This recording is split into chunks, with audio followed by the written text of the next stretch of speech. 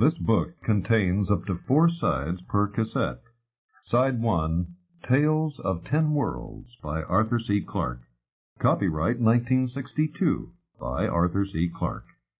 Narrated by Bill Walmsley. This book contains 245 pages on 5 sides.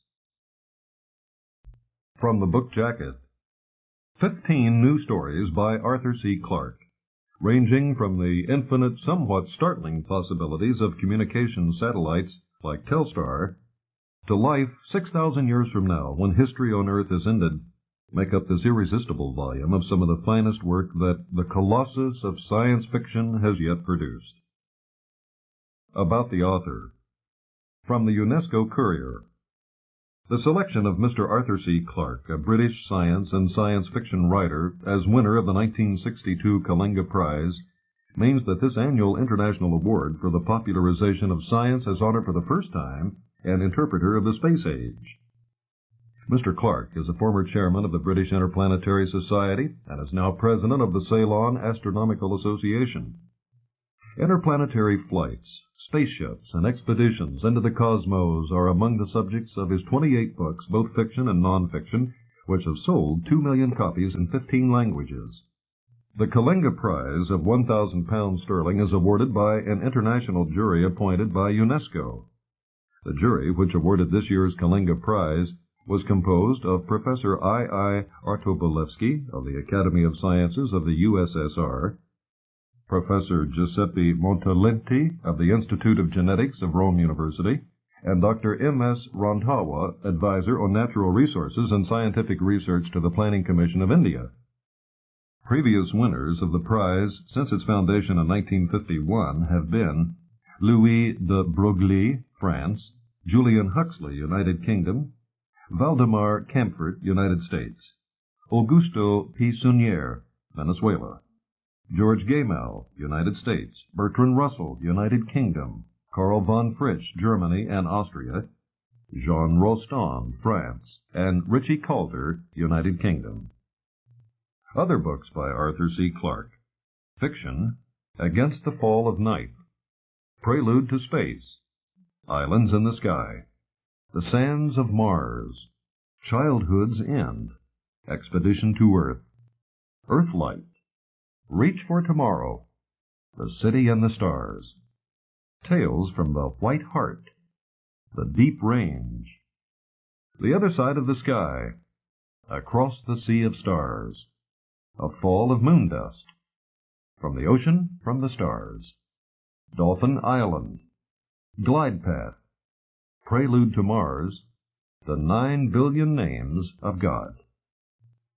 Nonfiction: Interplanetary Flight, The Exploration of Space, Going into Space, The Coast of Coral, The Making of a Moon, The Reefs of Taprobane, Voice Across the Sea, The Challenge of the Spaceship, The Challenge of the Sea, Profiles of the Future, Voices from the Sky. With Mike Wilson, The First 5 Fathoms, Boy Beneath the Sea, Indian Ocean Adventure, Indian Ocean Treasure, Treasure of the Great Reef. With R.A. Smith, The Exploration of the Moon. Dedication: To my mother, and about time. Acknowledgments. I would like to thank Dr. John Pierce of the Bell Telephone Laboratory for the idea behind A Slight Case of Sunstroke, which he advanced in Chapter 10 of Electrons, Waves, and Messages. Table of Contents. I Remember Babylon, Side 1. Summertime on Icarus, Side 1. Out of the Cradle, Endlessly Orbiting, Side 1. Who's There, Side 1. Hate, Side 1. Into the Comet, Side 2. An Ape About the House, Side 2. Saturn Rising, Side 2. Let There Be Light, Side 3. Death and the Senator, Side 3. Trouble with Time, Side 3. Before Eden, Side 3. A Slight Case of Sunstroke, Side 4. Dog Star, Side 4. The Road to the Sea, Side 4. I Remember Babylon. My name is Arthur C. Clarke, and I wish I had no connection with this whole sordid business. But as the moral integrity of the United States is involved, I must first establish my credentials. Only thus will you understand how, with the aid of the late Dr. Alfred Kinsey, I have unwittingly triggered an avalanche that may sweep away much of Western civilization. Back in 1945, while a radar officer in the Royal Air Force, I had the only original idea of my life. 12 years before the first Sputnik started beeping, it occurred to me that an artificial satellite would be a wonderful place for a television transmitter, since a station several thousand miles high could broadcast to half the globe. I wrote up the idea the week after Hiroshima, proposing a network of relay satellites 22,000 miles above the equator. At this height, they'd take exactly 1 day to complete a revolution, and so would remain fixed over the same spot on the Earth. The piece appeared in the October 1945 issue of Wireless World. Not expecting that celestial mechanics would be commercialized in my lifetime, I made no attempt to patent the idea, and I doubt if I could have done so anyway. If I'm wrong, I'd prefer not to know. But I kept plugging it in my books, and today the idea of communication satellites is so commonplace that no one knows its origin. I did make a plaintive attempt to put the record straight when approached by the House of Representatives Committee on Astronautics and Space Exploration. You'll find my evidence on page 32 of its report, The Next 10 Years in Space. And as you'll see in a moment, my concluding words had an irony I never appreciated at the time. Living as I do in the Far East, I am constantly reminded of the struggle between the Western world and the USSR for the uncommitted millions of Asia. When line-of-sight TV transmissions become possible from satellites directly overhead, the propaganda effect may be decisive. I still stand by those words, but there were angles I hadn't thought of, and which, unfortunately, other people have. It all began during one of those official receptions which are such a feature of social life in Eastern capitals. They're even more common in the West, of course, but in Colombo there's little competing entertainment. At least once a week, if you are anybody, you get an invitation to cocktails at an embassy or legation, the British Council, the U.S. Operations Mission, l'Alliance Française, or one of the countless alphabetical agencies the United Nations has begotten. At first, being more at home beneath the Indian Ocean than in diplomatic circles, my partner and I were nobodies and were left alone. But after Mike compared Dave Brubeck's tour of Ceylon, people started to take notice of us. Still more so when he married one of the island's best-known beauties. So now our consumption of cocktails and canopies is limited chiefly by reluctance to abandon our comfortable sarongs for such Western absurdities as trousers, dinner jackets, and ties. It was the first time we had been to the Soviet embassy, which was throwing a party for a group of Russian oceanographers who had just come into port. Beneath the inevitable paintings of Lenin and Marx, a couple of hundred guests of all colors, religions, and languages were milling around, chatting with friends, or single-mindedly demolishing the vodka and caviar. I'd been separated from Mike and Elizabeth, but could see them at the other side of the room.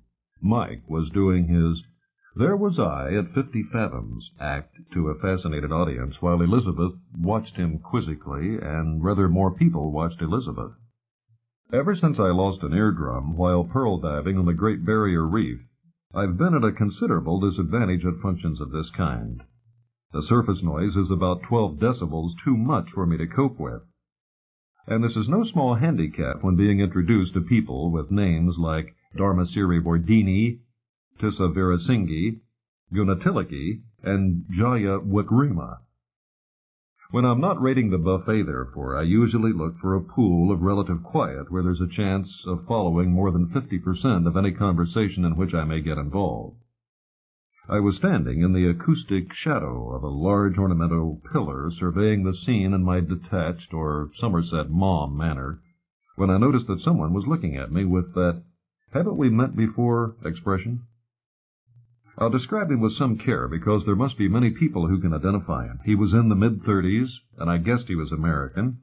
He had that well-scrubbed, crew-cut, man-about Rockefeller Center look that used to be a hallmark until the younger Russian diplomats and technical advisors started imitating it so successfully. He was about 6 feet in height, with shrewd brown eyes and black hair, prematurely gray at the sides. Though I was fairly certain we had never met before, his face reminded me of someone. It took me a couple of days to work it out. Remember the late John Garfield? That's who it was, as near as makes no difference. When a stranger catches my eye at a party, my standard operating procedure goes into action automatically. If he seems a pleasant enough person, but I don't feel like introductions at the moment, I give him the neutral scan, letting my eyes sweep past him without a flicker of recognition, yet without positive unfriendliness. If he looks like a creep, he receives the coup d'oeil, which consists of a long, disbelieving stare followed by an unhurried view of the back of my neck. In extreme cases, an expression of revulsion may be switched on for a few milliseconds. The message usually gets across. But this character seemed interesting, and I was getting bored, so I gave him the affable nod. A few minutes later, he drifted through the crowd, and I aimed my good ear toward him. "Hello," he said. Yes, he was American. "My name's Gene Hartford. I'm sure we've met somewhere." "Quite likely," I answered. "I've spent a good deal of time in the States. I'm Arthur Clarke." Usually that produces a blank stare, but sometimes it doesn't. I could almost see the IBM cards flickering behind those hard brown eyes, and was flattered by the brevity of his access time. "The science writer?" "Correct." "Well, this is fantastic." He seemed genuinely astonished. "Now I know where I've seen you. I was in the studio once when you were on the Dave Garroway show." This lead may be worth following up, though I doubt it, and I'm sure that Gene Hartford was phony. It was too smoothly synthetic. "So you're in TV," I said. "What are you doing here, collecting material or just on vacation?" He gave me the frank, friendly smile of a man who has plenty to hide. "Oh, I'm keeping my eyes open. But this really is amazing. I read your exploration of space when it came out back in, 1952. The Book of the Month Club's never been quite the same since. All this time I had been sizing him up, and though there was something about him I didn't like, I was unable to pin it down. In any case, I was prepared to make substantial allowances for someone who had read my books and was also in TV. Mike and I are always on the lookout for markets for our underwater movies. But that, to put it mildly, was not Hartford's line of business. "Look," he said eagerly, "I've a big network deal cooking that will interest you. In fact, you helped to give me the idea." This sounded promising, and my coefficient of cupidity jumped several points. "I'm glad to hear it. What's the general theme?" "I can't talk about it here, but could we meet at my hotel around 3 tomorrow?" "Let me check my diary." "Yes, that's okay." There are only 2 hotels in Colombo, patronized by Americans, and I guessed right the first time.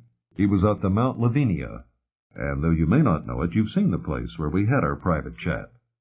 Around the middle of the bridge on the River Kwai, there's a brief scene at a military hospital where Jack Hawkins meets a nurse and asks her where he can find Bill Holden. We have a soft spot for this episode because Mike was one of the convalescent naval officers in the background. If you look smartly, you'll see him on the extreme right, beard in full profile, signing Sam Spiegel's name to his 6th round of bar chips. As the picture turned out, Sam could afford it. It was here, on this diminutive plateau, high above the miles of palm-fringed beach, that Gene Hartford started to unload, and my simple hopes of financial advantage started to evaporate. What his exact motives were, if indeed he knew then himself, I'm still uncertain. Surprise at meeting me, and a twisted feeling of gratitude, which I would gladly have done without, undoubtedly played a part, and for all his air of confidence, he must have been a bitter, lonely man who desperately needed approval and friendship. He got neither from me. I have always had a sneaking sympathy for Benedict Arnold, as must anyone who knows the full facts of the case.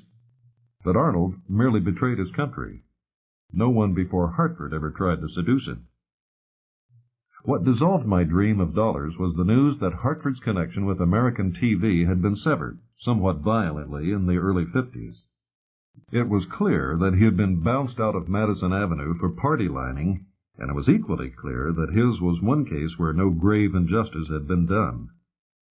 Though he talked with a certain controlled fury of his fight against asinine censorship, and wept for a brilliant but unnamed cultural series he had started before being kicked off the air, by this time I was beginning to smell so many rats that my replies were distinctly guarded. Yet as my pecuniary interest in Mr. Hartford diminished, so my personal curiosity increased. Who was behind him?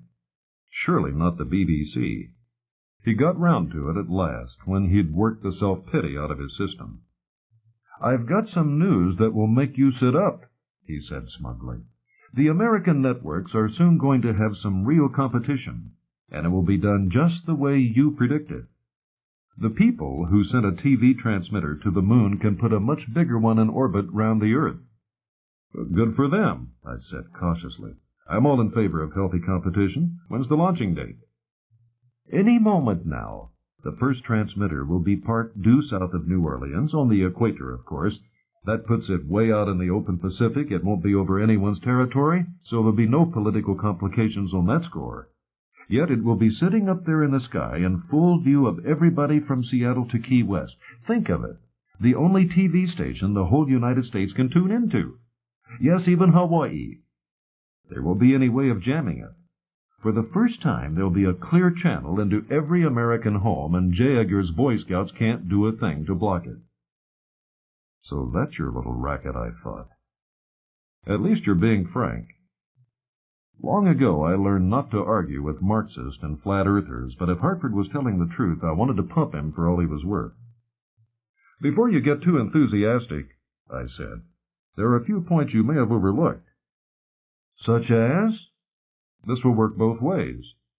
Everyone knows that the Air Force, NASA, Bell Labs, IT&T, Hughes, and a few dozen other agencies are working on the same project. Whatever Russia does to the States in the propaganda line, she'll get back with compound interest."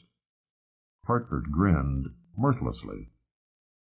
"Really, Clarke," he said. I was glad he hadn't first named me. "I'm a little disappointed. Surely you know that the United States is years behind in payload capacity. And do you imagine that the old T-3 is Russia's last word?" It was at this moment that I began to take him very seriously. He was perfectly right. The T-3 could inject at least 5 times the payload of any American missile into that critical 22,000-mile orbit, the only one that would allow a satellite to remain fixed above the Earth. And by the time the U.S. could match that performance, heaven knows where the Russians would be. Yes, heaven certainly would know. "All right," I conceded.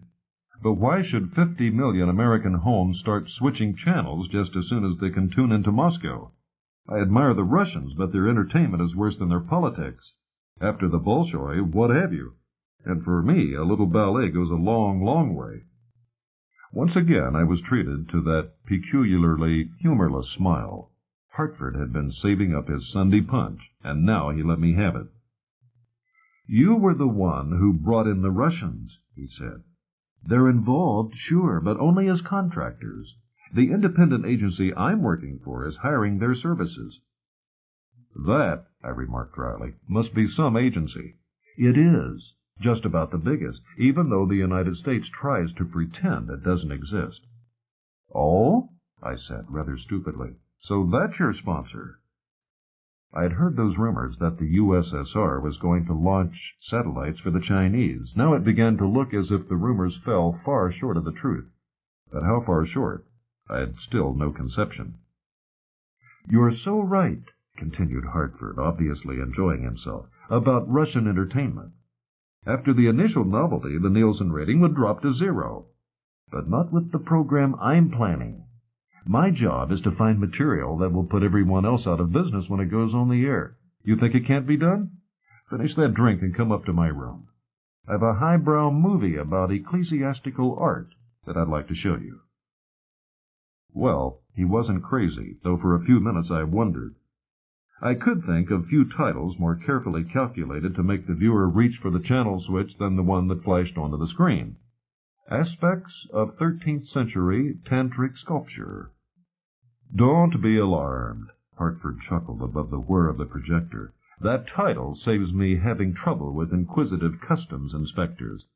It's perfectly accurate, but we'll change it to something with a bigger box office appeal when the time comes.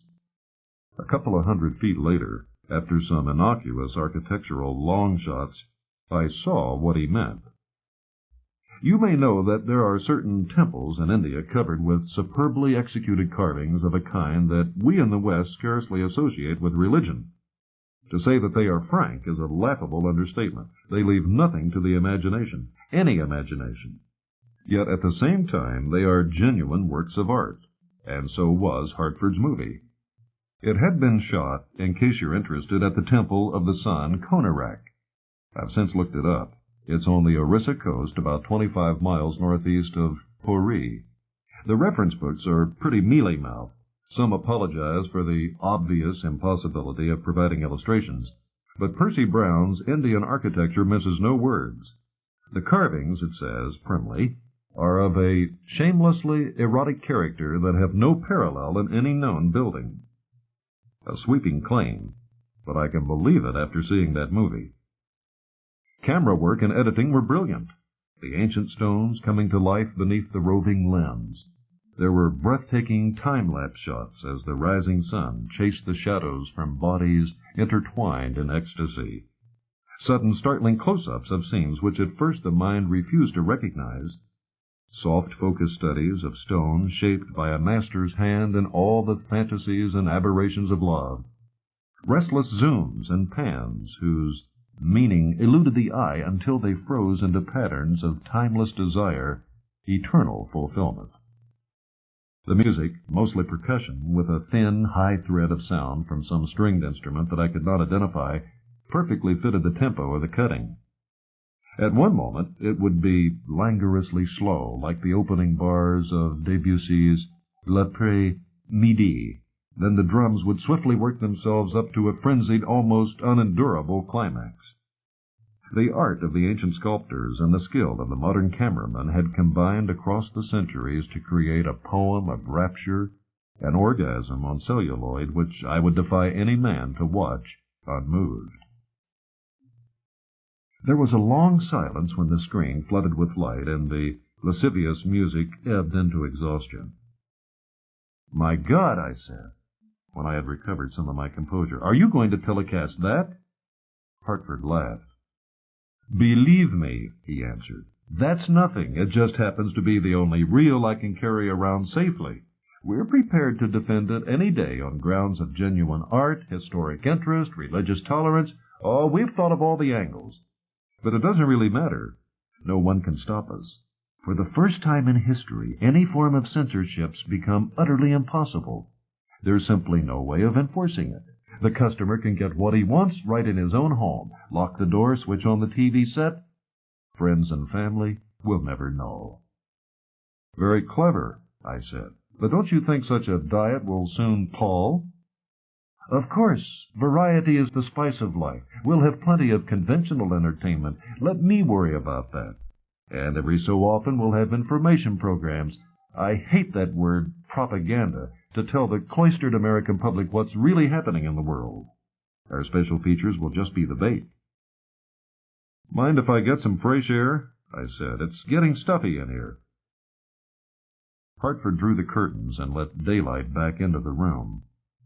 Below us lay that long curve of beach, with the outrigger fishing boats drawn up beneath the palms and the little waves falling in foam at the end of their weary march from Africa. One of the loveliest sights in the world, but I couldn't focus on it now. I was still seeing those writhing stone limbs, those faces frozen with passions which the centuries could not slake. That liquorish voice continued behind my back. "You'd be astonished if you knew just how much material there is. Remember, we've absolutely no taboos. If you can film it, we can telecast it." He walked over to the bureau and picked up a heavy dog-eared volume. "This has been my Bible," he said, "or my Sears Roebuck, if you prefer. Without it, I'd never have sold the series to my sponsors. They're great believers in science, and they swallowed the whole thing down to the last decimal point. Recognize it?" I nodded. Whenever I enter a room, I always monitor my host's literary tastes. Dr. Kinsey, I presume. I guess I'm the only man who's read it from cover to cover and not just looked up his own vital statistics.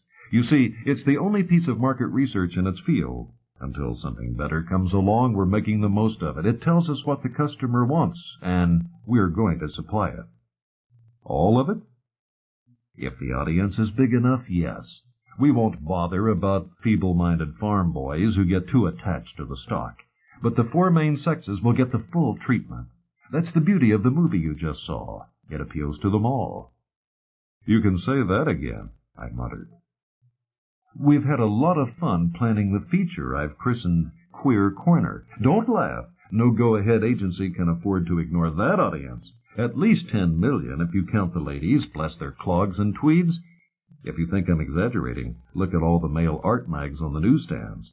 It was no trick blackmailing some of the daintier muscle men to perform for us. He saw that I was beginning to get bored. There are some kinds of single-mindedness that I find depressing, but I had done Hartford an injustice, as he hastened to prove. "Please don't think," he said anxiously, "that sex is our only weapon. Sensation is almost as good. Ever see the job Ed Morrow did on the late sainted Joe McCarthy? That was milk and water compared with the profiles we're planning in Washington Confidential. And there's our Can You Take It series, designed to separate the men from the milksops. We'll issue so many advance warnings that every red-blooded American will feel he has to watch the show. It will start innocently enough. On ground nicely prepared by Hemingway, you'll see some bullfighting sequences that will really lift you out of your seat or send you running to the bathroom, because they show all the little details you never get in those cleaned-up Hollywood movies. We'll follow that with some really unique material that cost us exactly nothing. Do you remember the photographic evidence the Nuremberg war trials turned up? You've never seen it because it wasn't publishable. There were quite a few amateur photographers in the concentration camps who made the most of opportunities they'd never get again. Some of them were hanged on the testimony of their own cameras, but their work wasn't wasted. It will lead nicely into our series, Torture Through the Ages. Very scholarly and thorough, yet with a remarkably wide appeal. And there are dozens of other angles, but by now you'll have the general picture. The Avenue thinks it knows all about hidden persuasion. Believe me, it doesn't. The world's best practical psychologists are in the East these days. Remember Korea and brainwashing? We've learned a lot since then.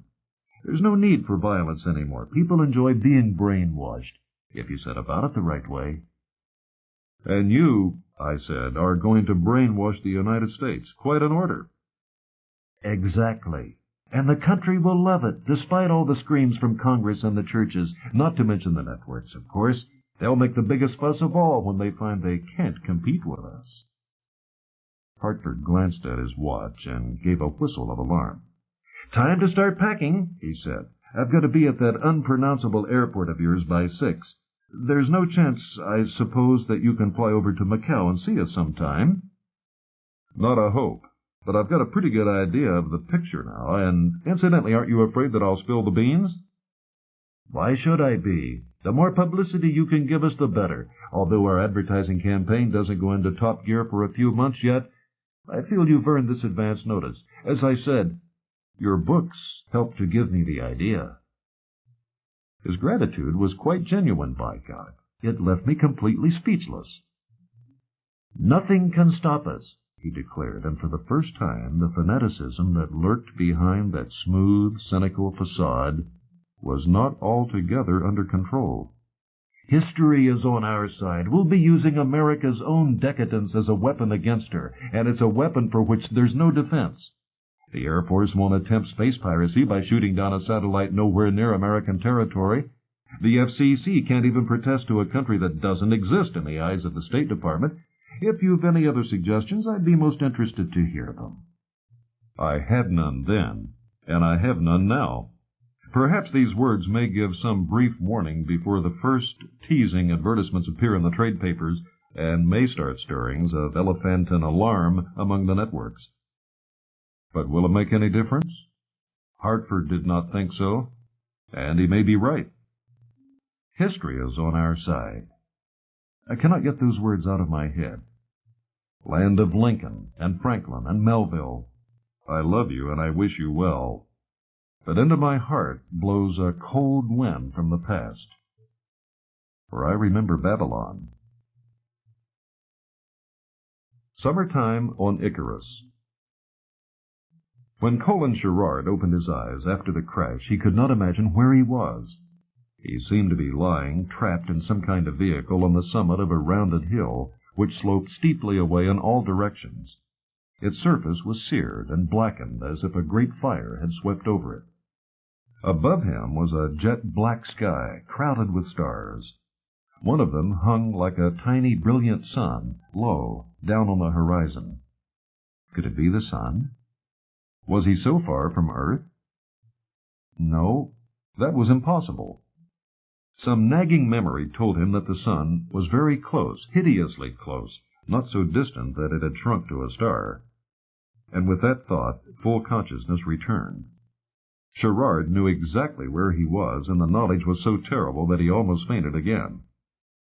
He was nearer to the sun than any man had ever been. His damaged space pod was lying on no hill, but on the steeply curving surface of a world only 2 miles in diameter. That brilliant star sinking swiftly in the west was the light of Prometheus, the ship that had brought him here across so many millions of miles of space. She was hanging up there among the stars, wondering why his pod had not returned like a homing pigeon to its roost. In a few minutes, she would have passed from sight, dropping below the horizon in her perpetual game of hide-and-seek with the sun. That was a game that he had lost. He was still on the night side of the asteroid, in the cool safety of its shadow, but the short night would be ending soon. The 4-hour day of Icarus was spinning him swiftly toward that dreadful dawn when a sun 30 times larger than ever shone upon Earth would blast these rocks with fire. Sherrard knew all too well why everything around him was burned and blackened. Icarus was still a week from perihelion, but the temperature at noon had already reached 1,000 degrees Fahrenheit. Though this was no time for humor, he suddenly remembered Captain McClellan's description of Icarus, the hottest piece of real estate in the solar system. The truth of that jest had been proved only a few days before by one of those simple and unscientific experiments that are so much more impressive than any number of graphs and instrument readings. Just before daybreak, someone had propped a piece of wood on the summit of one of the tiny hills. Sherrard had been watching from the safety of the night side when the first rays of the rising sun had touched the hilltop. When his eyes had adjusted to the sudden detonation of light, he saw that the wood was already beginning to blacken and char. Had there been an atmosphere here, the stick would have burst into flames. Such was dawn upon Icarus. Yet it had not been impossibly hot at the time of their first landing, when they were passing the orbit of Venus 5 weeks ago. Prometheus had overtaken the asteroid as it was beginning its plunge toward the sun, had matched speed with the little world, and had touched down upon its surface as lightly as a snowflake. A snowflake on Icarus? That was quite a thought. Then the scientists had fanned out across the 15 square miles of jagged nickel iron that covered most of the asteroid's surface, setting up their instruments and checkpoints, collecting samples, and making endless observations. Everything had been carefully planned years in advance as part of the International Astrophysical Decade. Here was a unique opportunity for a research ship to get within a mere 17 million miles of the sun, protected from its fury by a 2-mile thick shield of rock and iron. In the shadow of Icarus, the ship could ride safely round the central fire which warmed all the planets, and upon which the existence of all life depended. As the Prometheus of legend had brought the gift of fire to mankind, so the ship that bore his name would return to Earth with other unimagined secrets from the heavens. There had been plenty of time to set up the instruments and make the surveys before Prometheus had to take off and seek the permanent shade of night. Even then, it was still possible for men in the tiny self-propelled space pods, miniature spaceships only 10 feet long, to work on the night side for an hour or so, as long as they were not overtaken by the advancing line of sunrise. That had seemed a simple enough condition to meet on a world where dawn marched forward at only a mile an hour, but Sherrard had failed to meet it, and the penalty was death. He was still not quite sure what had happened. He had been replacing a seismograph transmitter at Station 145, unofficially known as Mount Everest because it was a full 90 feet above the surrounding territory. The job had been a perfectly straightforward one, even though he had to do it by remote control through the mechanical arms of his pod. Sherrard was an expert at manipulating these. He could tie knots with his metal fingers almost as quickly as with his flesh and bone ones. The task had taken little more than 20 minutes, and then the radio seismograph was on the air again, monitoring the tiny quakes and shudders that racked Icarus in ever-increasing numbers as the asteroid approached the sun. It was small satisfaction to know that he had now made a king-sized addition to the record. After he had checked the signals, he had carefully replaced the sunscreens around the instrument. It was hard to believe that 2 flimsy sheets of polished metal foil, no thicker than paper, could turn aside a flood of radiation that would melt lead or tin within seconds. But the first screen reflected more than 90% of the sunlight falling upon its mirror surface, and the second turned back most of the rest, so that only a harmless fraction of the heat passed through. He had reported completion of the job, received an acknowledgment from the ship, and prepared to head for home. The brilliant floodlights hanging from Prometheus, without which the night side of the asteroid would have been in utter darkness, had been an unmistakable target in the sky. The ship was only 2 miles up, and in his feeble gravity he could have jumped that distance had he been wearing a planetary-type spacesuit with flexible legs. As it was, the low-powered micro-rockets of his pod would get him there in a leisurely 5 minutes. He had aimed the pod with its gyros, set the rear jets at strength 2, and pressed the firing button. There had been a violent explosion somewhere in the vicinity of his feet, and he had soared away from Icarus, but not toward the ship. Something was horribly wrong. He was tossed to one side of the vehicle, unable to reach the controls. Only one of the jets was firing, and he was pinwheeling across the sky, spinning faster and faster under the off-balance drive. He tried to find the cutoff, but the spin had completely disorientated aim. When he was able to locate the controls, his first reaction made matters worse. He pushed the throttle over to full, like a nervous driver stepping on the accelerator instead of the brake. It took only a second to correct the mistake and kill the jet, but by then he was spinning so rapidly that the stars were wheeling round in circles. Everything had happened so quickly that there was no time for fear. No time even to call the ship and report what was happening. He took his hands away from the controls. To touch them now would only make matters worse. It would take 2 or 3 minutes of cautious jockeying to unravel his fin, and from the flickering glimpses of the approaching rocks it was obvious that he did not have as many seconds. Sherrard remembered a piece of advice at the front of the Spaceman's Manual. When you don't know what to do nothing. He was still doing it when Icarus fell upon him, and the stars went out. It had been a miracle that the pod was unbroken, and that he was not breathing space. 30 minutes from now, he might be glad to do so when the capsule's heat insulation began to fail. There had been some damage, of course. The rear-view mirrors just outside the dome of transparent plastic that enclosed his head were both snapped off, so that he could no longer see what lay behind him without twisting his neck. This was a trivial mishap. Far more serious was the fact that his radio antennas had been torn away by the impact. He could not call the ship, and the ship could not call him. All that came over the radio was a faint crackling, probably produced inside the set itself. He was absolutely alone, cut off from the rest of the human race. It was a desperate situation, but there was one faint ray of hope.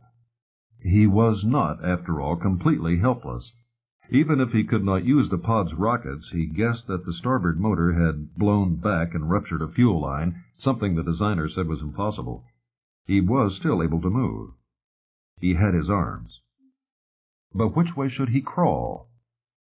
He had lost all sense of location, for though he had taken off from Mount Everest, he might now be thousands of feet away from it. There were no recognizable landmarks in his tiny world. The rapidly sinking star of Prometheus was his best guide, and if he could keep the ship in view, he would be safe. It would only be a matter of minutes before his absence was noted, if indeed it had not been discovered already. Yet without radio, it might take his colleagues a long time to find him. Small though Icarus was, its 15 square miles of fantastically rugged no-man's land could provide an effective hiding place for a 10-foot cylinder. It might take an hour to locate him, which meant that he would have to keep ahead of the murderous sunrise. He slipped his fingers into the controls that worked his mechanical limbs. Outside the pod, in the hostile vacuum that surrounded him, his substitute arms came to life. They reached down, thrust against the iron surface of the asteroid, and levered the pod from the ground. Sherrard flexed them, and the capsule jerked forward like some weird two-legged insect, first the right arm, then the left, then the right. It was less difficult than he had feared, and for the first time he felt his confidence return. Though his mechanical arms had been designed for light precision work, it needed very little pull to set the capsule moving in this weightless environment. The gravity of Icarus was 10,000 times weaker than Earth's. Sherrard in his space pod weighed less than an ounce here, and once he had set himself in motion, he floated forward with an effortless, dreamlike ease. Yet that very effortlessness had its dangers. He had traveled several hundred yards and was rapidly overhauling the sinking star of the Prometheus when overconfidence betrayed him. Strange how quickly the mind could switch from one extreme to the other. A few minutes ago he had been steeling himself to face death. Now he was wondering if he would be late for dinner. Perhaps the novelty of the movement, so unlike anything he had ever attempted before, was responsible for the catastrophe. Or perhaps he was still suffering from the after-effects of the crash. Like all astronauts, Sherrard had learned to orient himself in space and had grown accustomed to living and working when the earthly conceptions of up and down were meaningless. On a world such as Icarus, it was necessary to pretend that there was a real, honest-to-goodness planet beneath your feet, and that when you moved you were traveling over a horizontal plane. If this innocent self-deception failed, you were heading for space vertigo. The attack came without warning, as it usually did. Quite suddenly, Icarus no longer seemed to be beneath him, the stars no longer above. The universe tilted through a right angle. He was moving straight up a vertical cliff like a mountaineer scaling a rock face, and though Sherrard's reason told him that this was pure illusion, all his senses screamed that it was true. In a moment, gravity must drag him off the sheer wall, and he would drop down mile upon endless mile until he smashed into oblivion. Worse was to come. The false vertical was still swinging like a compass needle that had lost the pole. Now he was on the underside of an immense rocky roof, like a fly clinging to a ceiling. In another moment it would have become a wall again, but this time he would be moving straight down it instead of up. He had lost all control over the pod, and a clammy sweat that had begun to dew his brow warned him that he would soon lose control over his body. There was only one thing to do. He clenched his eyes tightly shut, squeezed as far back as possible into the tiny closed world of the capsule, and pretended with all his might that the universe outside did not exist. He did not even allow the slow, gentle crunch of his second crash to interfere with his self-hypnosis. When he again dared to look outside, he found that the pod had come to rest against a large boulder. Its mechanical arms had broken the force of the impact, but at a cost that was more than he could afford to pay. Though the capsule was virtually weightless here, it still possessed its normal 500 pounds of inertia, and it had been moving at perhaps 4 miles an hour. The momentum had been too much for the metal arms to absorb. One had snapped, and the other was hopelessly bent. When he saw what had happened, Sherrard's first reaction was not despair, but anger. He had been so certain of success when the pod had started its glide across the barren face of Icarus, and now this, all through a moment of physical weakness. But space made no allowance for human frailties or emotions, and a man who did not accept that fact had no right to be here. At least he had gained precious time in his pursuit of the ship. He had put an extra 10 minutes, if not more, between himself and dawn. Whether that 10 minutes would merely prolong the agony, or whether it would give his shipmates the extra time they needed to find him, he would soon know. Where were they? Surely they had started the search by now. He strained his eyes toward the brilliant star of the ship, hoping to pick out the fainter lights of space pods moving toward him. But nothing else was visible against the slowly turning vault of heaven. He had better look to his own resources, slender though they were.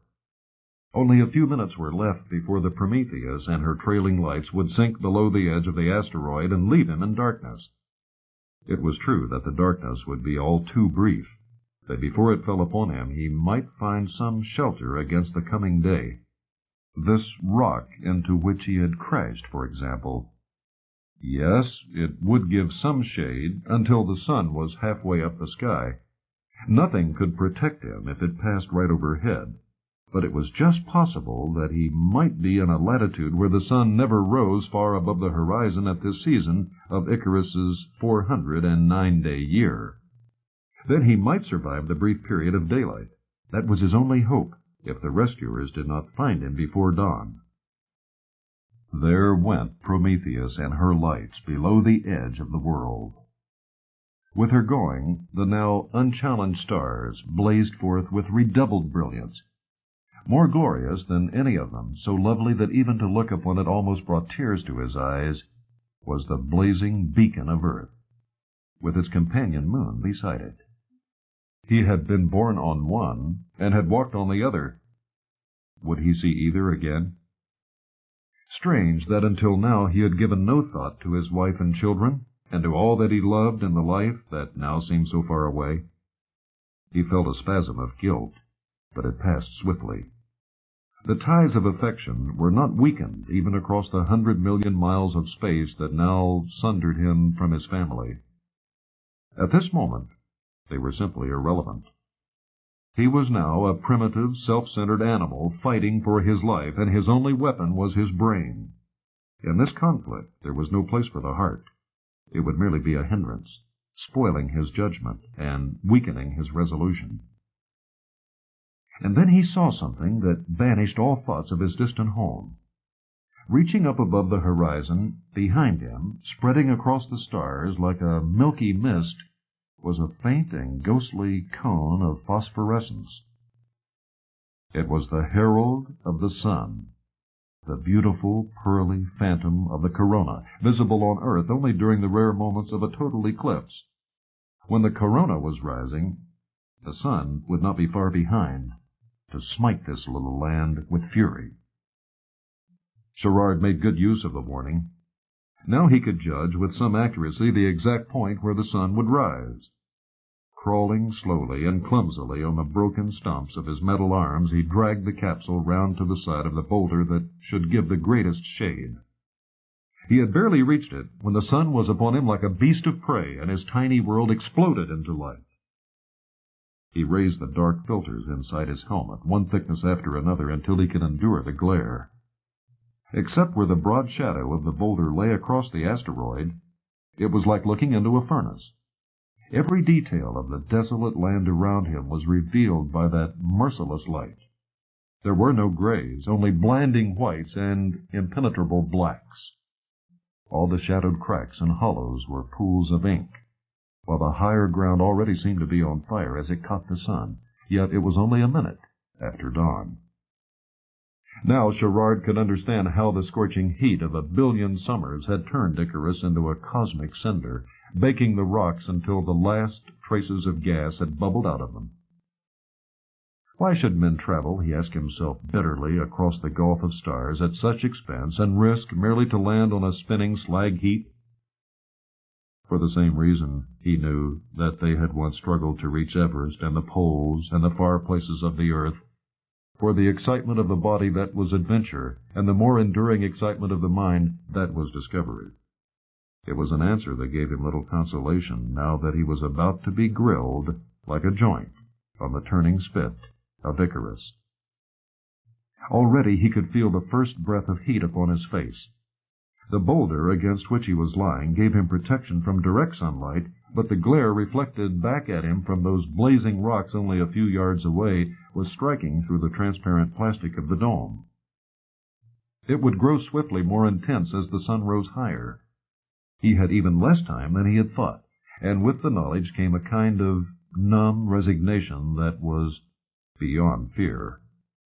He would wait, if he could, until the sunrise engulfed him and the capsule's cooling unit gave up the unequal struggle. Then he would crack the pod and let the air gush out into the vacuum of space. Nothing to do but to sit and think in the minutes that were left to him before his pool of shadow contracted. He did not try to direct his thoughts, but let them wander where they willed. How strange that he should be dying now, because back in the 1940s, years before he was born, a man at Palomar had spotted a streak of light on a photographic plate and had named it so appropriately after the boy who flew too near the sun. One day he supposed they would build a monument here for him on this blistered plain. What would they inscribe upon it? Here died Colin Sherrard, astronics engineer in the cause of science. That would be funny, for he had never understood half the things that the scientists were trying to do. Yet some of the excitement of their discoveries had communicated itself to him. He remembered how the geologists had scraped away the charred skin of the asteroid and had polished the metallic surface that lay beneath. It had been covered with a curious pattern of lines and scratches, like one of the abstract paintings of the post-Picasso decadence. But these lines had some meaning. They wrote the history of Icarus, though only a geologist could read it. They revealed, so Sherrard had been told, that this lump of iron and rock had not always floated alone in space. At some remote time in the past, it had been under enormous pressure, and that could mean only one thing. Billions of years ago, it had been part of a much larger body, perhaps a planet like Earth. For some reason, that planet had blown up, and Icarus and all the thousands of other asteroids were the fragments of that cosmic explosion. Even at this moment, as the incandescent line of sunlight came closer, this was a thought that stirred his mind. What Sherrard was lying upon was the core of a world, perhaps a world that had once known life. In a strange, irrational way, it comforted him to know that his might not be the only ghost to haunt Icarus until the end of time. The helmet was misting up. That could only mean that the cooling unit was about to fail. It had done its work well. Even now, though the rocks only a few yards away must be glowing a sullen red, the heat inside the capsule was not unendurable. When failure came, it would be sudden and catastrophic. He reached for the red lever that would rob the sun of its prey. But before he pulled it, he would look for the last time upon Earth. Cautiously, he lowered the dark filters, adjusting them so that they still cut out the glare from the rocks, but no longer blocked his view of space. The stars were faint now, dimmed by the advancing glow of the corona, and just visible over the boulder, whose shield would soon fail him, was a stub of crimson flame, a crooked finger of fire jutting from the edge of the sun itself. He had only seconds left. There was the earth. There was the moon. Goodbye to them both, and to his friends and loved ones on each of them. While he was looking at the sky, the sunlight had begun to lick the base of the capsule, and he felt the first touch of fire. In a reflex as automatic as it was useless, he drew up his legs, trying to escape the advancing wave of heat. What was that? A brilliant flash of light, infinitely brighter than any of the stars, had suddenly exploded overhead. Miles above him, a huge mirror was sailing across the sky, reflecting the sunlight as it slowly turned through space. Such a thing was utterly impossible. He was beginning to suffer from hallucinations, and it was time he took his leave. Already the sweat was pouring from his body, and in a few seconds the capsule would be a furnace. He waited no longer, but pulled on the emergency release with all his waning strength, bracing himself at the same moment to face the end. Nothing happened. The lever would not move. He tugged it again and again before he realized that it was hopelessly jammed. There was no easy way out for him, no merciful death as the air gushed from his lungs. It was then, as the true terror of his situation struck home to him, that his nerve finally broke, and he began to scream like a trapped animal. When he heard Captain McClellan's voice speaking to him, thin but clear, he knew that it must be another hallucination. Yet some last remnant of discipline and self-control checked his screaming. He clenched his teeth and listened to that familiar commanding voice. "Sherrard, hold on, man. We've got a fix on you, but keep shouting." "Here I am," he cried. "But hurry, for God's sake, I'm burning." Deep down in what was left of his rational mind, he realized what had happened. Some feeble ghost of a signal was leaking through the broken stubs of his antennas, and the searchers had heard his screams as he was hearing their voices. That meant they must be very close indeed, and the knowledge gave him sudden strength. He stared through the steaming plastic of the dome, looking once more for that impossible mirror in the sky. There it was again, and now he realized that the baffling perspectives of space had tricked his senses. The mirror was not miles away, nor was it huge. It was almost on top of him, and it was moving fast. He was still shouting when it slid across the face of the rising sun, and its blessed shadow fell upon him like a cool wind that had blown out of the heart of winter over leagues of snow and ice. Now that it was so close, he recognized it at once. It was merely a large metal foil radiation screen, no doubt hastily snatched from one of the instrument sites. In the safety of its shadow, his friends had been searching for him. A heavy-duty two-man capsule was hovering overhead, holding the glittering shield in one set of arms and reaching for him with the other. Even through the misty dome and the haze of heat that still sapped his senses, he recognized Captain McClellan's anxious face looking down at him from the other pod. So this was what birth was like, for truly he had been reborn. He was too exhausted for gratitude that would come later. But as he rose from the burning rocks, his eyes sought and found the bright star of Earth. "Here I am," he said silently. "I'm coming back. Back to enjoy and cherish all the beauties of the world he had thought was lost forever. No, not all of them. He would never enjoy summer again." Out of the Cradle, Endlessly Orbiting. Before we start, I'd like to point out something that a good many people seem to have overlooked. The 21st century does not begin tomorrow. It begins a year later, on January 1st, 2001. Even though the calendar reads 2000 from midnight, the old century still has 12 months to run. Every 100 years, we astronomers have to explain this all over again, but it makes no difference. The celebrations start just as soon as the 2 zeros go up. So you want to know my most memorable moment in 50 years of space exploration? I suppose you've already interviewed Von Braun. How is he? Good. I've not seen him since that symposium we arranged in Astrograd on his 80th birthday, the last time he came down from the moon. Yes, I've been present at some of the biggest moments in the history of spaceflight, right back to the launching of the first satellite.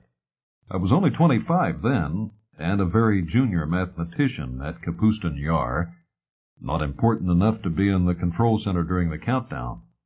But I heard the takeoff. It was the second most awe-inspiring sound I've heard in my entire life. The first, I'll come to that later.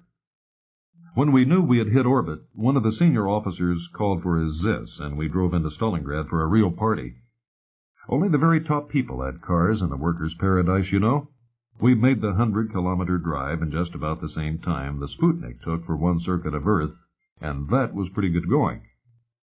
Someone calculated that the amount of vodka consumed the next day could have launched the satellite the Americans were building, but I don't think that was quite true. Most of the history books say that the space age began then, on October 4th, 1957. I'm not going to argue with them, but I think the really exciting times came later. For sheer drama, you can't beat the U.S. Navy's race to fish Dmitry Kalinin out of the South Atlantic before his capsule sank. Then there was Jerry Wingate's radio commentary with all the adjectives which no network dared to censor as he rounded the moon and became the first man to see its hidden face. And, of course, only 5 years later, that TV broadcast from the cabin of the Hermann Oberth as she touched down on the plateau in the Bay of Rainbows, where she still stands, an eternal monument to the men buried beside her. Those were the great landmarks on the road to space, but you're wrong if you think I'm going to talk about them. For what made the greatest impact on me was something very, very different. I'm not even sure if I can share the experience, and if I succeed, you won't be able to make a story out of it. Not a new one, anyway, for the papers were full of it at the time. But most of them missed the point completely. To them, it was just good human interest material, nothing more. The time was 20 years after the launching of Sputnik 1, and by then, with a good many other people, I was on the moon. And too important, alas, to be a real scientist anymore. It had been a dozen years since I had programmed an electronic computer. Now I had the slightly more difficult task of programming human beings, since I was chief coordinator of Project Ares, the first manned expedition to Mars. We were starting from the moon, of course, because of the low gravity. It's about 50 times easier in terms of fuel to take off from there than from the Earth. We'd thought of constructing the ships in a satellite orbit, which would have cut fuel requirements even further, but when we looked into it, the idea wasn't as good as it seemed. It's not easy to set up factories and machine shops in space. The absence of gravity is a nuisance rather than an advantage when you want things to stay put. By that time, at the end of the 70s, the first lunar base was getting well organized with chemical processing plants and all kinds of small-scale industrial operations to turn out the things the colony needed. So we decided to use the existing facilities rather than set up new ones, at great difficulty and expense out in space. Alpha, Beta, and Gamma, the 3 ships of the expedition, were being built inside the ramparts of Plato, perhaps the most perfect of all the walled plains on this side of the moon. It's so large that if you stand in the middle, you could never guess that you were inside a crater. The ring of mountains around you is hidden far below the horizon. The pressure domes of the base were about 10 kilometers from the launching site, connected to it by one of those overhead cable systems that the tourists love to ride on, but which have ruined so much of the lunar scenery. It was a rugged sort of life in those pioneering days, for we had none of the luxuries everyone now takes for granted. Central Dome, with its parks and lakes, was still a dream on the architect's drawing boards. Even if it had existed, we would have been too busy to enjoy it, for Project Ares devoured all our waking moments. It would be man's first great leap into space.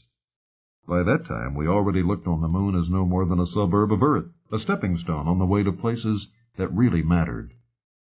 Our beliefs were neatly expressed by that famous remark of Tsiolkovsky's, which I had hung up for everyone to see as they entered my office. Earth is the cradle of the mind, but you cannot live in the cradle forever. What was that? No, of course I never knew Tsiolkovsky. I was only 4 years old when he died in 1936. After half a lifetime of secrecy, it was good to be able to work freely with men of all nations on a project that was backed by the entire world. Of my 4 chief assistants, 1 was American, 1 Indian, 1 Chinese, and 1 Russian. We often congratulated ourselves on escaping from security and the worst excesses of nationalism, and though there was plenty of good-natured rivalry between scientists from different countries, it gave a stimulus to our work. I sometimes boasted to visitors who remember the bad old days. There are no secrets on the moon. Well, I was wrong. There was a secret, and it was under my very nose in my own office. Perhaps I might have suspected something if I hadn't been so immersed in the multitudinous details of Project Ares that I had no opportunity of taking the wider view. Looking back on it afterward, of course, I knew there were all sorts of hints and warnings, but I never noticed any of them at the time. True, I was vaguely aware that Jim Hutchins, my young American assistant, was becoming increasingly abstracted, as if he had something on his mind. Once or twice I had to pull him up for some minor inefficiency. Each time he looked hurt and promised it wouldn't happen again. He was one of those typical clean-cut college boys the United States produces in such quantities, usually very reliable but not exceptionally brilliant. He had been on the moon for 3 years and was one of the first to bring his wife up from Earth when the ban on non-essential personnel was lifted. I'd never quite understood how he'd managed that. He must have been able to pull some strings, but certainly he was the last person you'd expect to find at the center of a worldwide conspiracy. Worldwide, did I say? No, it was bigger than that, for it extended all the way back to Earth. Dozens of people were involved, right up to the top brass of the Astronautics Authority. It still seems a miracle that they were able to keep the plot from leaking out. The slow sunrise had been underway for 2 days, Earth time, and though the needle-sharp shadows were shortening, it was still 5 days to noon. We were ready to make the first static tests of Alpha's motors, for the power plant had been installed and the framework of the ship was complete. It stood out there on the plain, looking more like a half-built oil refinery than a spaceship. But to us, it was beautiful, with its promise of the future. It was a tense moment. Never before had a thermonuclear engine of such size been operated, and despite all the safety precautions that had been taken, one could never be sure. If anything went wrong now, it could delay Project Ares by years. The countdown had already begun when Hutchins, looking rather pale, came hurrying up to me. "I have to report to base at once," he said. "It's very important." "More important than this?" I retorted sarcastically, for I was mighty annoyed. He hesitated for a moment, as if wanting to tell me something. Then he replied, "I think so." "Okay," I said, and he was gone in a flash. I could have questioned him, but one has to trust one's subordinates. As I went back to the central control panel in rather a bad temper, I decided that I'd had enough of my temperamental young American and would ask for him to be transferred. It was odd, though. He had been as keen as anybody on this test, and now he was racing back to base on the cable car. The blunt cylinder of the shuttle was already halfway to the nearest suspension tower, sliding along its almost invisible wires like some strange bird skimming across the lunar surface. 5 minutes later, my temper was even worse. A group of vital recording instruments had suddenly packed up, and the whole test would have to be postponed for at least 3 hours. I stormed around the blockhouse, telling everyone who would listen, and of course everyone had to, that we used to manage things much better at Kapustin Yar. I'd quieted down a bit, and we were on our second round of coffee when the general attention signal sounded from the speakers. There's only one call with a higher priority than that. The wail of the emergency alarms, which I've heard just twice in all my years in the lunar colony, and hope never to hear again. The voice that echoed through every enclosed space on the moon and over the radios of every worker on the soundless plains was that of General Moshe Stein, chairman of the Astronautics Authority. There were still lots of courtesy titles around in those days, though they didn't mean anything anymore. "I'm speaking from Geneva," he said, "and I have an important announcement to make. For the last 9 months, a great experiment has been in progress. We have kept it secret for the sake of those directly involved, and because we did not wish to raise false hopes or fears. Not long ago, you will remember, many experts refused to believe that men could survive in space. This time, also, there were pessimists who doubted if we could take the next step in the conquest of the universe. We have proved that they were wrong. For now, I would like to introduce you to George Jonathan Hutchins, first citizen of space." There was a click as the circuit was rerouted, followed by a pause full of indeterminate shufflings and whisperings, and then over all the moon and half the earth came the noise I promised to tell you about, the most awe-inspiring sound I've ever heard in my life. It was the thin cry of a newborn baby, the first child in all the history of mankind to be brought forth on another world than Earth. We looked at each other in the suddenly silenced blockhouse, and then at the ships we were building out there on the blazing lunar plain. They had seemed so important a few minutes ago. They still were, but not as important as what had happened over in Medical Center, and would happen again billions of times on countless worlds down all the ages to come. For that was the moment, gentlemen, when I knew that man had really conquered space. Who's there? When Satellite Control called me, I was writing up the day's progress report in the observation bubble, the glass-domed office that juts out from the axis of the space station like the hubcap of a wheel. It was not really a good place to work, for the view was too overwhelming. Only a few yards away I could see the construction teams performing their slow-motion ballet as they put the station together like a giant jigsaw puzzle.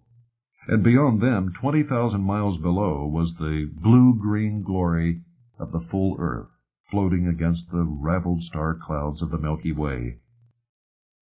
"Station supervisor here," I answered. "What's the trouble?" "Our radar is showing a small echo 2 miles away, almost stationary, about 5 degrees west of Sirius. Can you give us a visual report on it?" Anything matching our orbit so precisely could hardly be a meteor. It would have to be something we'd dropped, perhaps an inadequately secured piece of equipment that had drifted away from the station. So I assumed. But when I pulled out my binoculars and searched the sky around Orion, I soon found my mistake. Though this space traveler was man-made, it had nothing to do with us. "I found it," I told Control. "It's someone's test satellite, cone-shaped, 4 antennas, and what looks like a lens system in its base. Probably U.S. Air Force, early 1960s, judging by the design. I know they lost track of several when their transmitters failed. There were quite a few attempts to hit this orbit before they finally made it."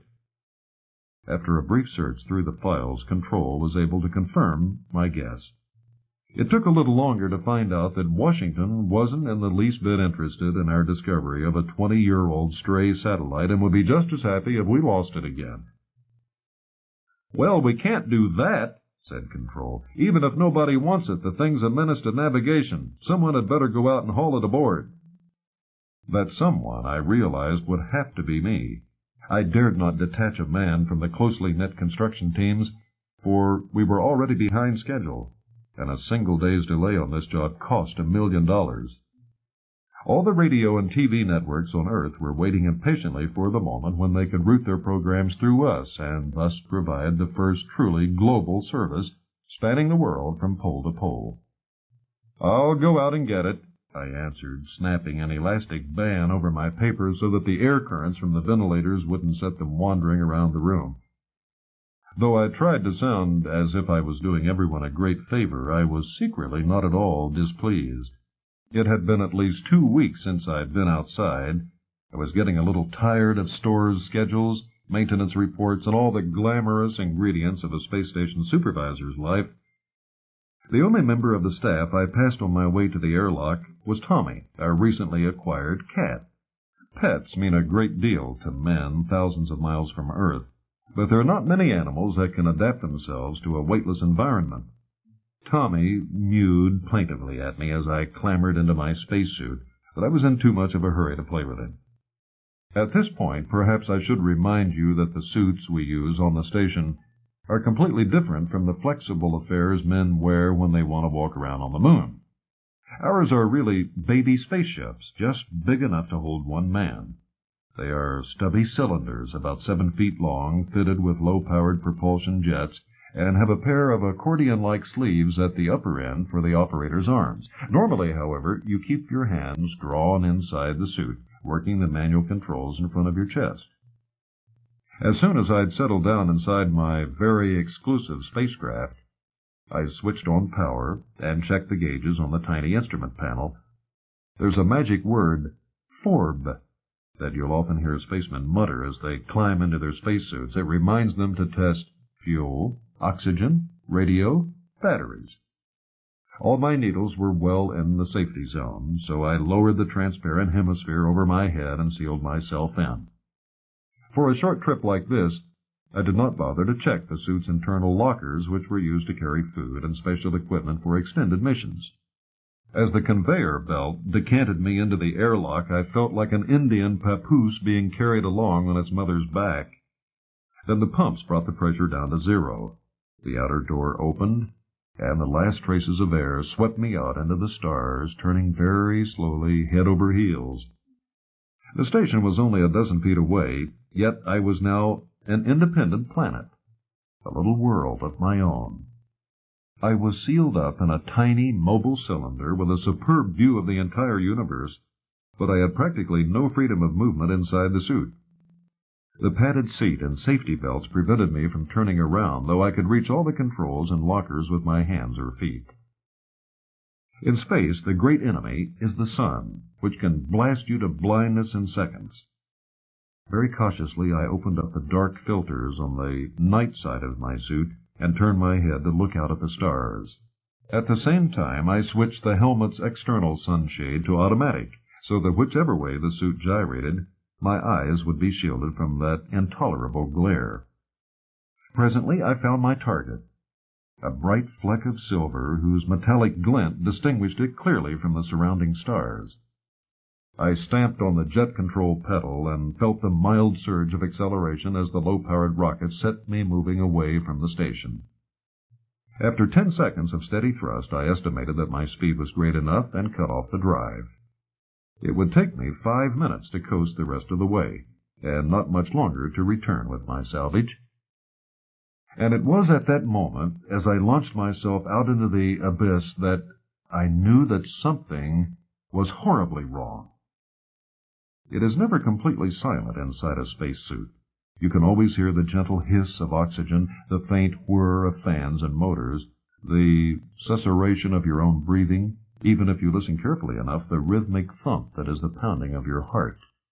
These sounds reverberate through the suit, unable to escape into the surrounding void. They are the unnoticed background of life in space, for you are aware of them only when they change. They had changed now. To them had been added a sound which I could not identify. It was an intermittent, muffled thudding, sometimes accompanied by a scraping noise, as of metal upon metal. I froze instantly, holding my breath and trying to locate the alien sound with my ears. The meters on the control board gave no clues. All the needles were rock steady on their scales, and there were none of the flickering red lights that would warn of impending disaster. That was some comfort, but not much. I had long ago learned to trust my instincts in such matters. Their alarm signals were flashing now, telling me to return to the station before it was too late. Even now, I do not like to recall those next few minutes as panic slowly flooded into my mind like a rising tide, overwhelming the dams of reason and logic which every man must erect against the mystery of the universe. I knew then what it was like to face insanity. No other explanation fitted the facts, for it was no longer possible to pretend that the noise disturbing me was that of some faulty mechanism. Though I was in utter isolation, far from any other human being, or indeed any material object, I was not alone. The soundless void was bringing to my ears the faint but unmistakable stirrings of life. In that first heart-freezing moment, it seemed that something was trying to get into my suit, something invisible, seeking shelter from the cruel and pitiless vacuum of space. I whirled madly in my harness, scanning the entire sphere of vision around me except for the blazing forbidden cone toward the sun. There was nothing there, of course. There could not be. Yet that purposeful scrabbling was clearer than ever. Despite the nonsense that has been written about us, it is not true that spacemen are superstitious. But can you blame me if, as I came to the end of logic's resources, I suddenly remembered how Bernie Summers had died, no farther from the station than I was at this very moment? It was one of those impossible accidents. It always is.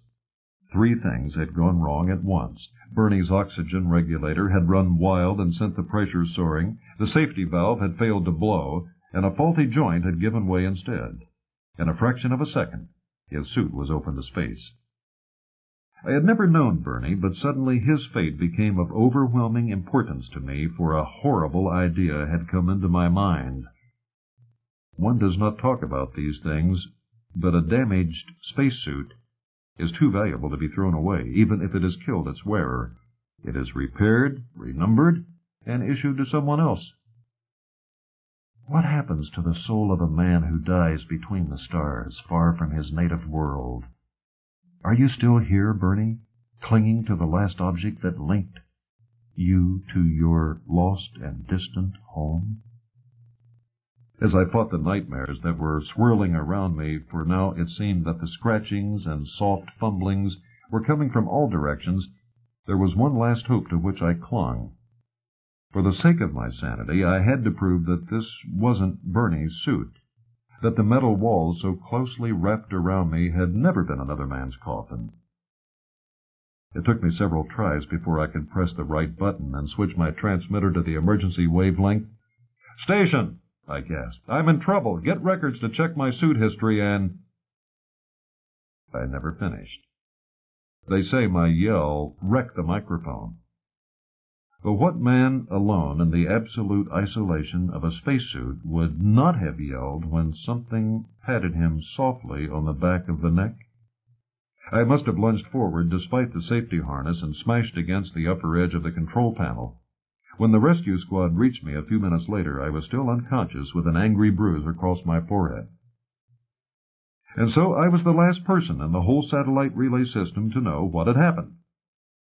When I came to my senses an hour later, all our medical staff was gathered around my bed, but it was quite a while before the doctors bothered to look at me.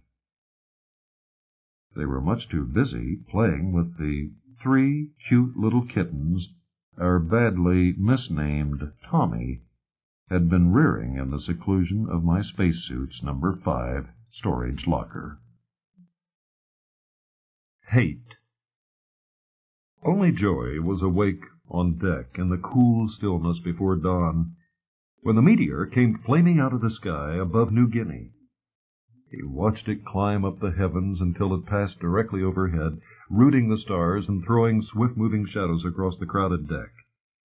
The harsh light outlined the bare rigging, the coiled ropes and air hoses, the copper diving helmets neatly snugged down for the night, even the low pandanus-clad island half a mile away. As it passed into the southwest, out over the emptiness of the Pacific, it began to disintegrate. Incandescent globules broke off, burning and guttering in a trail of fire that stretched a quarter of the way across the sky. It was already dying when it raced out of sight, but Joey did not see its end. Still blazing furiously, it sank below the horizon as if seeking to hurl itself into the face of the hidden sun. If the sight was spectacular, the utter silence was unnerving. Joey waited and waited and waited, but no sound came from the riven heavens. When, minutes later, there was a sudden splash from the sea close at hand, he gave an involuntary start of surprise, then cursed himself for being frightened by a manta. A mighty big one, though, to have made so much noise when it jumped. There was no other sound, and presently he went back to sleep. In his narrow bunk, just aft of the air compressor, Tiber heard nothing. He slept so soundly after his day's work that he had little energy even for dreams, and when they came, they were not the dreams he wanted. In the hours of darkness, as his mind roamed back and forth across the past, it never came to rest amid memories of desire. He had women in Sydney and Brisbane and Darwin and Thursday Island, but none in his dreams. All that he ever remembered when he woke in the fetid stillness of the cabin was the dust and fire and blood as the Russian tanks rolled into Budapest. His dreams were not of love, but only of hate. When Nick shook him back to consciousness, he was dodging the guards on the Austrian border. It took him a few seconds to make the 10,000-mile journey to the Great Barrier Reef. Then he yawned, kicked away the cockroaches that had been nibbling at his toes, and heaved himself out of his bunk. Breakfast, of course, was the same as always: rice, turtle eggs, and bully beef, washed down with strong sweet tea. The best that could be said of Joey's cooking was that there was plenty of it. Tiber was used to the monotonous diet. He made up for it and for other deprivations when he was back on the mainland. The sun had barely cleared the horizon when the dishes were stacked in the tiny galley and the lugger got under way. Nick sounded cheerful as he took the wheel and headed out from the island. The old pearling master had every right to be, for the patch of shell they were working was the richest that Tiber had ever seen. With any luck, they would fill their hold in another day or two and sail back to T.I. with half a ton of shell on board. And then with a little more luck, he could give up this stinking, dangerous job and get back to civilization. Not that he regretted anything. The Greek had treated him well, and he had found some good stones when the shells were opened. But he understood now, after 9 months on the reef, why the number of white divers could be counted on the fingers of one hand. Japs and Kanakas and Islanders could take it, but damn few Europeans. The diesel coughed into silence, and the Arafura coasted to rest. They were some 2 miles from the island, which lay low and green on the water, yet sharply divided from it by its narrow band of dazzling beach. It was no more than a nameless sandbar that a tiny forest had managed to capture, and its only inhabitants were the myriads of stupid mutton birds that riddled the soft ground with their burrows and made the night hideous with their banshee cries. There was little talk as the 3 divers dressed. Each man knew what to do and wasted no time in doing it. As Tiber buttoned on his thick twill jacket, Blanco, his tender, rinsed out the faceplate with vinegar so that it would not become fogged. Then Tiber clambered down the rope ladder while the heavy helmet and lead corselet were placed over his head. Apart from the jacket, whose padding spread the weight evenly over his shoulders, he was wearing his ordinary clothes. In these warm waters there was no need for rubber suits, and the helmet simply acted as a tiny diving bell held in position by its weight alone. In an emergency, the wearer could, if he was lucky, duck out of it and swim back to the surface unhampered. Tiber had seen this done, but he had no wish to try the experiment for himself. Each time he stood on the last rung of the ladder, gripping his shell bag with one hand and his safety line with the other, the same thought flashed through Tiber's mind. He was leaving the world he knew. But was it for an hour, or was it forever? Down there on the seabed was wealth and death, and one could be sure of neither. The chances were that this would be another day of uneventful drudgery, as were most of the days in the pearl diver's unglamorous life.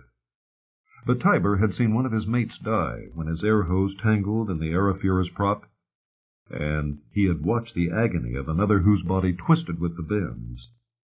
In the sea, nothing was ever safe or certain. You took your chances with open eyes, and if you lost, there was no point in whining. He stepped back from the ladder, and the world of sun and sky ceased to exist. Top-heavy with the weight of his helmet, he had to backpedal furiously to keep his body upright. He could see nothing but a featureless blue mist as he sank toward the bottom, and he hoped that Blanco would not play out the safety line too quickly. Swallowing and snorting, he tried to clear his ears as the pressure mounted. The right one popped quickly enough, but a piercing, intolerable pain grew rapidly in the left, which had bothered him for several days. He forced his hand up under the helmet, gripped his nose, and blew with all his might. There was an abrupt, soundless explosion somewhere inside his head, and the pain vanished instantly. He'd have no more trouble on this dive. Tiber felt the bottom before he saw it. Since he was unable to bend over, lest he risk flooding the open helmet, his vision in the downward direction was very limited. He could see around, but not immediately below. What he did see was reassuring in its drab monotony, a gently undulating, muddy plain that faded out of sight about 10 feet ahead. A yard to his left, a tiny fish was nibbling at a piece of coral the size and shape of a lady's fan. That was all. There was no beauty, no underwater fairyland here, but there was money, and that was what mattered. The safety line gave a gentle pull as the lugger started to drift downward, moving broadside on across the patch, and Tiber began to walk forward with the springy, slow motion step forced on him by weightlessness and water resistance. As number 2 diver, he was working from the bow. Amidships was Stephen, still comparatively inexperienced, while at the stern was the head diver, Billy. The 3 men seldom saw each other while they were working. Each had his own lane to search as the Arafura drifted silently before the wind. Only at the extremes of their zigzags might they sometimes glimpse one another as dim shapes looming through the mist. End of Side 1. To continue, turn the cassette over. Side 2. Tales of 10 Worlds. Hate continued. Continuing on page 50. It needed a trained eye to spot the shells beneath their camouflage of algae and weeds, that often the mollusks betrayed themselves. When they felt the vibrations of the approaching diver, they would snap shut, and there would be a momentary nacreous flicker in the gloom. Yet even then they sometimes escaped, for the moving ship might drag the diver past before he could collect the prize just out of reach. In the early days of his apprenticeship, Tiber had missed quite a few of the big silver lips, any one of which might have contained some fabulous pearl, or so he had imagined, before the glamour of the profession had worn off, and he realized that pearls were so rare that you might as well forget them. The most valuable stone he had ever brought up had been sold for $56, and the shell he gathered on a good morning was worth more than that. If the industry had depended on gems instead of mother-of-pearl, it would have gone broke years ago. There was no sense of time in this world of mist. You walked beneath the invisible, drifting ship with the throb of the air compressor pounding in your ears, the green haze moving past your eyes. At long intervals, you would spot a shell, wrench it from the seabed, and drop it in your bag. If you were lucky, you might gather a couple of dozen on a single drift across the patch. On the other hand, you might not find a single one. You were alert for danger, but not worried by it. The real risks were simple, unspectacular things like tangled air hoses or safety lines, not sharks, groupers, or octopuses. Sharks ran when they saw your air bubbles, and in all his hours of diving, Tiber had seen just one octopus every bit of 2 feet across. As for groupers, well, they were to be taken seriously, for they could swallow a diver at one gulp if they felt hungry enough. But there was little chance of meeting them on this flat and desolate plain. There were none of the coral caves in which they could make their homes. The shock would not have been so great, therefore, if this uniform, level grayness had not lulled him into a sense of security. At one moment he was walking steadily toward an unreachable wall of mist, which retreated as fast as he approached. And then, without warning, his private nightmare was looming above him. Tiber hated spiders, and there was a certain creature in the sea that seemed deliberately contrived to take advantage of that phobia. He had never met one, and his mind had always shied away from the thought of such an encounter, but Tiber knew that the Japanese spider crab can span 12 feet across its spindly legs. That it was harmless mattered not in the least. A spider as big as a man simply had no right to exist. As soon as he saw that cage of slender, jointed limbs emerge from the all-encompassing grayness, Tiber began to scream with uncontrollable terror. He never remembered jerking his safety line, but Blanco reacted with the instantaneous perception of the ideal tender. His helmet still echoing to his screams, Tiber felt himself snatched from the seabed, lifted toward light and air, and sanity. As he swept upward, he saw both the strangeness and the absurdity of his mistake, and regained a measure of control. But he was still trembling so violently when Blanco lifted off his helmet that it was some time before he could speak. "What the hell's going on here?" demanded Nick. "Everyone knocking off work early?" It was then that Tiber realized that he was not the first to come up. Stephen was sitting amidship, smoking a cigarette and looking completely unconcerned. The stern diver, doubtless wondering what had happened, was being hauled up willy-nilly by his tender, since the Arafura had come to rest and all operations had been suspended until the trouble was resolved. "There's some kind of wreck down there," said Tiber. "I ran right into it. All I could see were a lot of wires and rods." To his annoyance and self-contempt, the memory set him trembling again. "Don't see why that should give you the shakes," grumbled Nick. Nor could Tiber. Here on this sun-drenched deck, it was impossible to explain how a harmless shape, glimpsed through the mist, could set one's whole mind jangling with terror. "I nearly got hung up on it," he lied. "Blanco pulled me clear just in time." Said Nick, obviously not convinced. "Anyway, it ain't a ship." He gestured toward the midships diver. "Steve ran into a mess of ropes and cloth, like thick nylon, he says. Sounds like some kind of parachute." The old Greek stared in disgust at the soggy stump of his cigar, then flicked it overboard. "Soon as Billy's up, we'll go back and take a look. Might be worth something. Remember what happened to Joe Chambers?" Tiber remembered. The story was famous the whole length of the Great Barrier Reef. Joe had been a lone wolf fisherman who, in the last months of the war, had spotted a DC-3 lying in shallow water a few miles off the Queensland coast.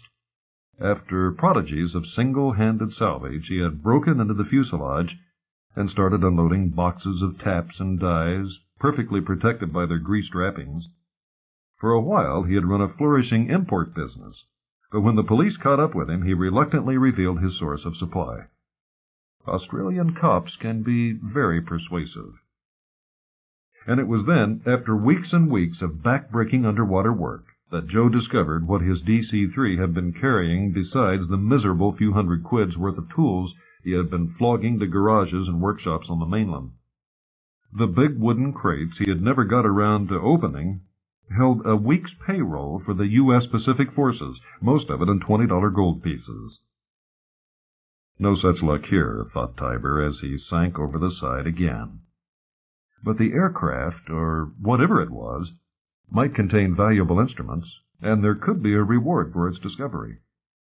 Besides, he owed it to himself. He wanted to see exactly what it was that had given him such a fright. 10 minutes later, he knew it was no aircraft.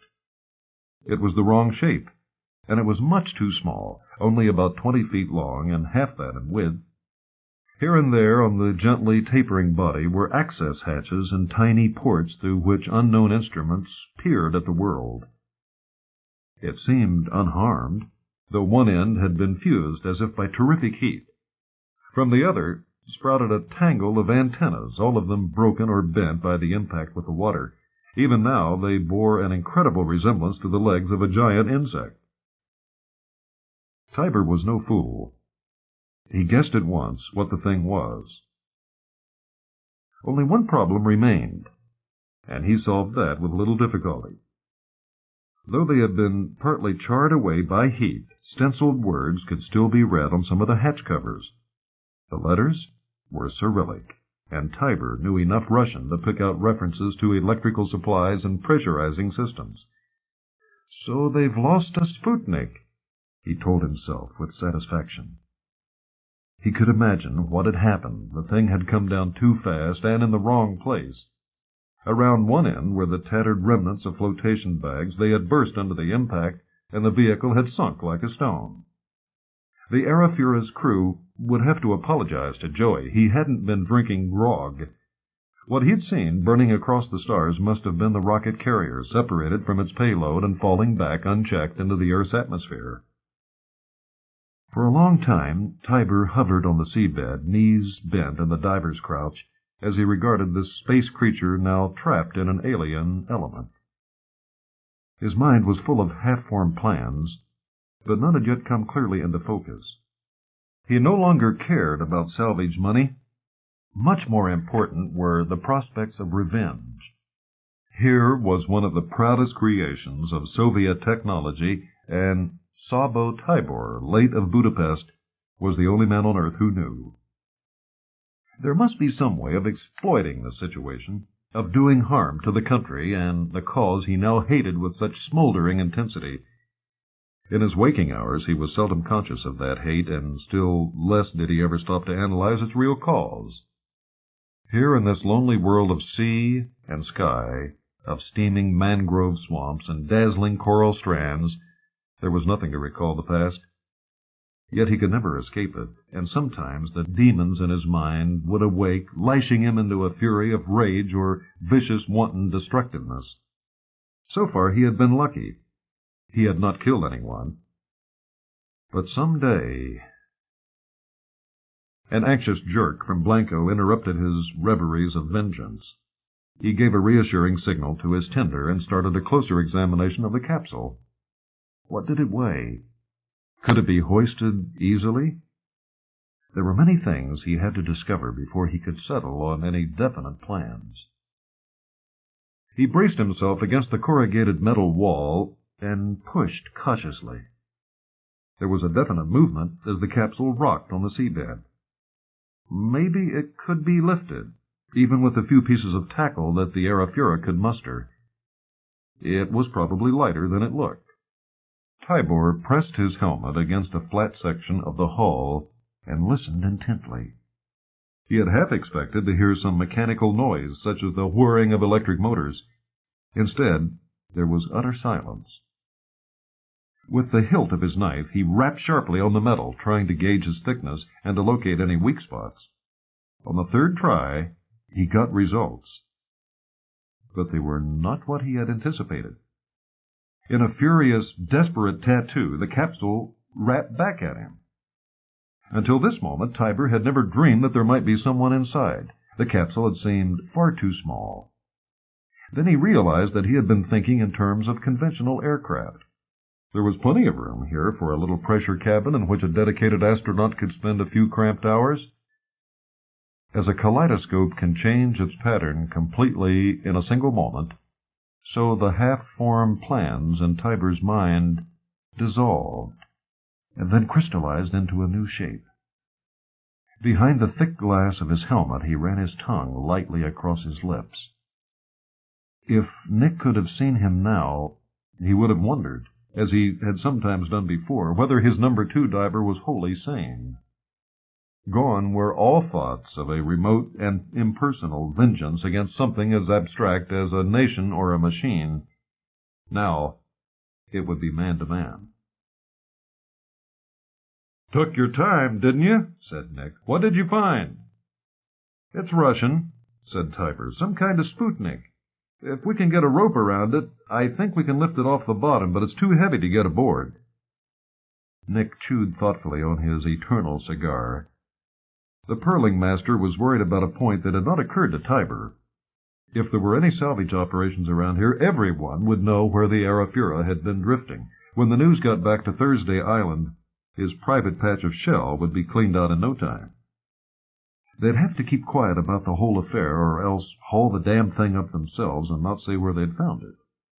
Whatever happened, it looked like being more of a nuisance than it was worth. Nick, who shared most Australians' profound suspicion of authority, had already decided that all he'd get for his trouble would be a nice letter of thanks. "The boys won't go down," he said. "They think it's a bomb. Want to leave it alone." "Tell them not to worry," replied Tibor. "I'll handle it." He tried to keep his voice normal and unemotional, but this was too good to be true. If the other divers heard the tapping from the capsule, his plans would have been frustrated. He gestured to the island, green and lovely on the skyline. "Only one thing we can do. If we can heave it up a couple of feet off the bottom, we can run for the shore. Once we're in shallow water, it won't be too hard to haul it up on the beach. We can use the boats and maybe get a block and tackle on one of those trees." Nick considered the idea without much enthusiasm. He doubted if they could get the Sputnik through the reef even on the leeward side of the island. But he was all in favor of lugging it away from this patch of shell. They could always dump it somewhere else, buoy the place, and still get whatever credit was going. Okay, he said. Down you go. That 2-inch rope's the strongest we've got. Better take that. Don't be all the bloody day. We've lost enough time already. Tibor had no intention of being all day. 6 hours would be quite long enough. That was one of the first things he had learned from the signals through the wall. It was a pity that he could not hear the Russian's voice, but the Russian could hear him, and that was what really mattered. When he pressed his helmet against the metal and shouted, most of his words got through. So far, it had been a friendly conversation. Tibor had no intention of showing his hand until the right psychological moment. The first move had been to establish a code, 1 knock for yes, 2 for no. After that, it was merely a matter of framing suitable questions. Given time, there was no fact or idea that could not be communicated by means of these 2 signals.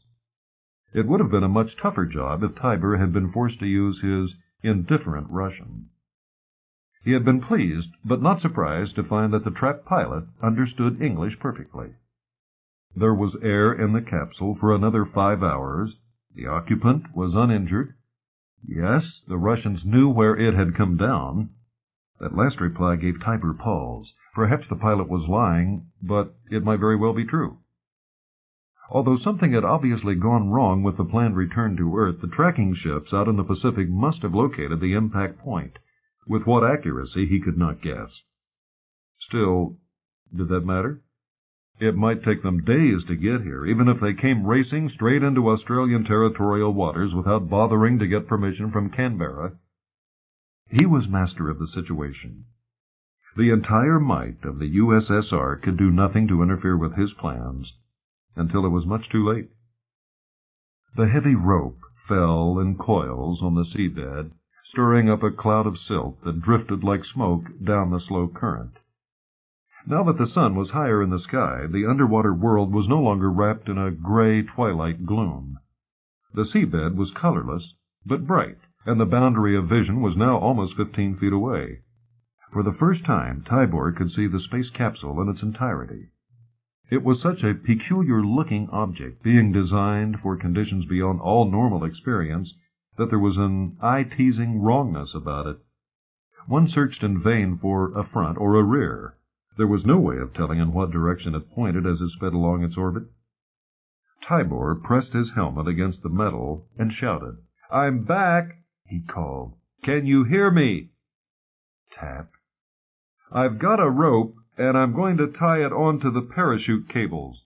We're about 3 kilometers from an island, and as soon as we've made you fast, we'll head toward it. We can't lift you out of the water with the gear on the lugger, so we'll try to get you up on the beach. You understand?" Tap. It took only a few moments to secure the rope. Now he had better get clear before the Arafura started to lift. But there was something he had to do first. "Hello!" he shouted. "I've fixed the rope. We'll lift in a minute. Do you hear me?" Tap. "Then you can hear this, too. You'll never get there alive. I've fixed that as well." Tap, tap. "You've got 5 hours to die. My brother took longer than that when he ran into your minefield. You understand? I'm from Budapest. I hate you and your country and everything it stands for. You've taken my home, my family, made my people slaves. I wish I could see your face now. I wish I could watch you die as I had to watch Theo. When you're halfway to the island, this rope is going to break where I cut it. I'll go down and fix another, and that'll break too. You can sit in there and wait for the bumps." Tibor stopped abruptly, shaken and exhausted by the violence of his emotion. There was no room for logic or reason in this orgasm of hate. He did not pause to think, for he dared not. Yet somewhere far down inside his mind the real truth was burning its way up toward the light of consciousness. It was not the Russians he hated for all that they had done. It was himself, for he had done more. The blood of Theo and of 10,000 countrymen was upon his own hands. No one could have been a better communist than he had been, or have been more supinely believed the propaganda from Moscow. At school and college, he had been the first to hunt out and denounce traitors. How many had he sent to the labor camps or the AVO torture chambers? When he had seen the truth, it was far, far too late. And even then, he had not fought. He had run. He had run across the world, trying to escape his guilt, and the two drugs of danger and dissipation had helped him to forget the past. The only pleasures life gave him now were the loveless embraces he sought so feverishly when he was on the mainland, and his present mode of existence was proof that these were not enough. If he now had the power to deal out death, it was only because he had come here in search of it himself. There was no sound from the capsule. Its silence seemed contemptuous, mocking. Angrily, Tiber banged against it with the hilt of his knife. "Did you hear me?" he shouted. "Did you hear me?" No answer.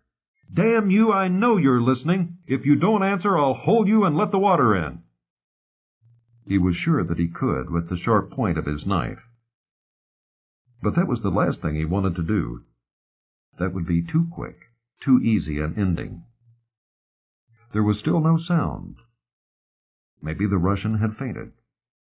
Tiber hoped not, but there was no point in waiting any longer. He gave a vicious parting bang on the capsule and signaled to his tender. Nick had news for him when he broke the surface.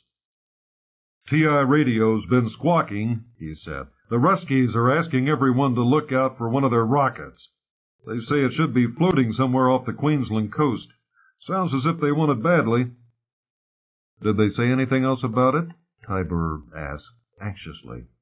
"Oh, yes, it's been around the moon a couple of times." "That all?" "Nothing else that I remember. There was a lot of science stuff I didn't get." That figured. It was just like the Russians to keep as quiet as they could about an experiment that had gone wrong. "You tell TI that we'd found it?" "Are you crazy? Anyway, the radio's crook. Couldn't if we wanted to. Fix that rope properly?" "Yes. See if you can haul her off the bottom." The end of the rope had been wound around the main mast, and in a few seconds it had been drawn taut. Although the sea was calm, there was a slight swell, and the lugger was rolling 10 or 15 degrees. With each roll, the gunwales would rise a couple of feet and drop again. There was a lift here of several tons, but one had to be careful in using it. The rope twanged, the woodwork groaned and creaked, and for a moment Tiber was afraid that the weakened line would part too soon. But it held, and the load lifted. They got a further hoist on the second roll, and on the third. Then the captain was clear of the seabed, and the Arafura was listing slightly to port. "Let's go," said Nick, taking the wheel. "Should be able to get her half a mile before she bumps again." The lugger began to move slowly toward the island, carrying its hidden burden beneath it. As he leaned on the rails, letting the sun steam the moisture from his sodden clothing, Tiber felt at peace for the first time in how many months? Even his hate had ceased to burn like fire in his brain. Perhaps, like love, it was a passion that could never be satisfied. But for the moment, at least, it was satiated. There was no weakening of his resolve.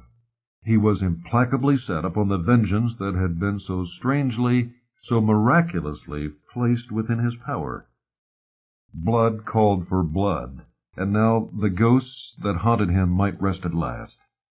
Yet he felt a strange sympathy, even pity, toward the unknown man through whom he could now strike back at the enemies who had once been his friends. He was robbing them of much more than a single life. For what was one man, even a highly trained scientist, to the Russians? What he was taking from them was power and prestige and knowledge, the things they valued most. He began to worry when they were 2/3 of the way to the island and the rope had not parted. There were still 4 hours to go, and that was much too long. For the first time it occurred to him that his entire plan might miscarry, and might even recoil on his head. Suppose that, despite everything, Nick managed to get the capsule up on the beach before the deadline. With a deep twang, that set the whole ship vibrating, the rope came snaking out of the water, scattering spray in all directions. "Might have guessed," muttered Nick. "She was just starting to bump. You like to go down again, or shall I send one of the boys?" "I'll take it," Tiber hastily answered. "I can do it quicker than they can." That was perfectly true, but it took him 20 minutes to locate the capsule. The Arafura had drifted well away from it before Nick could stop the engine, and there was a time when Tiber wondered if he would ever find it again. He quartered the seabed in great arcs, and it was not until he had accidentally tangled in the training parachute that his search was ended. The shrouds lay pulsating slowly in the current like some weird and hideous marine monster. But there was nothing that Tiber feared now except frustration, and his pulse barely quickened as he saw the whitely looming mass ahead. The capsule was scratched and stained with mud, but appeared undamaged. It was lying on its side now, looking rather like a giant milk churn that had been turned over. The passenger must have been bumped around, but if he had fallen all the way back from the moon, he must have been well padded and was probably still in good shape. Tiber hoped so. It would be a pity if the remaining 3 hours were wasted. Once again he rested the verdigreased copper of his helmet against the no longer quite so brightly gleaming metal of the capsule. "Hello!" he shouted. "Can you hear me?" Perhaps the Russian would try to balk him by remaining silent, but that surely was asking too much of any man's self-control. Tiber was right. Almost at once there was a sharp knock of the reply. "So glad you're there," he called back. "Things are working out just the way I said, though I guess I'll have to cut the rope a little deeper." The capsule did not answer. It never answered again, though Tiber banged and banged on the next dive, and on the next. But he hardly expected it to then, for they had to stop for a couple of hours to ride out a squall, and the time limit had expired long before he made his final descent.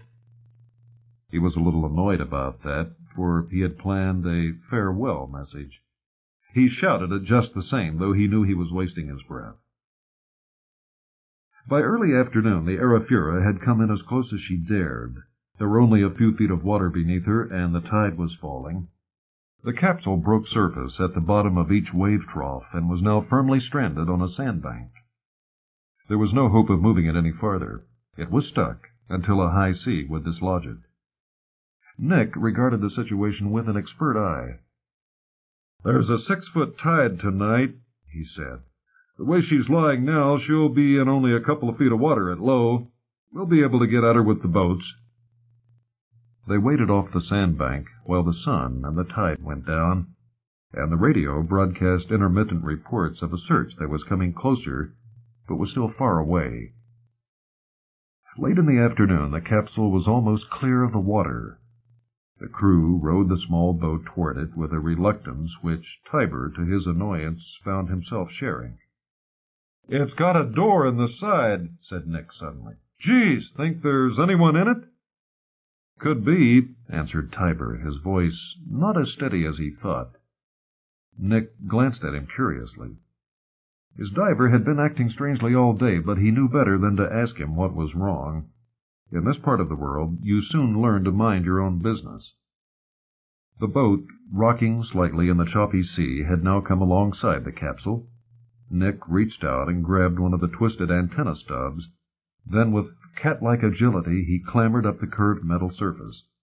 Tiber made no attempt to follow him, but watched silently from the boat as he examined the entrance hatch. "Unless it's jammed," Nick muttered, "there must be some way of opening it from outside. Just our luck if it needs special tools." His fears were groundless.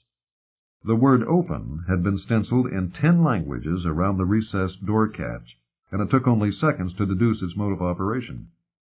As the air hissed out, Nick said, "Phew!" and turned suddenly pale. He looked at Tiber as if seeking support, but Tiber avoided his eye.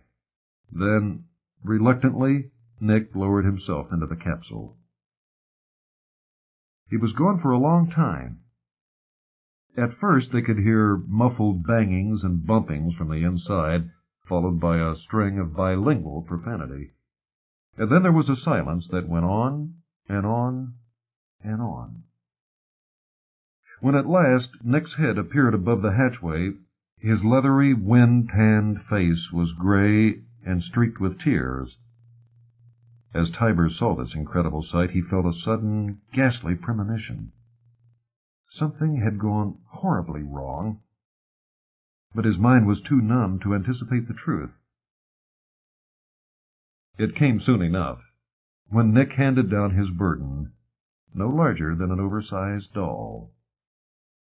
Blanco took it as Tiber shrank to the stern of the boat. As he looked at the calm, waxen face, fingers of ice seemed to close not only upon his heart, but around his loins. In the same moment, both hate and desire died forever within him, as he knew the price of his revenge. The dead astronaut was perhaps more beautiful in death than she had been in life. Tiny though she was, she must have been tough as well as highly trained to qualify for this mission. As she lay at Tiber's feet, she was neither a Russian nor the first human being to have seen the far side of the moon. She was merely the girl that he had killed. Nick was talking from a long way off. "She was carrying this," he said in an unsteady voice. "Had it tight in her hand. Took me a long time to get it out." Tiber scarcely heard him, and never even glanced at the tiny spool of tape lying in Nick's palm. He could not guess in this moment, beyond all feeling, that the Furies had yet to close in upon his soul, and that soon the whole world would be listening to an accusing voice from beyond the grave, branding him more irrevocably than any man since Cain. Into the Comet. "I don't know why I'm recording this," said George Takeo Pickett slowly into the hovering microphone. "There's no chance that anyone will ever hear it. They say the comet will bring us back to the neighborhood of Earth in about 2 million years, when it makes its next turn around the sun.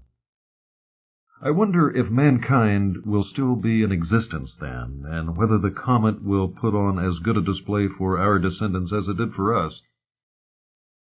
Maybe they'll launch an expedition, just as we have done, to see what they can find. And they'll find us. For the ship will still be in perfect condition even after all those ages. There will be fuel in the tanks, maybe even plenty of air, for our food will give out first, and we'll starve before we suffocate. But I guess we won't wait for that. It will be quicker to open the airlock and get it all over. When I was a kid, I read a book on polar exploration called Winter Amid the Ice. Well, that's what we're facing now. There's ice all around us, floating in great porous bergs. Challengers in the middle of a cluster, orbiting round one another so slowly that you have to wait several minutes before you're certain they've moved.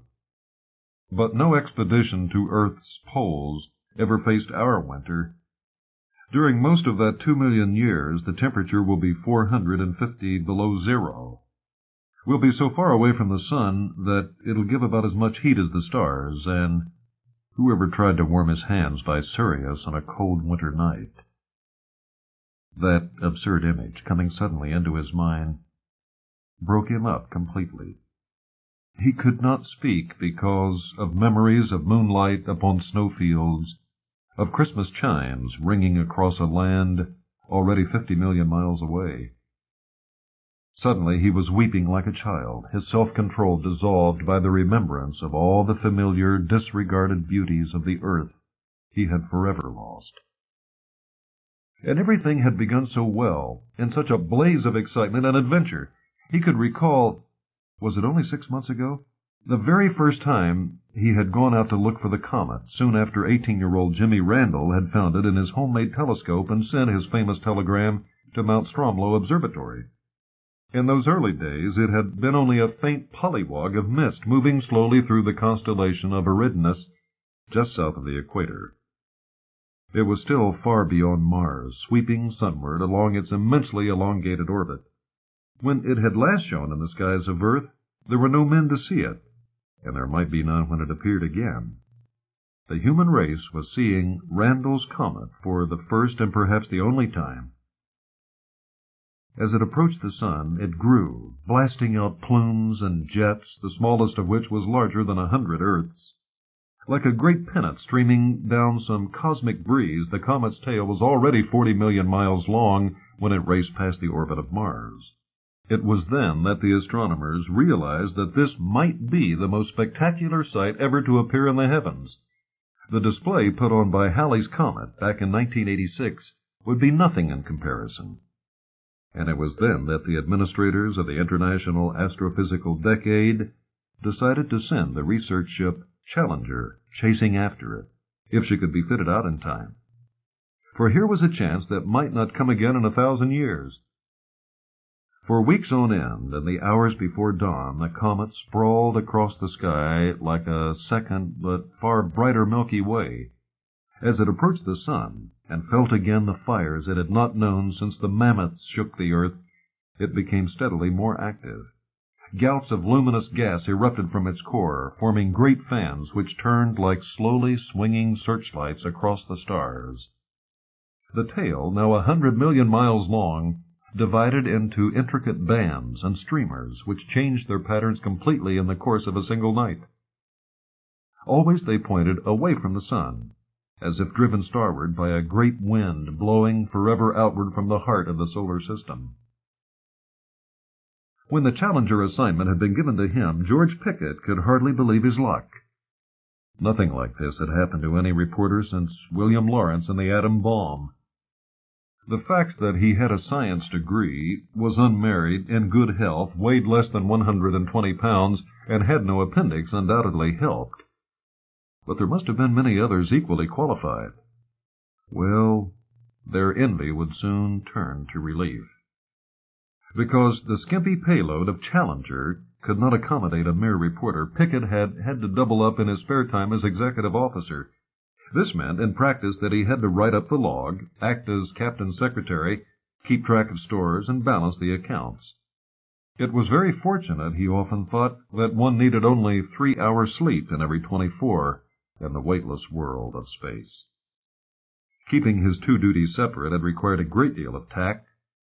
When he was not writing in his closet-sized office or checking the thousands of items stacked away in stores, he would go on the prowl with his recorder. He had been careful, at one time or another, to interview every one of the 20 scientists and engineers who manned Challenger. Not all the recordings had been radioed back to Earth. Some had been too technical, some too inarticulate, and others too much the reverse. But at least he had played no favorites, and, as far as he knew, had trodden on no toes. Not that it mattered now. He wondered how Dr. Martens was taking it. The astronomer had been one of his most difficult subjects, yet the one who could give most information. On a sudden impulse, Pickett located the earliest of the Martens tapes and inserted it in the recorder. He knew that he was trying to escape from the present by retreating into the past, but the only effect of that self-knowledge was to make him hope the experiment would succeed.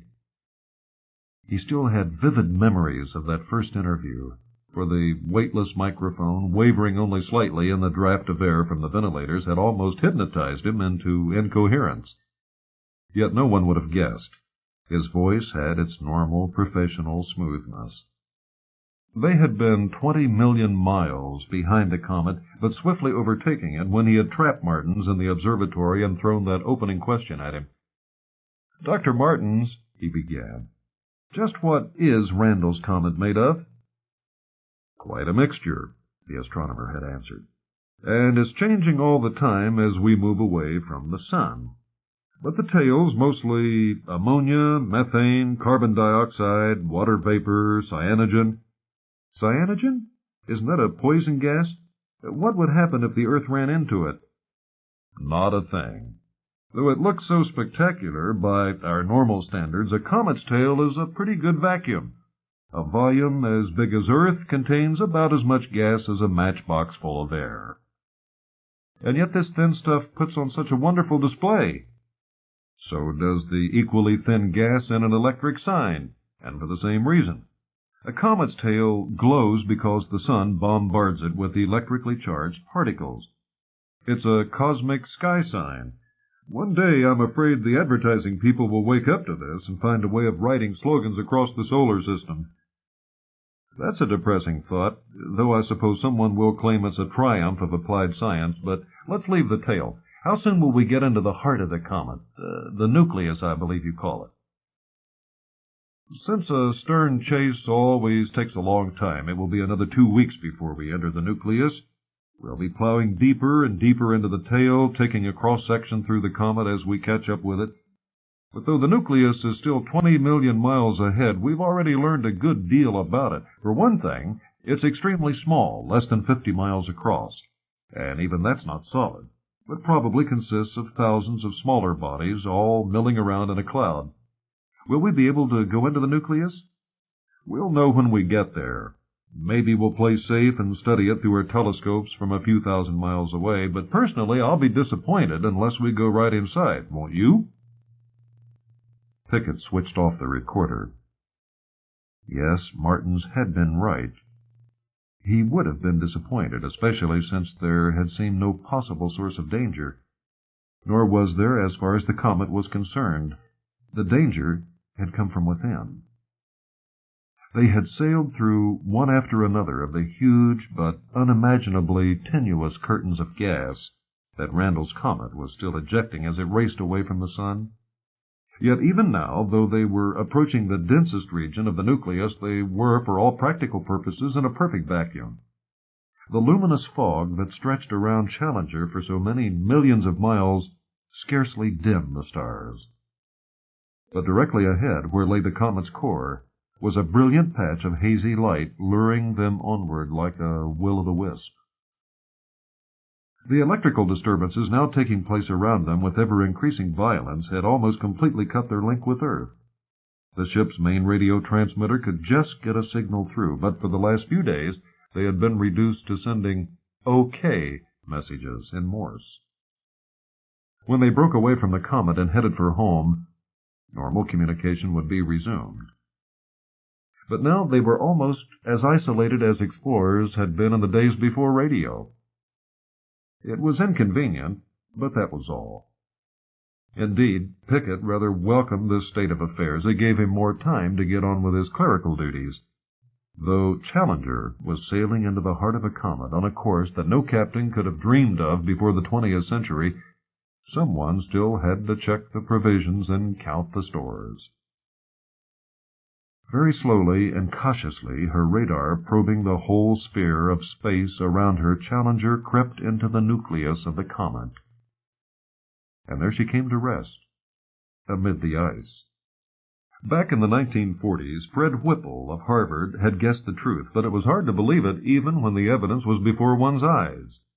The comet's relatively tiny core was a loose cluster of icebergs, drifting and turning round one another as they moved along their orbit.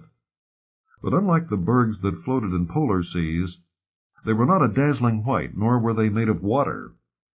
They were a dirty gray, and very porous, like partly thawed snow.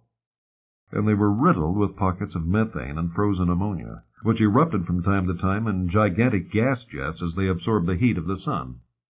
It was a wonderful display, but Pickett had little time to admire it. Now he had far too much. He had been doing his routine check of the ship's stores when he came face to face with disaster, though it was some time before he realized it. For the supply situation had been perfectly satisfactory. They had ample stocks for the return to Earth.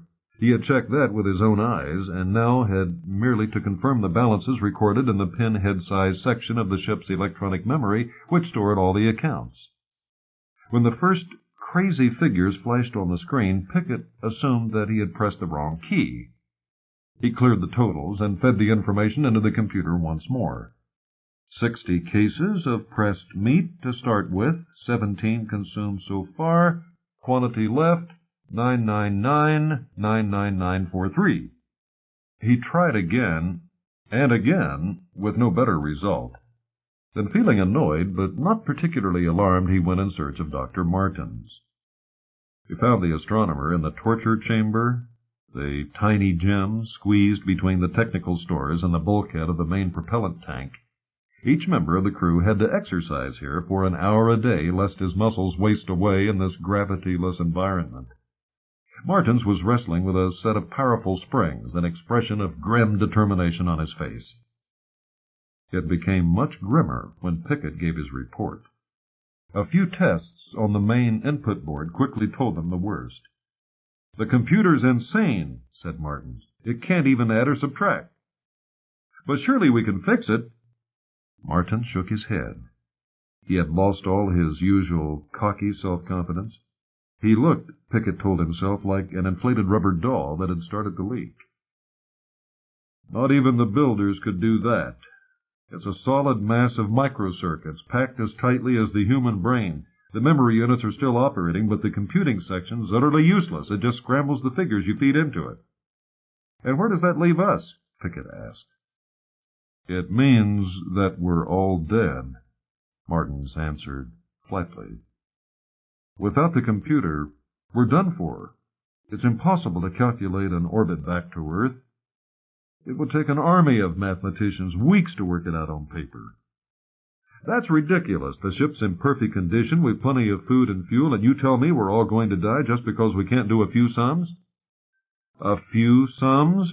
retorted Martins with a trace of his old spirit.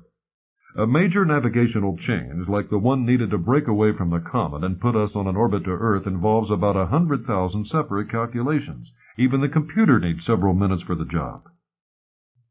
Pickett was no mathematician, but he knew enough of astronautics to understand the situation. A ship, coasting through space, was under the influence of many bodies. The main force controlling it was the gravity of the sun, which kept all the planets firmly chained in their orbits. But the planets themselves also tugged it this way and that, though with much feebler strength. To allow for all these conflicting tugs and pulls, above all to take advantage of them to reach a desired goal scores of millions of miles away, was a problem of fantastic complexity. He could appreciate Martin's despair. No man could work without the tools of his trade, and no trade needed more elaborate tools than this one.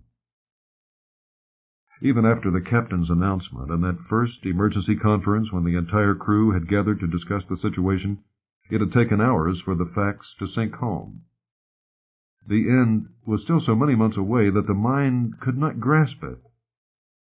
They were under sentence of death, but there was no hurry about the execution. And the view was still superb. Beyond the glowing mists that enveloped them, and which would be their celestial monument to the end of time, they could see the great beacon of Jupiter, brighter than all the stars. Some of them might still be alive, if the others were willing to sacrifice themselves when the ship went past the mightiest of the sun's children. Would the extra weeks of life be worth it? Pickett asked himself. To see with your own eyes the sight that Galileo had first glimpsed through his crude telescope 4 centuries ago, the satellites of Jupiter shuttling back and forth like beads upon an invisible wire. Beads upon a wire. With that thought, an all but forgotten childhood memory exploded out of his subconscious. It must have been there for days, struggling upward into the light. Now at last it had forced itself upon his waiting mind. "No," he cried aloud, "it's ridiculous. They'll laugh at me." "So what?" said the other half of his mind. "You've nothing to lose. If it does no more, it will keep everyone busy while the food and oxygen dwindle away. Even the faintest hope is better than none at all." He stopped fidgeting with the recorder. The mood of maudlin self-pity was over. Releasing the elastic webbing that held him to his seat, he set off for the technical stores in search of the material he needed. "This," said Dr. Martins 3 days later, "isn't my idea of a joke. He gave a contemptuous glance at the flimsy structure of wire and wood that Pickett was holding in his hand. "I guessed you'd say that," Pickett replied, keeping his temper under control. "But please listen to me for a minute. My grandmother was Japanese, and when I was a kid she told me a story that I'd completely forgotten until this week. I think it may save our lives. Sometime after the Second World War, there was a contest between an American with an electric desk calculator and a Japanese using an abacus like this. The abacus won. Then it must have been a poor desk machine or an incompetent operator. They used the best in the U.S. Army. But let's stop arguing. Give me a test, say a couple of three-figure numbers to multiply. 856 times 437. Pickett's fingers danced over the beads, sliding them up and down the wires with lightning speed. There were 12 wires in all, so that the abacus could handle numbers up to 999,999,999,999, or could be divided into separate sections where several independent calculations could be carried out simultaneously. 374,072, said Pickett after an incredibly brief interval of time. Now see how long you take to do it with pencil and paper. There was a much longer delay before Martins, who, like most mathematicians, was poor at arithmetic, called out, 375,072. A hasty check soon confirmed that Martins had taken at least 3 times as long as Pickett to arrive at the wrong answer. The astronomer's face was a study in mingled chagrin, astonishment, and curiosity. "Where did you learn that trick?" he asked. "I thought those things could only add and subtract." "Well, multiplication's only repeated addition, isn't it? All I did was to add 856 7 times in the unit column, 3 times in the tens column, and 4 times in the hundreds column. You do the same thing when you use your pencil and paper. Of course, there are some shortcuts, but if you think I'm fast, you should have seen my granduncle. He used to work in a Yokohama bank, and you couldn't see his fingers when he was going at speed. He taught me some of the tricks, but I've forgotten most of them in the last 20 years. I've only been practicing for a couple of days, so I'm still pretty slow. All the same, I hope I've convinced you that there's something in my argument." "You certainly have. I'm quite impressed. Can you divide just as quickly?" "Very nearly, when you've had enough experience." Martins picked up the abacus and started flicking the beads back and forth. Then he sighed. "Ingenious, but it doesn't really help us, even if it's 10 times as fast as a man with pencil and paper, which it isn't. The computer was 1,000,000 times faster." "I've thought of that," answered Pickett a little impatiently. Martins had no guts. He gave up too easily. How did he think astronomers managed 100 years ago, before there were any computers? "This is what I propose. Tell me if you can see any flaws in it." Carefully and earnestly, he detailed his plan. As he did so, Martins slowly relaxed, and presently he gave the first laugh that Pickett had heard aboard Challenger for days. "I want to see the skipper's face," said the astronomer, "when you tell him that we're all going back to the nursery to start playing with beads." There was skepticism at first, but it vanished swiftly when Pickett gave a few demonstrations. To men who had grown up in a world of electronics, the fact that a simple structure of wire and beads could perform such apparent miracles was a revelation. It was also a challenge, and because their lives depended upon it, they responded eagerly. As soon as the engineering staff had built enough smoothly operating copies of Pickett's crude prototype, the classes began. It took only a few minutes to explain the basic principles. What required time was practice. Hour after hour of it, until the fingers flew automatically across the wires and flicked the beads into the right positions without any need for conscious thought. There were some members of the crew who never acquired both accuracy and speed, even after a week of constant practice, but there were others who quickly outdistanced Pickett himself. They dreamed counters and columns and flicked beads in their sleep.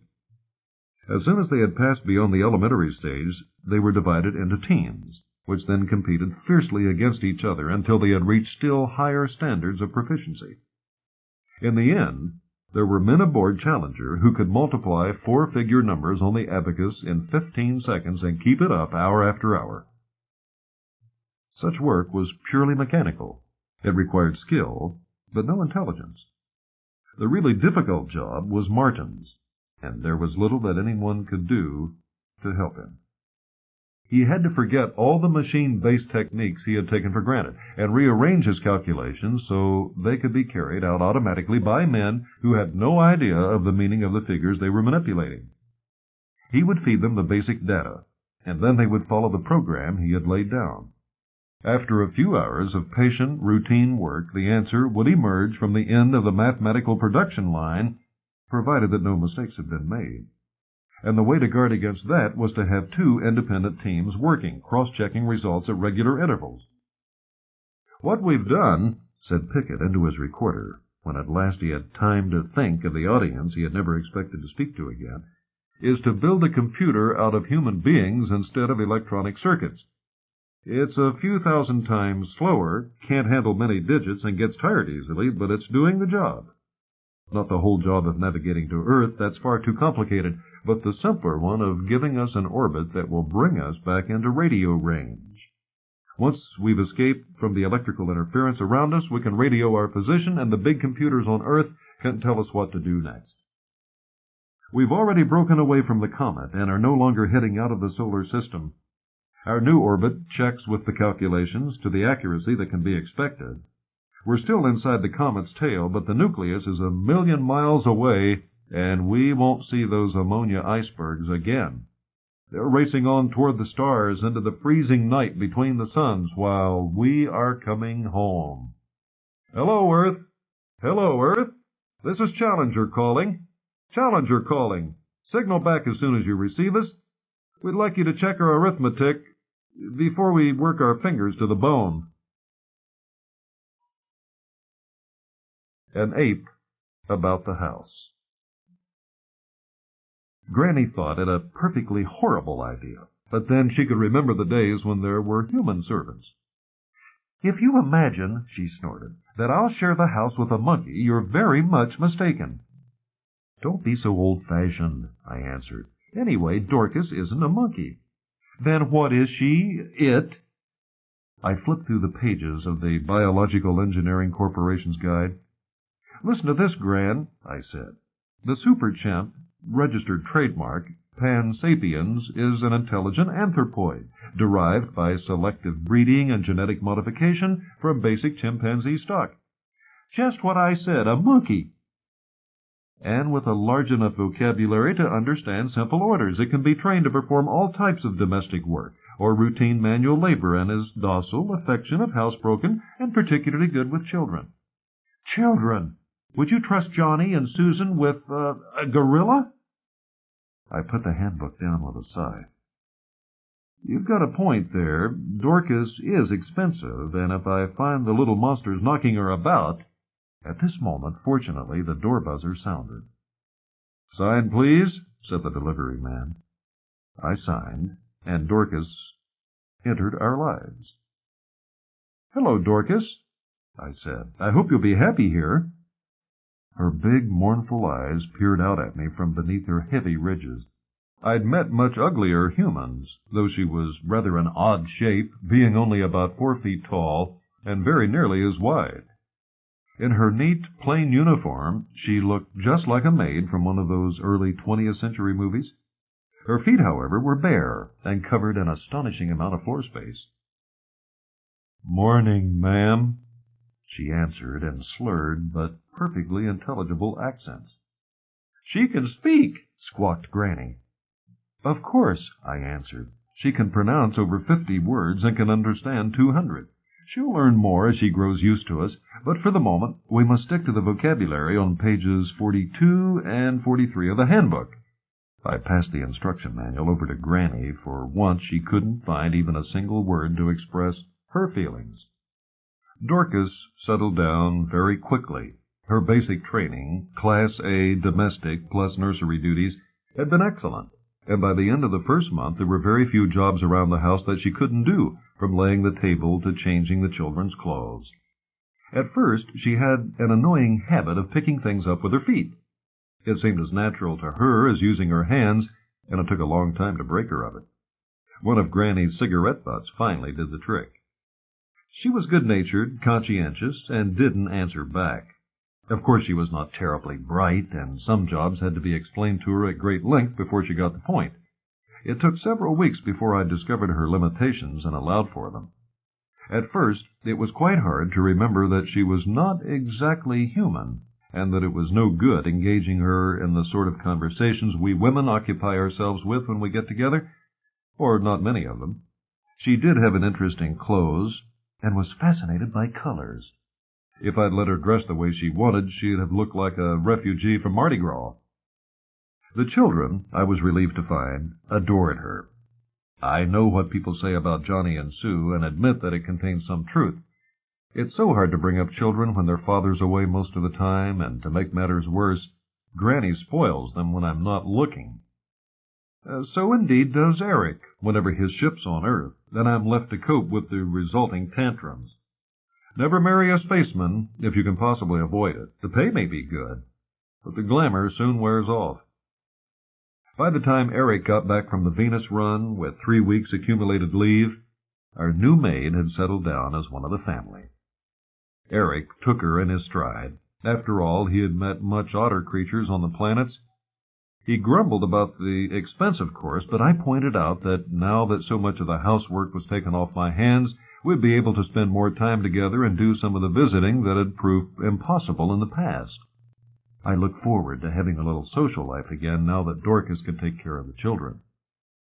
For there was plenty of social life at Port Goddard, even though we were stuck in the middle of the Pacific. Ever since what happened to Miami, of course, all major launching sites have been a long, long way from civilization. There was a constant flow of distinguished visitors and travelers from all parts of the earth, not to mention remoter points.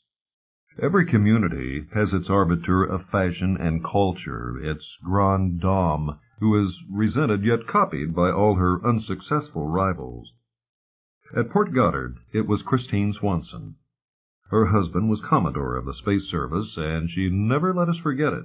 Whenever a liner touched down, she would invite all the officers on base to a reception at her stylishly antique 19th century mansion.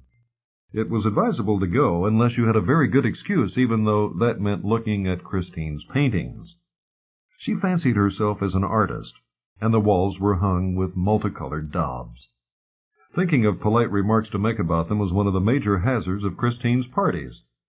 Another was her meter-long cigarette holder. There was a new batch of paintings since Eric had been away. Christine had entered her square period. "You see, my dears," she explained to us, "the old-fashioned oblong pictures are terribly dated, and they just don't go with the space age. There's no such thing as up or down, horizontal or vertical out there, so no really modern picture should have one side longer than another. And ideally it should look exactly the same whichever way you hang it. I'm working on that right now." "That seems very logical," said Eric tactfully. After all, the Commodore was his boss. But when our hostess was out of earshot, he added, "I don't know if Christine's pictures are hung the right way up, but I'm sure they're hung the wrong side to the wall." I agreed. Before I got married, I spent several years at the art school and considered I knew something about the subject.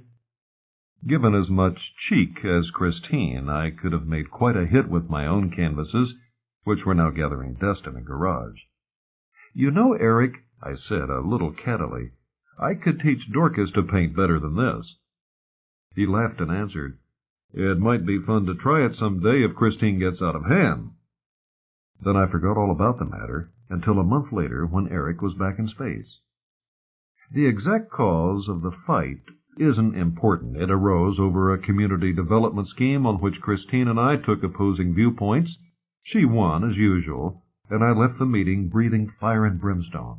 When I got home, the first thing I saw was Dorcas looking at the colored pictures in one of the weeklies, and I remembered Eric's words. I put down my handbag, took off my hat, and said firmly, "Dorcas, come out to the garage." It took some time to dig out my oils and easel from under the pile of discarded toys, old Christmas decorations, skin diving gear, empty packing cases, and broken tools. It seemed that Eric never had time to tidy up before he shot off into space again. There were several unfinished canvases buried among the debris, which would do for a start.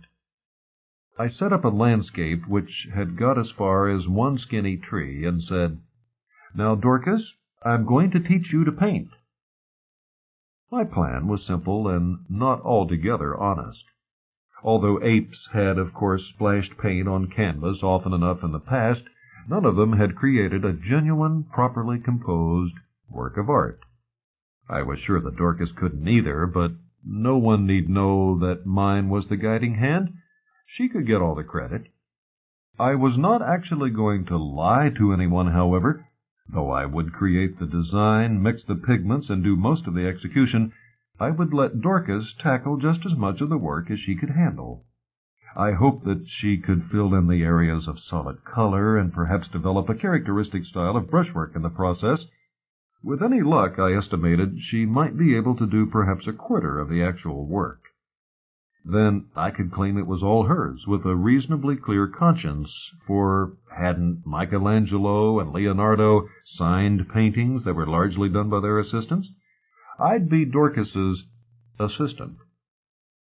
I must confess that I was a little disappointed, though Dorcas quickly got the general idea and soon understood the use of brush and palette. Her execution was very clumsy. She seemed unable to make up her mind which hand to use, but kept transferring the brush from one to the other. In the end, I had to do almost all the work, and she merely contributed a few dabs of paint. Still, I could hardly expect her to become a master in a couple of lessons, and it was really of no importance. If Dorcas was an artistic flop, I would just have to stretch the truth a little farther when I claimed that it was all her own work. I was in no hurry. This was not the sort of thing that could be rushed. At the end of a couple of months, the school of Dorcas had produced a dozen paintings, all of them on carefully chosen themes that would be familiar to a super chimp at Port Goddard. There was a study of the lagoon, a view of our house, an impression of a night launching, all glare and explosions of light, a fishing scene, a palm grove. Clichés, of course, but anything else would rouse suspicion. Before she came to us, I don't suppose Dorcas had seen much of the world outside the labs where she had been reared and trained. The best of these paintings, and some of them were good, after all, I should know, I hung around the house in places where my friends could hardly fail to notice them. Everything worked perfectly. Admiring queries were followed by astonished cries of, "You don't say," when I modestly disclaimed responsibility. There was some skepticism, but I soon demolished that by letting a few privileged friends see Dorcas at work. I chose the viewers for their ignorance of art, and the picture was an abstraction in red, gold, and black which no one dared to criticize. By this time, Dorcas could fake it quite well, like a movie actor pretending to play a musical instrument. Just to spread the news around, I gave away some of the best paintings, pretending that I considered them no more than amusing novelties, yet at the same time giving just the barest hint of jealousy. "I've hired Dorcas," I said testily, "to work for me, not for the Museum of Modern Art." And I was very careful not to draw any comparisons between her paintings and those of Christine. Our mutual friends could be relied upon to do that. When Christine came to see me, ostensibly to discuss our quarrel like two sensible people, I knew that she was on the run. So I capitulated gracefully as we took tea in the drawing-room beneath one of Dorcas's most impressive productions. Full moon rising over the lagoon, very cold, blue, and mysterious. I was really quite proud of it. There was not a word about the picture, or about Dorcas. But Christine's eyes told me all I wanted to know. The next week, an exhibition she had been planning was quietly canceled. Gamblers say that you should quit when you're ahead of the game. If I had stopped to think, I should have known that Christine would not let the matter rest there. Sooner or later, she was bound to counterattack. She chose her time well, waiting until the kids were at school, Granny was away visiting, and I was at the shopping center on the other side of the island. Probably she phoned first to check that no one was at home. No one human, that is. We had told Dorcas not to answer calls, though she had done so in the early days. It had not been a success. A super chimp on the phone sounds exactly like a drunk, and this can lead to all sorts of complications. I can reconstruct the whole sequence of events. Christine must have driven up to the house, expressed acute disappointment at my absence, and invited herself in. She would have wasted no time in getting to work on Dorcas, but luckily I'd taken the precaution of briefing my anthropoid colleague. "Dorcas, make," I said over and over again each time one of our productions was finished. Not Missy make, Dorcas make. And in the end, I'm sure she believed this herself. If my brainwashing and the limitations of a 50-word vocabulary baffled Christine, she did not stay baffled for long. She was a lady of direct action, and Dorcas was a docile and obedient soul. Christine, determined to expose fraud and collusion, must have been gratified by the promptness which she was led into the garage studio. She must also have been just a little surprised. I arrived home about half an hour later, and knew that there was trouble afoot as soon as I saw Christine's car parked at the curb. I could only hope I was in time, but as soon as I stepped into the uncannily silent house, I realized that it was too late. Something had happened. Christine would surely be talking, even if she had only an eighth as audience. To her, any silence was as great a challenge as a blank canvas. It had to be filled with the sound of her own voice. The house was utterly still. There was no sign of life. With a sense of mounting apprehension, I tiptoed through the drawing room, the dining room, the kitchen, and out into the back. The garage door was open, and I peered cautiously through. It was a bitter moment of truth. Finally freed from my influence, Dorcas had at last developed a style of her own. She was swiftly and confidently painting, but not in the way I had so carefully taught her. And as for her subject, I was deeply hurt when I saw the caricature that was giving Christine such obvious enjoyment. After all that I had done for Dorcas, this seemed sheer ingratitude. Of course, I know now that no malice was involved and that she was merely expressing herself. The psychologists and the critics who wrote those absurd program notes for her exhibition at the Guggenheim say that her portraits cast a vivid light on man-animal relationships and allow us to look for the first time at the human race from outside. But I did not see it that way when I ordered Dorcas back into the kitchen. For the subject was not the only thing that upset me. What really rankled was the thought of all the time I had wasted improving her technique and her manners. She was ignoring everything I had ever told her as she sat in front of the easel with her arms folded, motionless on her chest. Even then, at the very beginning of her career as an independent artist, it was painfully obvious that Dorcas had more talent in either of her swiftly moving feet than I had in both my hands. Saturn Rising.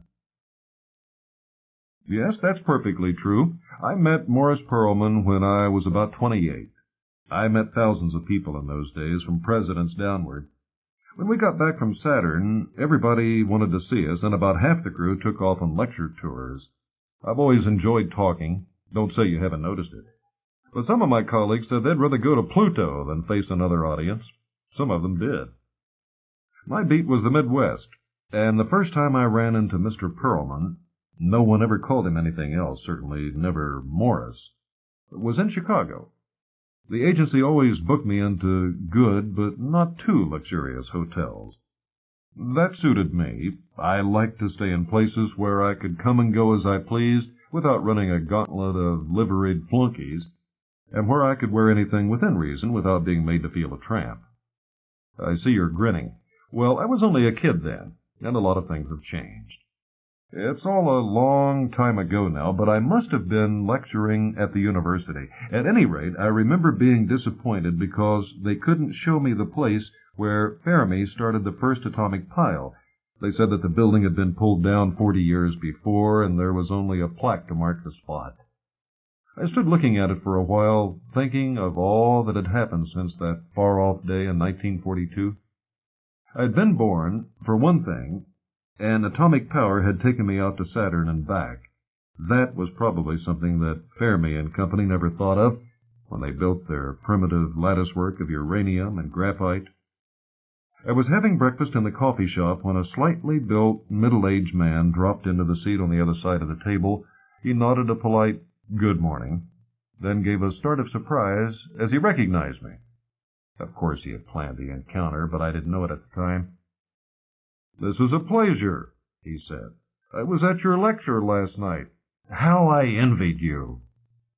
I gave a rather forced smile. I'm never very sociable at breakfast, and I had learned to be on my guard against the cranks, bores, and enthusiasts who seemed to regard me as their legitimate prey.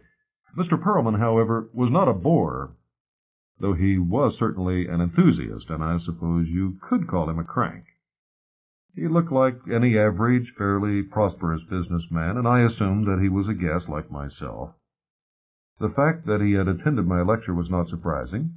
It had been a popular one, open to the public, and, of course, well advertised over press and radio. "Ever since I was a kid," said my uninvited companion, "Saturn has fascinated me. I know exactly when and how it all started. I must have been about 10 years old when I came across those wonderful paintings of Chesley Bonestell showing the planet as it would look from its 9 moons. I suppose you've seen them?" "Of course," I answered. "Though they're half a century old, no one's beaten them yet. We had a couple aboard the Endeavour pinned on the plotting table. I often used to look at the pictures and then compare them with the real thing." Then you know how I felt back in the 1950s. I used to sit for hours trying to grasp the fact that this incredible object with its silver ring spinning around it wasn't just some artist's dream, but actually existed, that it was a world, in fact, 10 times the size of Earth. At that time, I never imagined that I could see this wonderful thing for myself. I took it for granted that only the astronomers with their giant telescopes could ever look at such sights. But then, when I was about 15, I made another discovery, so exciting that I could hardly believe it. "And what was that?" I asked. By now, I had become reconciled to sharing breakfast. My companion seemed a harmless enough character, and there was something quite endearing about his obvious enthusiasm. "I found that any fool could make a high-powered astronomical telescope in his own kitchen for a few dollars and a couple of weeks' work. It was a revelation. Like thousands of other kids, I borrowed a copy of Ingalls' Amateur Telescope Making from the public library and went ahead. Tell me, have you ever built a telescope of your own?" "No, I'm an engineer, not an astronomer. I wouldn't know how to begin the job." "It's incredibly simple if you follow the rules. You start with 2 discs of glass, about 1 inch thick. I got mine for 50 cents from a ship chandler's. They were porthole glasses that were no use because they'd been chipped around the edges. Then you cement 1 disc to some flat, firm surface. I used an old barrel standing on end. Next, you have to buy several grades of emery powder, starting from coarse, gritty stuff and working down to the finest that's made. You lay a pinch of the coarsest powder between the 2 discs and start rubbing the upper one back and forth with regular strokes. As you do so, you slowly circle around the job. You see what happens? The upper disc gets hollowed out by the cutting action of the emery powder, and as you walk around it, it shapes itself into a concave spherical surface. From time to time, you have to change to a finer grade of powder and make some simple optical tests to check that your curve's right. Later still, you drop the emery and switch to rouge until at last you have a smooth, polished surface that you can hardly credit you've made yourself. There's only one more step, though, that's a little tricky. You still have to silver the mirror and turn it into a good reflector. This means getting some chemicals made up at the drugstore and doing exactly what the book says. I can still remember the kick I got when the silver film began to spread like magic across the face of my little mirror. It wasn't perfect, but it was good enough. I wouldn't have swapped it for anything on Mount Palomar. I fixed it at one end of a wooden plank. There was no need to bother about a telescope tube, though I put a couple of feet of cardboard round the mirror to cut out stray light. For an eyepiece, I used a small magnifying lens I picked up in a junk store for a few cents. Altogether, I don't suppose the telescope cost more than $5, though that was a lot of money to me when I was a kid. We were living then in a run-down hotel my family owned on 3rd Avenue. When I'd assembled the telescope, I went up on the roof and tried it out among the jungle of TV antennas that covered every building in those days. It took me a while to get the mirror and eyepiece lined up, but I hadn't made any mistakes, and the thing worked. As an optical instrument, it was probably lousy. After all, it was my first attempt, but it magnified at least 50 times, and I could hardly wait until nightfall to try it on the stars. I checked with the almanac and knew that Saturn was high in the east after sunset. As soon as it was dark, I was up on the roof again with my crazy contraption of wood and glass propped between 2 chimneys. It was late fall, but I never noticed the cold, for the sky was full of stars, and they were all mine. I took my time setting the focus as accurately as possible, using the first star that came into the field. Then I started hunting for Saturn, and soon discovered how hard it was to locate anything in a reflecting telescope that wasn't properly mounted. But presently the planet shot across the field of view. I nudged the instrument a few inches this way and that, and there it was.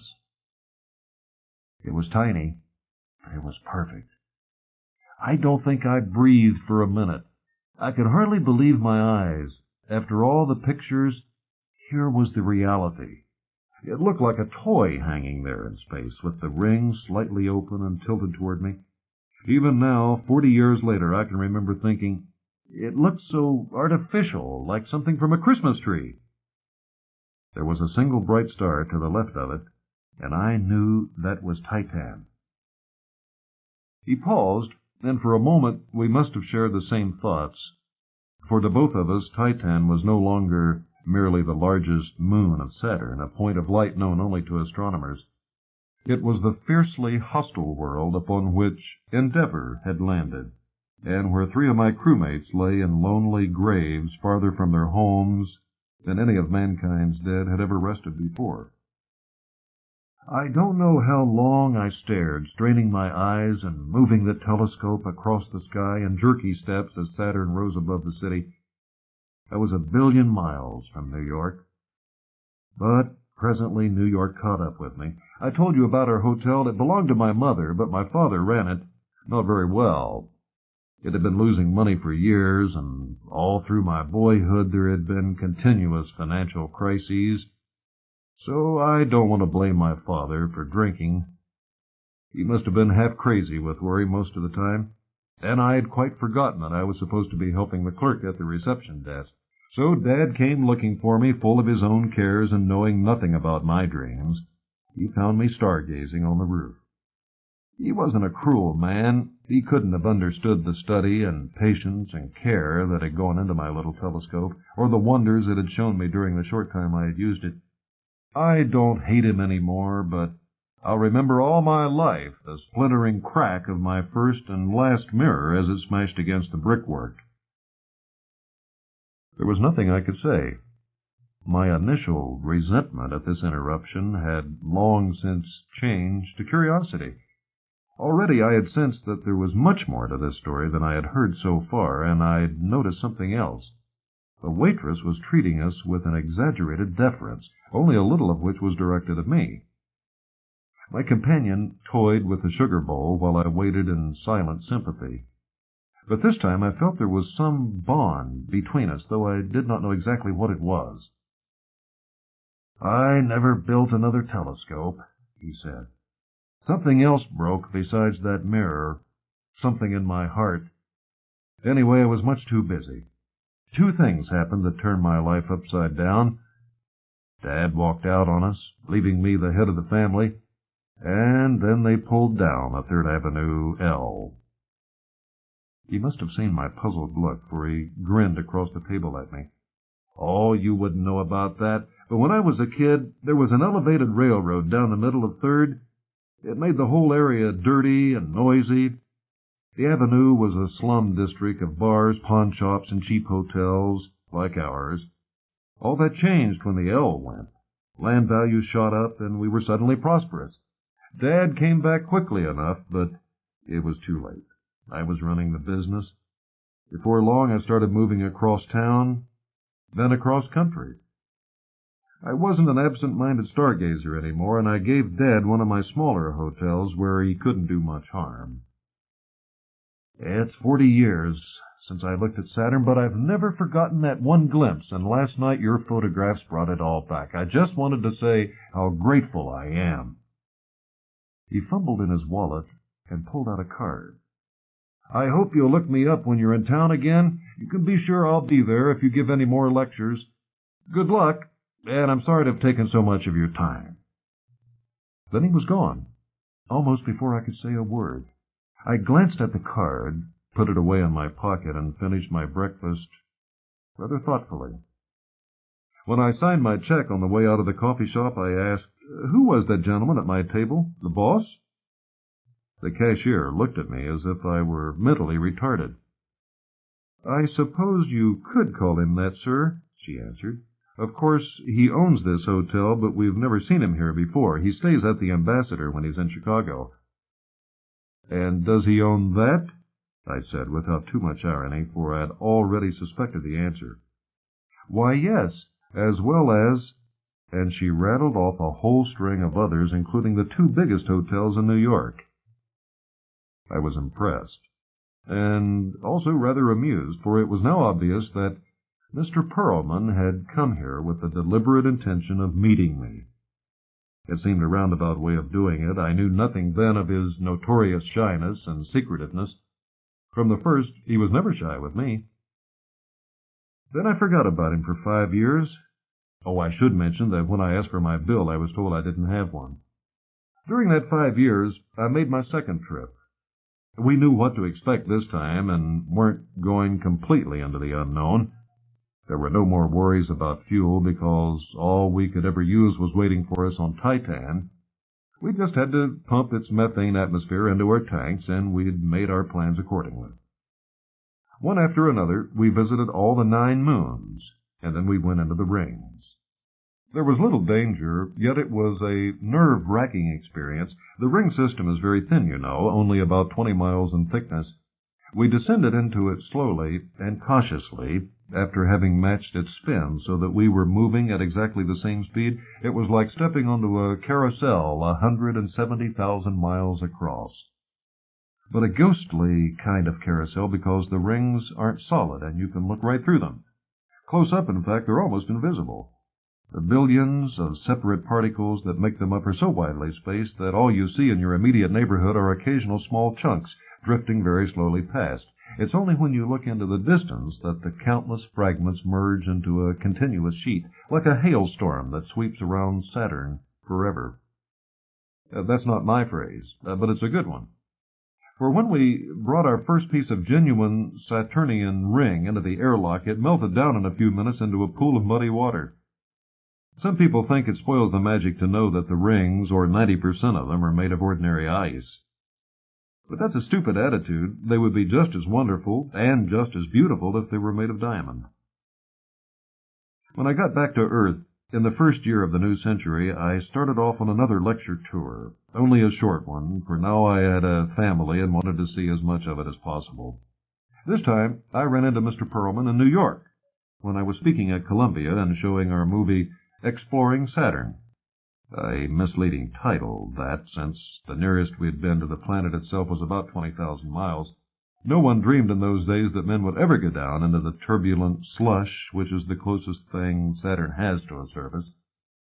Mr. Perlman was waiting for me after the lecture. I didn't recognize him, for I'd met about 1 million people since our last encounter. But when he gave his name, it all came back so clearly that I realized he must have made a deep impression on my mind. Somehow he got me away from the crowd, though he disliked meeting people in the mass, he had an extraordinary knack of dominating any group when he found it necessary, and then clearing out before his victims knew what had happened. Though I saw him in action scores of times, I never knew exactly how he did it.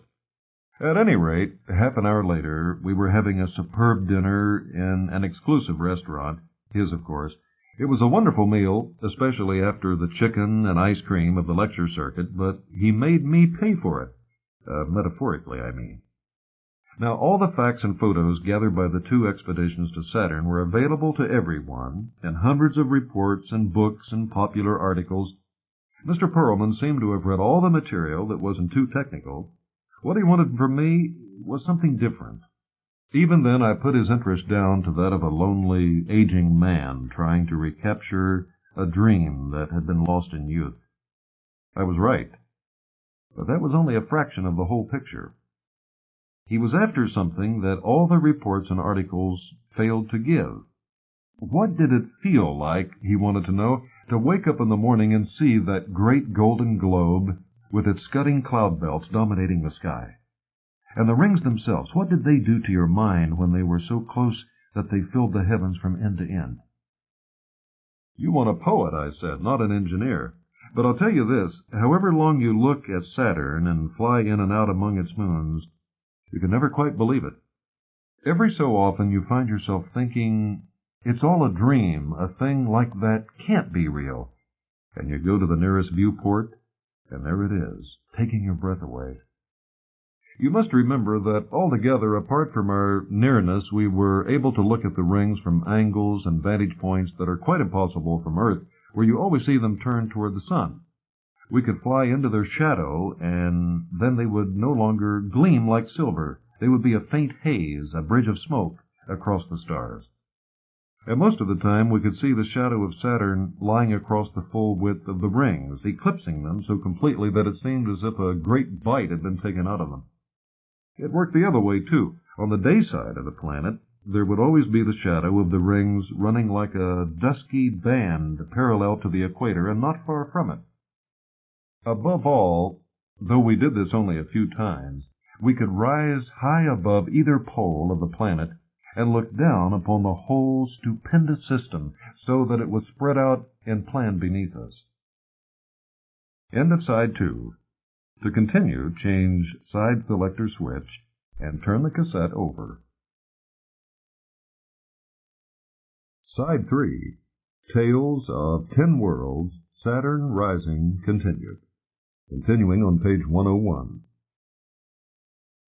Then we could see that instead of the 4 visible from Earth, there were at least a dozen separate rings merging one into the other. When we saw this, our skipper made a remark that I've never forgotten. This, he said, and there wasn't a trace of flippancy in the words, is where the angels have parked their halos. All this and a lot more I told Mr. Perlman in that little but oh-so-expensive restaurant just south of Central Park. When I'd finished, he seemed very pleased, though he was silent for several minutes. Then he said, about as casually as you might ask the time of the next train at your local station, "Which would be the best satellite for a tourist resort?" When the words got through to me, I had nearly choked on my 100-year-old brandy. Then I said, very patiently and politely, for after all I'd had a wonderful dinner, "Listen, Mr. Perlman, you know as well as I do that Saturn is nearly 1 billion miles from Earth. More than that, in fact, when we're on opposite sides of the sun. Someone worked out that our round-trip tickets averaged $7.5 million apiece. And believe me, there was no first-class accommodation on Endeavour 1 or 2. Anyway, no matter how much money he had, no one could book a passage to Saturn. Only scientists and space crews would be going there for as far ahead as anyone can imagine." I could see that my words had absolutely no effect. He merely smiled, as if he knew some secret hidden from me. "What you say is true enough now," he answered. "But I've studied history, and I understand people. That's my business. Let me remind you of a few facts. 2 or 3 centuries ago, almost all the world's great tourist centers and beauty spots were as far away from civilization as Saturn is today. What did all Napoleon, let's say, know about the Grand Canyon, Victoria Falls, Hawaii, Mount Everest? And look at the South Pole. It was reached for the first time when my father was a boy, but there's been a hotel there for the whole of your lifetime.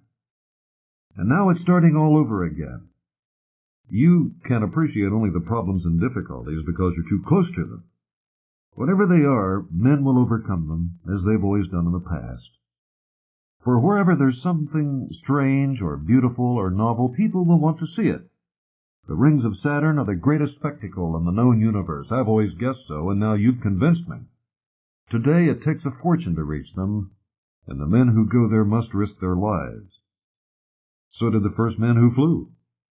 But now there are 1 million passengers in the air every second of the day and night. The same thing is going to happen in space. It won't happen in 10 years, maybe not in 20, but 25 is all it took, remember, before the first commercial flight started to the moon. I don't think it will be as long for Saturn. I won't be around to see it, but when it happens, I want people to remember me. So, where should we build? I still thought he was crazy, but at last I was beginning to understand what made him tick. And there was no harm in humoring him, so I gave the matter careful thought. Mimas is too close, I said, and so are Enceladus and Tethys. I don't mind telling you those names were tough after all that brandy. Saturn just fills the sky, and you think it's falling on top of you. Besides, they aren't solid enough. They're nothing but overgrown snowballs. Dione and Rhea are better. You get a magnificent view from both of them. But all these inner moons are so tiny. Even Rhea is only 800 miles across, and the others are much smaller. I don't think there's any real argument. It will have to be Titan. That's a man-sized satellite. It's a lot bigger than our moon and very nearly as large as Mars. There's a reasonable gravity, too, about 1/5 of Earth's, so your guests won't be floating all over the place. And it will always be a major refueling point because of its methane atmosphere, which should be an important factor in your calculations. Every ship that goes out to Saturn will touch down there. And the outer moons? Oh, Hyperion, Japetus, and Phoebe are much too far away. You have to look hard to see the rings at all from Phoebe. Forget about them. Stick to good old Titan, even if the temperature is 200 below zero and ammonia snow isn't the sort of stuff you'd want to ski on. He listened to me very carefully, and if he thought I was making fun of his impractical, unscientific notions, he gave no sign of it. We parted soon afterward. I don't remember anything more of that dinner. And then it must have been 15 years before we met again. He had no further use for me in all that time. But when he wanted me, he called. I see now what he had been waiting for. His vision had been clearer than mine. He couldn't have guessed, of course, that the rocket would go the way of the steam engine within less than a century. But he knew something better would come along, and I think he financed Saunderson's early work on the paragravity drive. But it was not until they started building fusion plants that could warm up 100 square miles of a world as cold as Pluto that he got in contact with me again. He was a very old man, and dying. They told me how rich he was, and I could hardly believe it. Not until he showed me the elaborate plans and the beautiful models his experts had prepared with such remarkable lack of publicity. He sat in his wheelchair like a wrinkled mummy, watching my face as I studied the models and blueprints. Then he said, "Captain, I have a job for you." So here I am. It's just like running a spaceship, of course. Many of the technical problems are identical. And by this time, I'd be too old to command a ship, so I'm very grateful to Mr. Perlman. There goes the gong. If the ladies are ready, I suggest we walk down to dinner through the observation lounge. Even after all these years, I still like to watch Saturn rising, and tonight it's almost full. Let there be light. The conversation had come around to death rays again, and some carping critic was poking fun at the old science fiction magazines whose covers so often displayed multicolored beams creating havoc in all directions. "Such an elementary scientific blunder," he snorted. All the visible radiations are harmless. We wouldn't be alive if they weren't. So anybody should have known that the green rays and purple rays and Scott's tartan rays were a lot of nonsense. You might even make a rule, if you could see a ray, it couldn't hurt you. An interesting theory, said Harry Purvis, but not in accordance with the facts. The only death ray that I personally have ever come across was perfectly visible. Indeed? What color was it?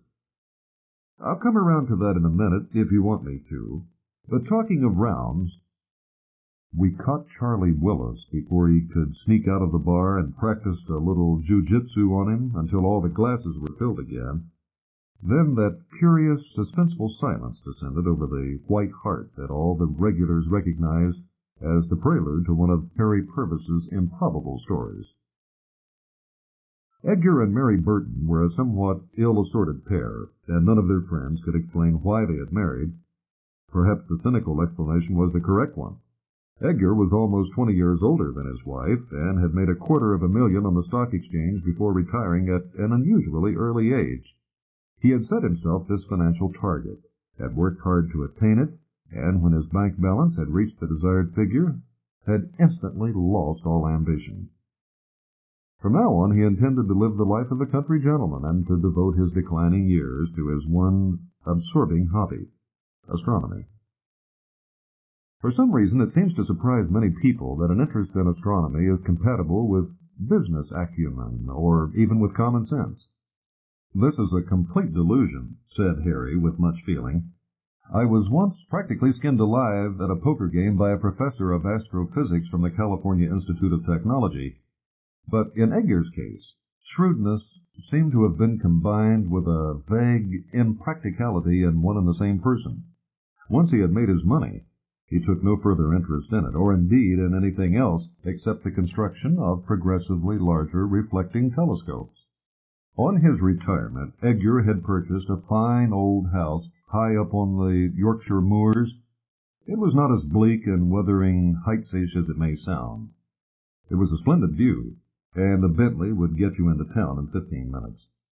Even so, the change did not altogether suit Mary, and it is hard not to feel rather sorry for her.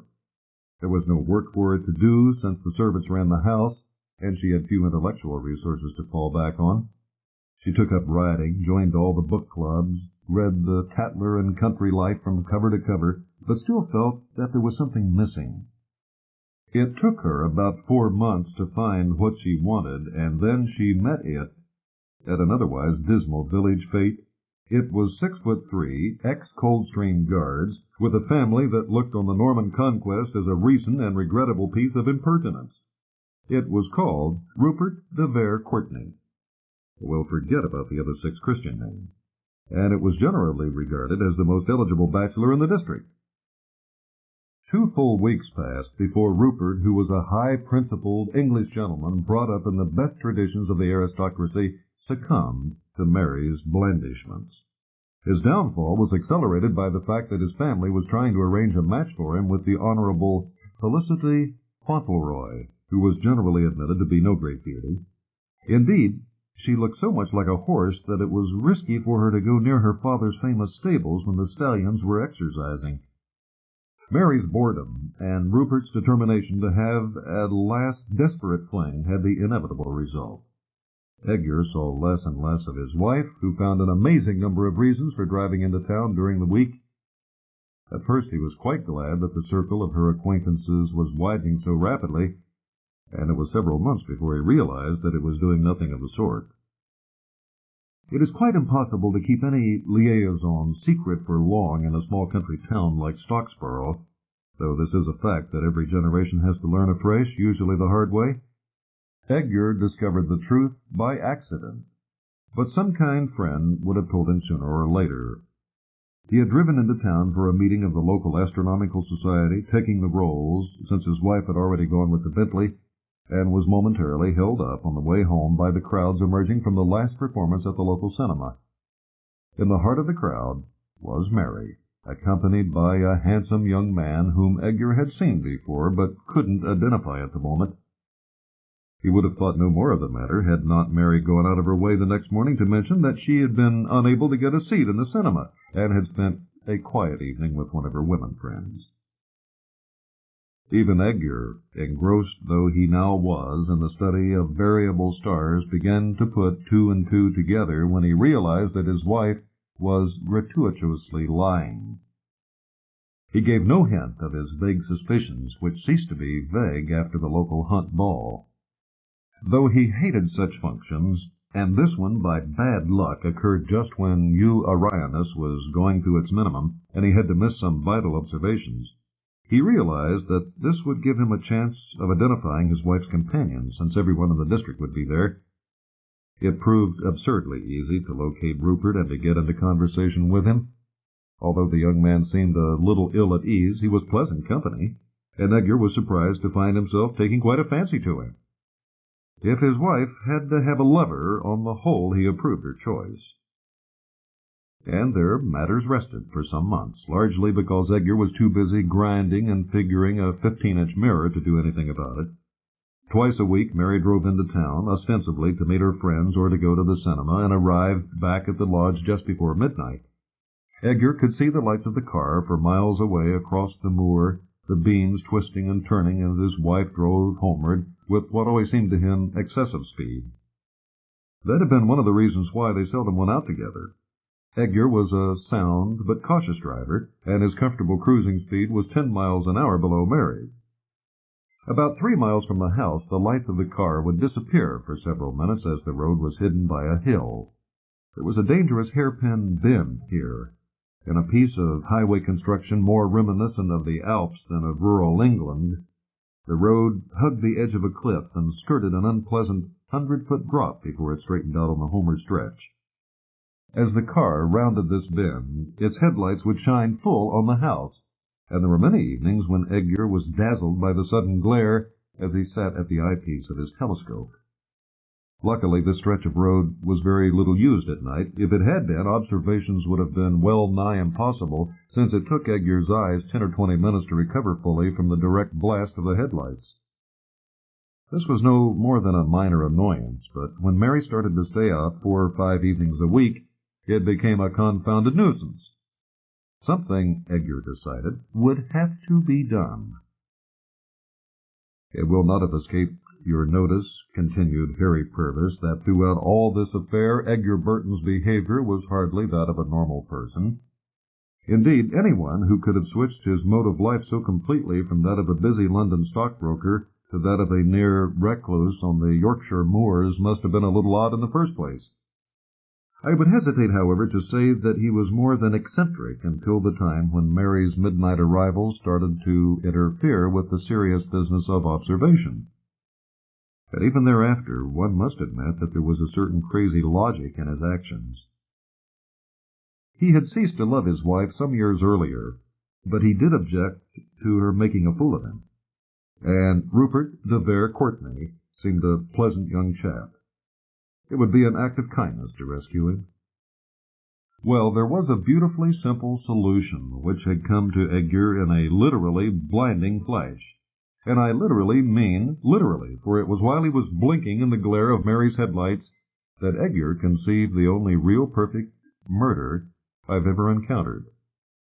It is strange how apparently irrelevant factors can determine a man's life. Though I hate to say anything against the oldest and noblest of the sciences, it cannot be denied that if Edgar had never become an astronomer, he would never have become a murderer. For his hobby provided part of the motive and a good deal of the means. He could have made the mirror he needed.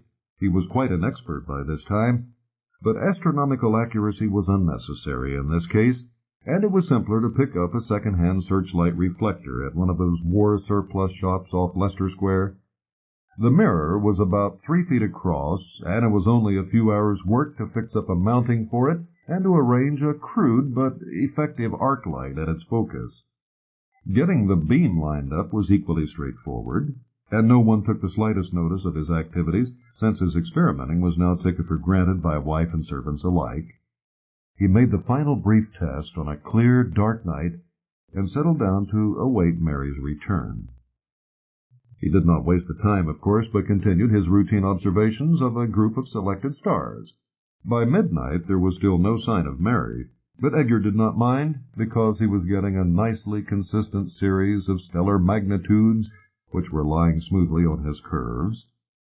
Everything was going well, though he did not stop to wonder just why Mary was so unusually late. At last he saw the headlights of the car flickering on the horizon, and rather reluctantly broke off his observations. When the car had disappeared behind the hill, he was waiting with his hand on the switch. His timing was perfect. The instant the car came around the curve and the headlight shone on him, he closed the arc. Meeting another car at night can be unpleasant enough, even when you're prepared for it and are driving on a straight road.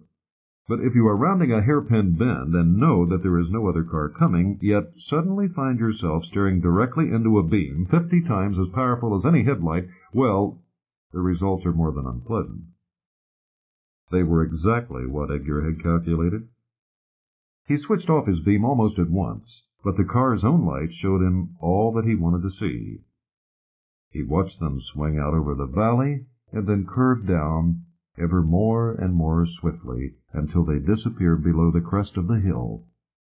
A red glow flared for a few seconds, but the explosion was barely audible, which was just as well, since Edgar did not want to disturb the servants. He dismantled his little searchlight and returned to the telescope. He had not quite completed his observations. Then, satisfied that he had done a good night's work, he went to bed. His sleep was sound, but short, for about an hour later the telephone started to ring. No doubt someone had found the wreckage, but Edgar wished they could have left it until morning, for an astronomer needed all the sleep he could get. With some irritation, he picked up the phone, and it was several seconds before he realized that his wife was at the other end of the line. She was calling from Courtney Place and wanted to know what had happened to Rupert. It seemed that they had decided to make a clean breast of the whole affair, and Rupert, not unfortified by strong liquor, had agreed to be a man and break the news to Edgar. He was going to call back as soon as he had done this and tell Mary how her husband had received it. She had waited with mounting impatience and alarm as long as she could, until at last anxiety had got the better of discretion. I need hardly say that the shock to Edgar's already somewhat unbalanced nervous system was considerable. After Mary had been talking to her husband for several minutes, she realized that he had gone completely round the bend. It was not until the next morning that she discovered that this was precisely what Rupert had failed to do, unfortunately for him. In the long run, I think Mary came out of it rather well. Rupert wasn't really very bright, and it would never have been a satisfactory match. As it was, when Edgar was duly certified, Mary received power of attorney for the estate and promptly moved to Dartmouth, where she took a charming flat near the Royal Naval College and seldom had to drive the new Bentley for herself. But all that is, by the way, concluded Harry, and before some of you skeptics ask me how I know all this, I got it from the dealer who purchased Edgar's telescopes when they locked him up. It's a sad fact that no one would believe his confession. The general opinion was that Rupert had had too much to drink and had been driving too fast on a dangerous road. That may be true, but I prefer to think it isn't. After all, that is such a humdrum way to die. To be killed by a death ray would be a fate much more fitting for a de Vere Courtney, and in the circumstances I don't see how anyone can deny that it was a death ray that Edgar had used. It was a ray, and it killed someone. What more do you want? Death and the Senator. Washington had never looked lovelier in the spring, and this was the last spring, thought Senator Steelman bleakly, that he would ever see. Even now, despite all that Dr. Jordan had told him, he could not fully accept the truth. In the past, there had always been a way of escape. No defeat had been final. When men had betrayed him, he had discarded them, even ruined them as a warning to others. But now the betrayal was within himself. Already, it seemed, he could feel the labored beating of the heart that would soon be stilled. No point in planning now for the presidential election of 1976. He might not even live to see the nominations. It was an end of dreams and ambition, and he could not console himself with the knowledge that for all men these must end some day. For him it was too soon. He thought of Cecil Rhodes, who had always been one of his heroes, crying, "So much to do, so little time to do it in," as he died before his 50th birthday. He was already older than Rhodes, and had done far less. The car was taking him away from the capital. There was symbolism in that, and he tried not to dwell upon it. Now he was abreast of the new Smithsonian, that vast complex of museums he had never had time to visit, though he had watched it spread along the Mall throughout the years he had been in Washington. How much he had missed, he told himself bitterly, in his relentless pursuit of power. The whole universe of art and culture had remained almost closed to him, and that was only part of the price that he had paid. He had become a stranger to his family and to those who were once his friends. Love had been sacrificed on the altar of ambition, and the sacrifice had been in vain. Was there anyone in all the world who would weep at his departure? Yes, there was. The feeling of utter desolation relaxed its grip upon his soul. As he reached for the phone, he felt ashamed that he had to call the office to get this number, when his mind was cluttered with memories of so many less important things. There was the White House, almost dazzling in the spring sunshine. For the first time in his life he did not give it a second glance. Already it belonged to another world, a world that would never concern him again. The car circuit had no vision, but he did not need it to sense Irene's mild surprise and her still milder pleasure. "Hello, Renee. How are you all?" "Fine, Dad. When are we going to see you?" It was the polite formula his daughter always used on the rare occasions when he called, and invariably, except at Christmas or birthdays, his answer was a vague promise to drop around at some indefinite future date. "I was wondering," he said slowly, almost apologetically, "if I could borrow the children for an afternoon. It's a long time since I've taken them out, and I felt like getting away from the office." "But of course," Irene answered, her voice warming with pleasure. "You'll love it. When would you like them?" "Tomorrow would be fine. I could call around 12 and take them to the zoo or the Smithsonian or anywhere else they felt like visiting." Now she was really startled, for she knew well enough that he was one of the busiest men in Washington, with a schedule planned weeks in advance. She would be wondering what had happened. He hoped she would not guess the truth. No reason why she should, for not even his secretary knew of the stabbing pains that had driven him to seek this long-overdue medical checkup. "That would be wonderful. They were talking about you only yesterday, asking when they'd see you again." His eyes misted, and he was glad that Renee could not see him. "I'll be there at noon," he said hastily, trying to keep the emotion out of his voice. "My love to you all." He switched off before she could answer, and relaxed against the upholstery with a sigh of relief. Almost upon impulse, without conscious planning, he had taken the first step in the reshaping of his life. Though his own children were lost to him, a bridge across the generations remained intact. If he did nothing else, he must guard and strengthen it in the months that were left. Taking two lively and inquisitive children to the Natural History Building was not what the doctor would have ordered, but it was what he wanted to do. Joey and Susan had grown so much since their last meeting, and it required both physical and mental alertness to keep up with him. No sooner had they entered the rotunda than they broke away from him and scampered toward the enormous elephant dominating the marble hall. "What's that?" cried Joey. "It's an elephant, stupid," answered Susan, with all the crushing superiority of her 7 years. "I know it's an epaulant," retorted Joey, "but what's its name?" Senator Steelman scanned the label, but found no assistance there.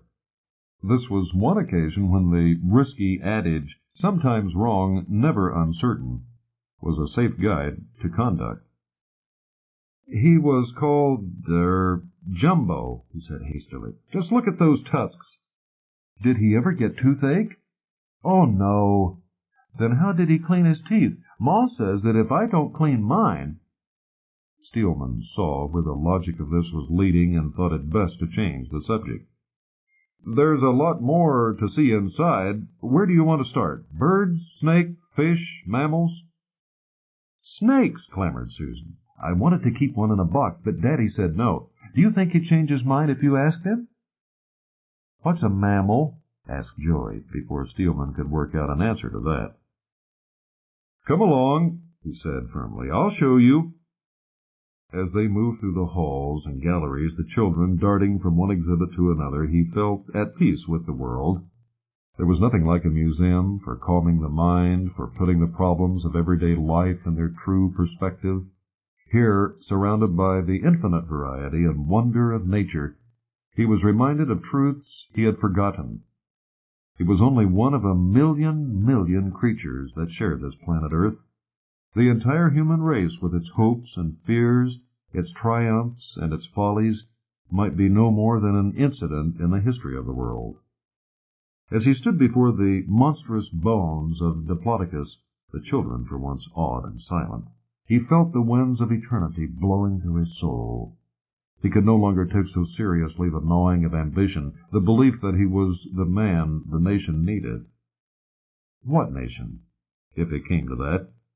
A mere 2 centuries ago this summer the Declaration of Independence had been signed, but this old American had laid in the Utah rocks for 100 million years.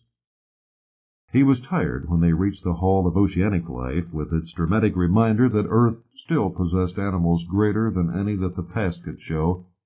The 90-foot blue whale plunging into the ocean and all the other swift hunters of the sea brought back memories of hours he had once spent on a tiny glistening deck with a white sail billowing above him. That was another time when he had known contentment, listening to the swish of water past the prow and the sighing of the wind through the rigging. He had not sailed for 30 years. This was another of the world's pleasures he had put aside. "I don't like fish," complained Susan. "When do we get to the snakes?" "Presently," he said. "But what's the hurry? There's plenty of time." The words slipped out before he realized it. He checked his step while the children ran on ahead. Then he smiled, without bitterness. For in a sense it was true enough. There was plenty of time. Each day, each hour, could be a universe of experience if one used it properly. In the last weeks of his life, he would begin to live. As yet, no one at the office suspected anything. Even his outing with the children had not caused much surprise. He had done such things before, suddenly canceling his appointments and leaving his staff to pick up the pieces. The pattern of his behavior had not yet changed, but in a few days it would be obvious to all his associates that something had happened. He owed it to them, and to the party, to break the news as soon as possible. There were, however, many personal decisions he had to make first, which he wished to settle in his own mind before he began the vast unwinding of his affairs. There was another reason for his hesitancy. During his career he had seldom lost a fight, and in the cut and thrust of political life he had given quarter to none. Now, facing his ultimate defeat, he dreaded the sympathy and the condolences that his many enemies would hasten to shower upon him. The attitude, he knew, was a foolish one, a remnant of his stubborn pride, which was too much a part of his personality to vanish even under the shadow of death. He carried his secret from committee room to White House to Capitol and through all the labyrinths of Washington society for more than 2 weeks. It was the finest performance of his career, but there was no one to appreciate it. At the end of that time, he had completed his plan of action. It remained only to dispatch a few letters he had written in his own hand and to call his wife. The office located her, not without difficulty, in Rome. She was still beautiful, he thought, as her features swam onto the screen. She would have made a fine First Lady, and that would have been some compensation for the lost years. As far as he knew, she had looked forward to the prospect, but had he ever really understood what she wanted? "Hello, Martin," she said. "I was expecting to hear from you. I suppose you want me to come back." "Are you willing to?" he asked quietly. The gentleness of his voice obviously surprised her. "I'd be a fool to say no, wouldn't I? But if they don't elect you, I want to go my own way again. You must agree to that." "They won't elect me. They won't even nominate me. You're the first to know this, Diana. In 6 months, I shall be dead." The directness was brutal, but it had a purpose. That fraction of a second delay while the radio waves flashed up to the communication satellite and back again to Earth had never seemed so long. For once he had broken through the beautiful mask. Her eyes widened with disbelief. Her hand flew to her lips. "You're joking." "About this? It's true enough. My heart's worn out, Dr. Jordan told me a couple of weeks ago. It's my own fault, of course, but let's not go into that." "So that's why you've been taking out the children. I wondered what had happened." He might have guessed that Irene would have talked with her mother. It was a sad reflection on Martin Steelman, if so commonplace a fact as showing an interest in his grandchildren could cause curiosity. "Yes," he admitted frankly, "I'm afraid I left it a little late. Now I'm trying to make up for lost time. Nothing else seems very important." In silence they looked into each other's eyes across the curve of the earth and across the empty desert of the dividing years. Then Diana answered, a little unsteadily, "I'll start packing right away." Now that the news was out, he felt a great sense of relief. Even the sympathy of his enemies was not as hard to accept as he had feared. For overnight, indeed, he had no enemies. Men who had not spoken to him in years, except with invective, sent messages whose sincerity could not be doubted. Ancient quarrels evaporated or turned out to be founded on misunderstandings. It was a pity that one had to die to learn these things. He also learned that for a man of affairs, dying was a full-time job. There were successors to appoint, legal and financial mazes to untangle, committee and state business to wind up. The work of an energetic lifetime could not be terminated suddenly as one switches off an electric light. It was astonishing how many responsibilities he had acquired, and how difficult it was to divest himself of them. He had never found it easy to delegate power. A fatal flaw, many critics had said, in a man who hoped to be chief executive. But now he must do so before it slipped forever from his hands. It was as if a great clock was running down and there was no one to rewind it. As he gave away his books, read and destroyed old letters, closed useless accounts and files, dictated final instructions, and wrote farewell notes, he sometimes felt a sense of complete unreality. There was no pain. He could never have guessed that he did not have years of active life ahead of him. Only a few lines on a cardiogram lay like a roadblock across his future, or like a curse written in some strange language the doctors alone could read. Almost every day now, Diana, Irene, or her husband brought the children to see him. In the past he had never felt at ease with Bill, but that, he knew, had been his own fault. You could not expect a son-in-law to replace a son, and it was unfair to blame Bill because he had not been cast in the image of Martin Steelman, Jr. Bill was a person in his own right. He had looked after Irene, made her happy, and fathered her children. That he lacked ambition was a flaw, if flaw indeed it was, that the senator could at last forgive. He could even think without pain or bitterness of his own son who had traveled this road before him and now lay one cross among many in the United Nations Cemetery at Cape Town. He had never visited Martin's grave. In the days when he had the time, white men were not popular in what was left of South Africa. Now he could go if he wished, but he was uncertain if it would be fair to harrow Diana with such a mission. His own memories would not trouble him much longer, but she would be left with hers. Yet he would like to go, and felt it was his duty. Moreover, it would be a last treat for the children. To them it would be only a holiday in a strange land, without any tinge of sorrow for an uncle they had never known. He had started to make the arrangements when, for the second time within a month, his whole world was turned upside down. Even now, a dozen or more visitors would be waiting for him each morning when he arrived at his office. Not as many as in the old days, but still a sizable crowd.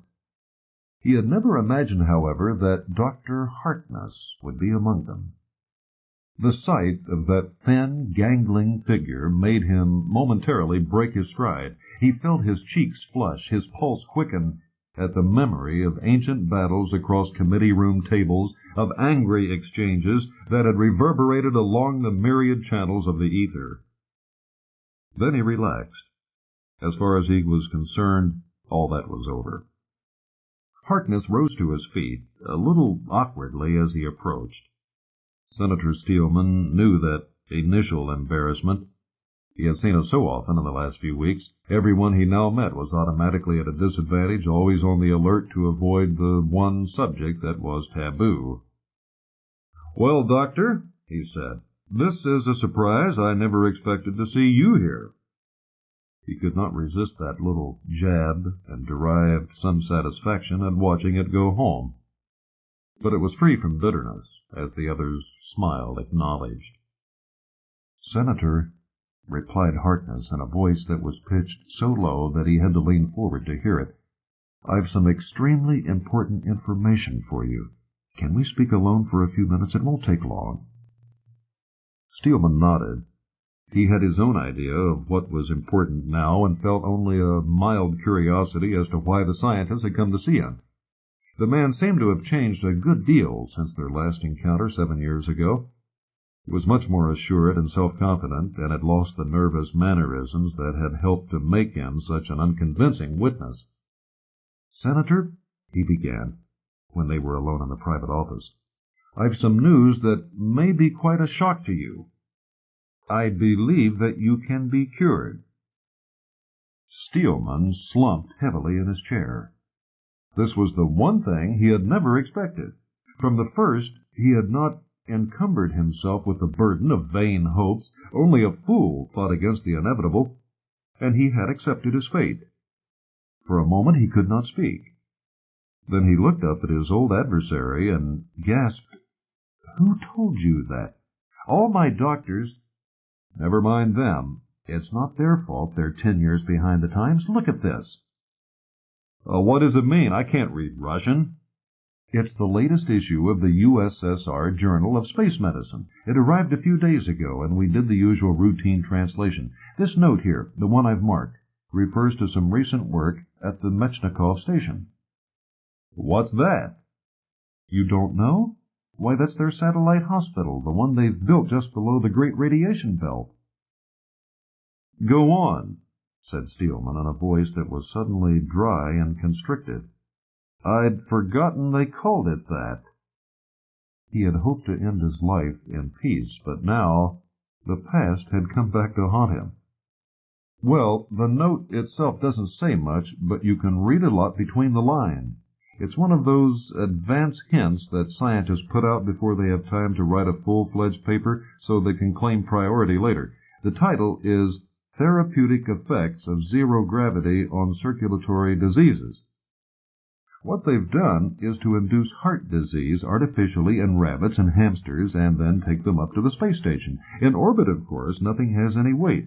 The heart and muscles have practically no work to do. And the result is exactly what I tried to tell you years ago. Even extreme cases can be arrested, and many can be cured." The tiny paneled office that had been the center of his world, the scene of so many conferences, the birthplace of so many plans, became suddenly unreal. Memory was much more vivid. He was back again at those hearings in the fall of 1969, when the National Aeronautics and Space Administration's first decade of activity had been under review and frequently under fire. He had never been chairman of the Senate Committee on Astronautics, but he had been its most vocal and effective member. It was here that he had made his reputation as a guardian of the public purse, as a hard-headed man who could not be bamboozled by utopian scientific dreamers. He had done a good job. From that moment, he had never been far from the headline. It was not that he had any particular feeling for space and science, but he knew a live issue when he saw one. Like a tape recorder unrolling in his mind, it all came back. Dr. Harkness, you are Technical Director of the National Aeronautics and Space Administration? That is correct. I have here the figures for NASA's expenditure over the period 1959-69. They are quite impressive. At the moment, the total is $82,547,450,000, and the estimate for fiscal 69-70 is well over $10 billion. Perhaps you could give us some indication of the return we can expect from all this?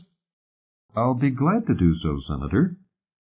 That was how it had started, on a firm but not unfriendly note. The hostility had crept in later. That it was unjustified, he had known at the time. Any big organization had weaknesses and failures, and one which literally aimed at the stars could never hope for more than partial success. From the beginning, it had been realized that the conquest of space would be at least as costly in lives and treasure as the conquest of the air. In 10 years, almost 100 men had died, on Earth, in space, and upon the barren surface of the moon. Now that the urgency of the early 60s was over, the public was asking, why? Steelman was shrewd enough to see himself as mouthpiece for those questioning voices. His performance had been cold and calculated. It was convenient to have a scapegoat, and Dr. Harkness was unlucky enough to be cast for the role. Yes, Doctor, I understand all the benefits we've received from space research in the way of improved communications and weather forecasting, and I'm sure everyone appreciates them. But almost all this work has been done with automatic unmanned vehicles. What I'm worried about, what many people are worried about, is the mounting expense of the man in space program and its very marginal utility. Since the original Dinosaur and Apollo projects almost a decade ago, we've shot billions of dollars into space. And with what result? So that a mere handful of men can spend a few uncomfortable hours outside the atmosphere, achieving nothing that television cameras and automatic equipment couldn't do much better and cheaper. And the lives that have been lost. None of us will forget those screams we heard coming over the radio when the X-21 burned up on re-entry. What right have we to send men to such deaths?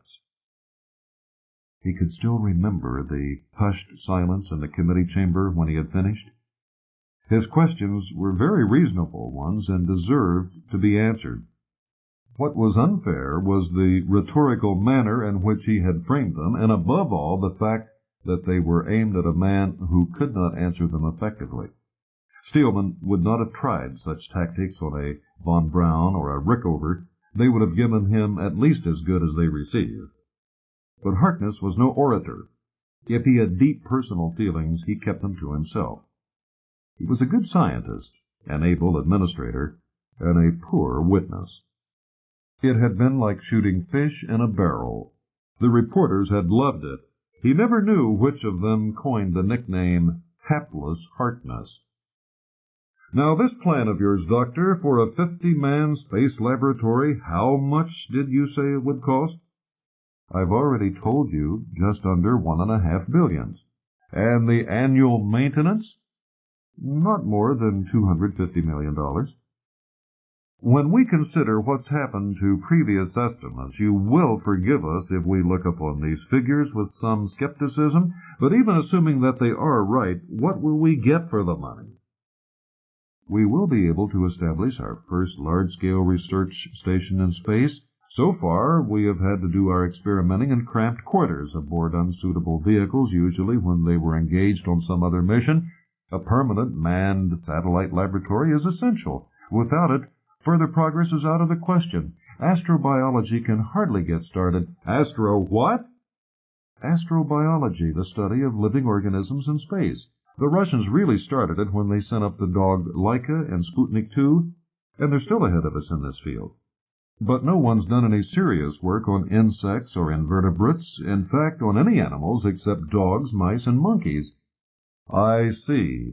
Would I be correct in saying that you would like funds for building a zoo in space? The laughter in the committee room had helped to kill the project, and it had helped, Senator Steelman now realized, to kill him. He had only himself to blame, for Dr. Harkness had tried, in his ineffectual way, to outline the benefits that a space laboratory might bring. He had particularly stressed the medical aspects, promising nothing but pointing out the possibilities. Surgeons, he had suggested, would be able to develop new techniques in an environment where the organs had no weight. Men might live longer, freed from the wear and tear of gravity, for the strain on heart and muscles would be enormously reduced. Yes, he had mentioned the heart, but that had been of no interest to Senator Steelman, healthy and ambitious and anxious to make good copy. "Why have you come to tell me this?" he said dully. "Couldn't you let me die in peace?" "That's the point," said Harkness impatiently. "There's no need to give up hope." "Because the Russians have cured some hamsters and rabbits?" "They've done much more than that. The paper I showed you only quoted the preliminary results. It's already a year out of date. They don't want to raise false hopes, so they are keeping as quiet as possible." "How do you know this?" Harkness looked surprised. "Why, I called Professor Stanyukovich, my opposite number. It turned out that he was up on the Mechnikov station, which proves how important they consider this work. He's an old friend of mine, and I took the liberty of mentioning your case." The dawn of hope, after its long absence, can be as painful as its departure. Steelman found it hard to breathe, and for a dreadful moment he wondered if the final attack had come. But it was only excitement. The constriction in his chest relaxed, the ringing in his ears faded away, and he heard Dr. Harkness' voice saying, "He wanted to know if you could come to Astrograd right away, so I said I'd ask you. If you can make it, there's a flight from New York at 10:30 tomorrow morning." Tomorrow he had promised to take the children to the zoo. It would be the first time he had let them down. The thought gave him a sharp stab of guilt, and it required almost an effort of will to answer, "I can make it." He saw nothing of Moscow during the few minutes that the big intercontinental ramjet fell down from the stratosphere. The view screens were switched off during the descent, for the sight of the ground coming up as the ship fell vertically on its sustaining jets was highly disconcerting to passengers. At Moscow, he changed to a comfortable but old-fashioned turboprop, and as he flew eastward into the night, he had his first real opportunity for reflection. It was a very strange question to ask himself, but was he altogether glad that the future was no longer wholly certain? His life, which a few hours ago had seemed so simple, had suddenly become complex again, as it opened out once more into possibilities he had learned to put aside. Dr. Johnson had been right when he said that nothing settles a man's mind more wonderfully than the knowledge that he will be hanged in the morning. For the converse was certainly true. Nothing unsettled it so much as the thought of a reprieve. He was asleep when they touched down at Astrograd, the space capital of the USSR. When the gentle impact of the landing shook him awake, for a moment he could not imagine where he was. Had he dreamed that he was flying halfway around the world in search of life? No, it was not a dream, but it might well be a wild goose chase. 12 hours later, he was still waiting for the answer. The last instrument reading had been taken. The spots of light on the cardiograph display had ceased their fateful dance. The familiar routine of the medical examination and the gentle, competent voices of the doctors and nurses had done much to relax his mind, and it was very restful in the softly lit reception room where the specialist had asked him to wait while they conferred together. Only the Russian magazines and a few portraits of somewhat hirsute pioneers of Soviet medicine reminded him that he was no longer in his own country. He was not the only patient. About a dozen men and women of all ages were sitting around the wall, reading magazines and trying to appear at ease. There was no conversation, no attempt to catch anyone's eye. Every soul in this room was in his private limbo, suspended between life and death. Though they were linked together by a common misfortune, the link did not extend to communication. Each seemed as cut off from the rest of the human race as if he was already speeding through the cosmic gulfs where lay his only hope. But in the far corner of the room, there was an exception.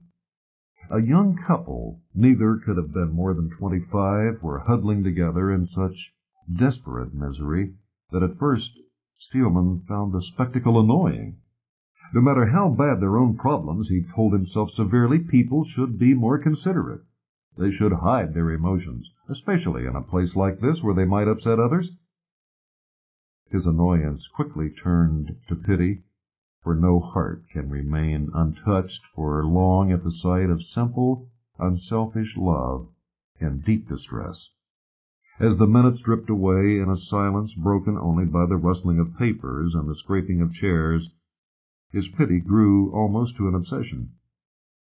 What was their story, he wondered. The boy had sensitive, intelligent features. He might have been an artist, a scientist, a musician. There was no way of telling. The girl was pregnant. She had one of those homely peasant faces so common among Russian women. She was far from beautiful, but sorrow and love had given her features a luminous sweetness. Steelman found it hard to take his eyes from her, for somehow, though there was not the slightest physical resemblance, she reminded him of Diana. 30 years ago, as they had walked from the church together, he had seen that same glow in the eyes of his wife. He had almost forgotten it. Was the fault his or hers that it had faded so soon? Without any warning, his chair vibrated beneath him. A swift, sudden tremor had swept through the building as if a giant hammer had smashed against the ground many miles away. An earthquake? Steelman wondered. Then he remembered where he was and started counting seconds. He gave up when he reached 60. Presumably the soundproofing was so good that the slower, airborne noise had not reached him, and only the shock wave through the ground recorded the fact that 1,000 tons had just leapt into the sky. Another minute passed before he heard, distant but clear, a sound as of a thunderstorm raging below the edge of the world. It was even more miles away than he had dreamed. What the noise must be like at the launching site was beyond imagination. Yet that thunder would not trouble him, he knew, when he also rose into the sky. The speeding rocket would leave it far behind, nor would the thrust of acceleration be able to touch his body as it rested in its bath of warm water, more comfortable even than this deeply padded chair. That distant rumble was still rolling back from the edge of space when the door of the waiting room opened and the nurse beckoned to him. Though he felt many eyes following him, he did not look back as he walked out to receive his sentence. The news services tried to get in contact with him all the way back from Moscow, but he refused to accept the calls. "Say I'm sleeping and mustn't be disturbed," he told the stewardess.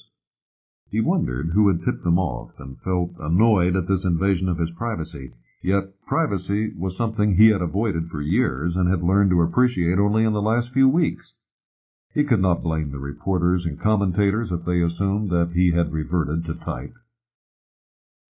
They were waiting for him when the ramjet touched down at Washington. He knew most of them by name, and some were old friends, genuinely glad to hear the news that had raced ahead of him. "What does it feel like, Senator," said Macaulay of the Times, "to know you're back in harness? I take it that it's true. The Russians can cure you?" "They think they can," he answered cautiously. "This is a new field of medicine, and no one can promise anything." "When do you leave for space?" "Within the week, as soon as I've settled some affairs here." "And when will you be back, if it works?" "That's hard to say. Even if everything goes smoothly, I'll be up there at least 6 months. Involuntarily, he glanced at the sky. At dawn or sunset, even during the daytime, if one knew where to look, the Metchnikov station was a spectacular sight, more brilliant than any of the stars. But there were now so many satellites of which this was true that only an expert could tell one from another. 6 months, said a newsman thoughtfully. That means you'll be out of the picture for 76. "But nicely in it for 1980, said another. "And 1984, added a third. There was a general laugh. People were already making jokes about 1984, which once seemed so far in the future, but would soon be a date no different from any other. It was hoped. The ears and the microphones were waiting for his reply. As he stood at the foot of the ramp, once more the focus of attention and curiosity, he felt the old excitement stirring in his veins. What a comeback it would be to return from space a new man! It would give him a glamour that no other candidate could match. There was something Olympian, almost godlike about the prospect. Already he found himself trying to work it into his election slogans. "Give me time to make my plans," he said. "It's going to take me a while to get used to this, but I promise you a statement before I leave Earth." Before I leave Earth. Now there was a fine dramatic phrase. He was still savoring its rhythm with his mind when he saw Diana coming toward him from the airport buildings. Already she had changed, as he himself was changing. In her eyes was a wariness and reserve that had not been there 2 days ago. It said, as clearly as any words, "Is it going to happen all over again?" Though the day was warm, he felt suddenly cold, as if he had caught a chill on those far Siberian plains. But Joey and Susan were unchanged as they ran to greet him. He caught them up in his arms and buried his face in their hair so that the cameras would not see the tears that had started from his eyes. As they clung to him, in the innocent, unself-conscious love of childhood, he knew what his choice would have to be. They alone had known him when he was free from the itch for power. That was the way they must remember him, if they remembered him at all. "Your conference call, Mr. Steelman," said his secretary. "I'm routing it onto your private screen." He swiveled around in his chair and faced the gray panel on the wall. As he did so, it split into 2 vertical sections. On the right half was a view of an office much like his own and only a few miles away, but on the left, Professor Stanjukovich, lightly dressed in shorts and singlet, was floating in mid-air a good foot above his seat. He grabbed it when he saw that he had company, pulled himself down, and fastened a web belt around his waist.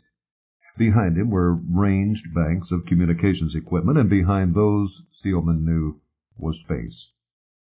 Dr. Harkness spoke first from the right-hand screen. "We were expecting to hear from you, Senator. Professor Stanjukovich tells me that everything is ready." "The next supply ship," said the Russian, "comes up in 2 days. It will be taking me back to Earth, but I hope to see you before I leave the station." His voice was curiously high-pitched, owing to the thin oxyhelium atmosphere he was breathing. Apart from that, there was no sense of distance, no background of interference. Though Stanjukovich was thousands of miles away and racing through space at 4 miles a second, he might have been in the same office. Steelman could even hear the faint whirring of electric motors from the equipment racks behind him. "Professor," answered Steelman, "there are a few things I'd like to ask before I go." "Certainly." Now he could tell that Stanjukovich was a long way off. There was an appreciable time lag before his reply arrived. The station must be above the far side of the Earth. "When I was at Astrograd, I noticed many other patients at the clinic. I was wondering, on what basis do you select those for treatment?" This time the pause was much greater than the delay due to the sluggish speed of radio waves. Then Stanjukovich answered, "Why, those with the best chance of responding." "But your accommodation must be very limited. You must have many other candidates besides myself." "I don't quite see the point," interrupted Dr. Harkness a little too anxiously. Steelman swung his eyes to the right-hand screen. It was quite difficult to recognize in the man staring back at him the witness who had squirmed beneath his needling only a few years ago. That experience had tempered Harkness, had given him his baptism in the art of politics. Steelman had taught him much, and he had applied his hard-won knowledge. His motives had been obvious from the first. Harkness would have been less than human if he did not relish this sweetest of revenges, this triumphant vindication of his faith. And as Space Administration Director, he was well aware that half his budget battles would be over when all the world knew that a potential President of the United States was in a Russian space hospital because his own country did not possess one. "Dr. Harkness," said Steelman gently, "this is my affair. I'm still waiting for your answer, Professor." Despite the issues involved, he was quite enjoying this. The two scientists, of course, were playing for identical stakes.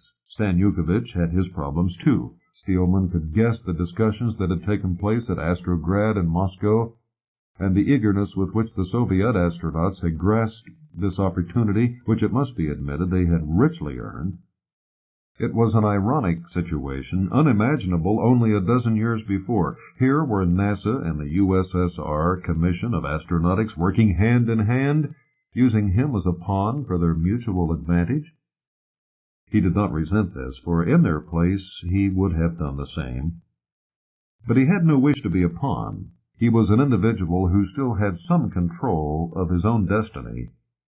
"It's quite true," said Stanyukovich, very reluctantly, "that we can only take a limited number of patients here in Metchnikoff.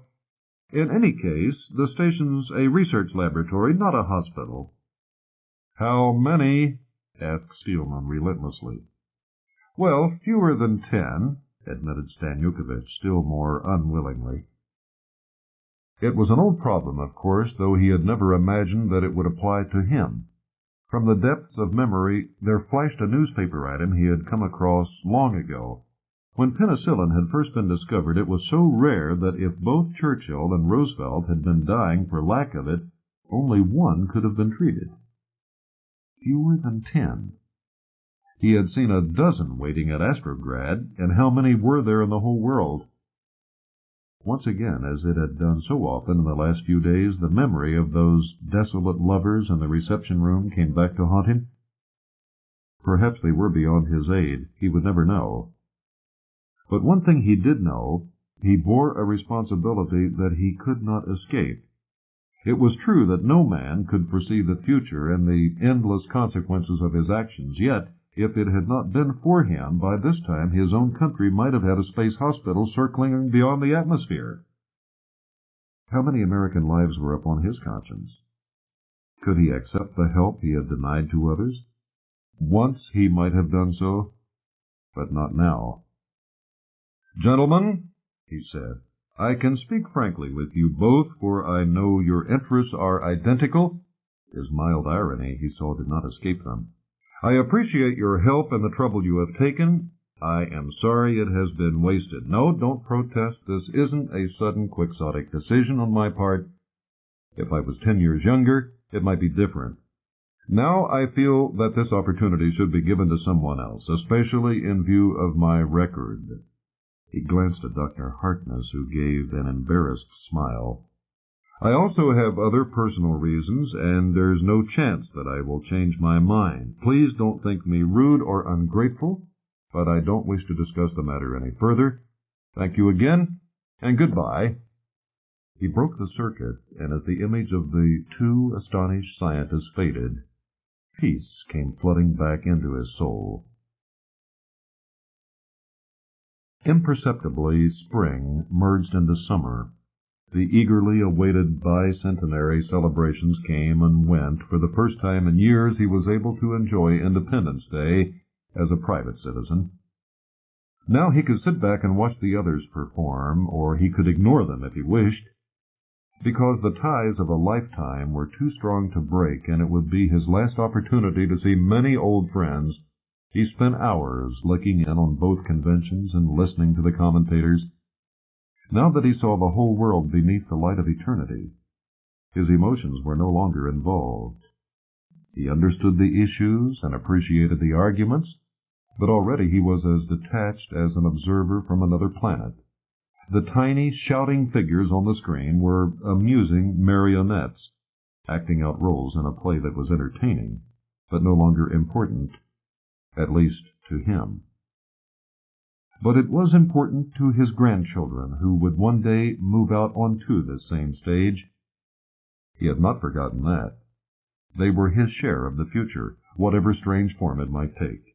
And to understand the future, it was necessary to know the past.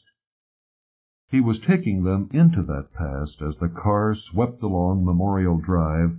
Diana was at the wheel with Irene beside her, while he sat with the children pointing out the familiar sights along the highway, familiar to him, but not to them. Even if they were not old enough to understand all that they were seeing, he hoped they would remember. Past the marble stillness of Arlington, he thought again of Martin sleeping on the other side of the world, and up into the hills the car wound its effortless way. Behind them, like a city seen through a mirage, Washington danced and trembled in the summer haze until the curve of the road hid it from view. It was quiet at Mount Vernon. There were few visitors so early in the week. As they left the car and walked toward the house, Steelman wondered what the first president of the United States would have thought could he have seen his home as it was today. He could never have dreamed that it would enter its second century, still perfectly preserved, a changeless island in the hurrying river of time.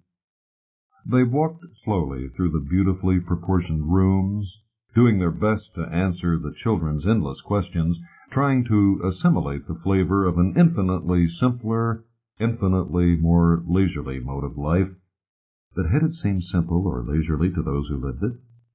It was so hard to imagine a world without electricity, without radio, without any power save that of muscle, wind, and water, a world where nothing moved faster than a running horse, and most men died within a few miles of the place where they were born.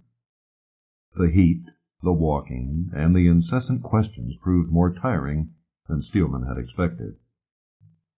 When they had reached the music room, he decided to rest. There were some attractive benches out on the porch where he could sit in the fresh air and feast his eyes upon the green grass of the lawn. "Meet me outside," he explained to Diana. "When you've done the kitchen and the stables, I'd like to sit down for a while." "You're sure you're quite all right?" she said anxiously. "I never felt better, but I don't want to overdo it. Besides, the kids have drained me dry. I can't think of any more answers. You'll have to invent some. The kitchen's your department anyway." Diana smiled. "I was never much good in it, was I? But I'll do my best. I don't suppose we'll be more than 30 minutes. When they had left him, he walked slowly out onto the lawn. Here Washington must have stood 2 centuries ago, watching the Potomac wind its way to the sea, thinking of past wars and future problems. And here Martin Steelman, 38th President of the United States, might have stood a few months hence had the fates ruled otherwise. He could not pretend that he had no regrets, but they were very few. Some men could achieve both power and happiness, but that gift was not for him. Sooner or later his ambition would have consumed him. In the last few weeks he had known contentment, and for that no price was too great. He was still marveling at the narrowness of his escape when his time ran out and death fell softly from the summer sky. Trouble with Time. "We don't have much crime on Mars," said Detective Inspector Rawlings a little sadly. "In fact, that's the chief reason I'm going back to the yard. If I stayed here much longer, I'd get completely out of practice." We were sitting in the main observation lounge of the Phobos spaceport, looking out across the jagged, sun-drenched crags of the tiny moon. The ferry rocket that had brought us up from Mars had left 10 minutes ago and was now beginning the long fall back to the ochre-tinted globe hanging there against the stars. In half an hour we would be boarding the liner for Earth, a world upon which most of the passengers had never set foot, but which they still called home. "At the same time," continued the inspector, "now and then there's a case that makes life interesting. You're an art dealer, Mr. McCarr. I'm sure you heard about that spot of bother at Meridian City a couple of months ago." "I don't think so," replied the plump, olive-skinned little man I had taken for just another returning tourist. Presumably the inspector had already checked through the passenger list. I wondered how much he knew about me and tried to reassure myself that my conscience was, well, reasonably clear. After all, everybody took something out through Martian customs. "It's been rather well hushed up," said the inspector, "but you can't keep these things quiet for long. Anyway, a jewel thief from Earth tried to steal Meridian Museum's greatest treasure, the Siren Goddess."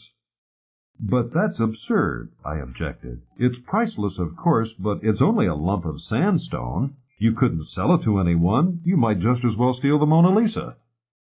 The inspector grinned rather mirthlessly. "That's happened once," he said.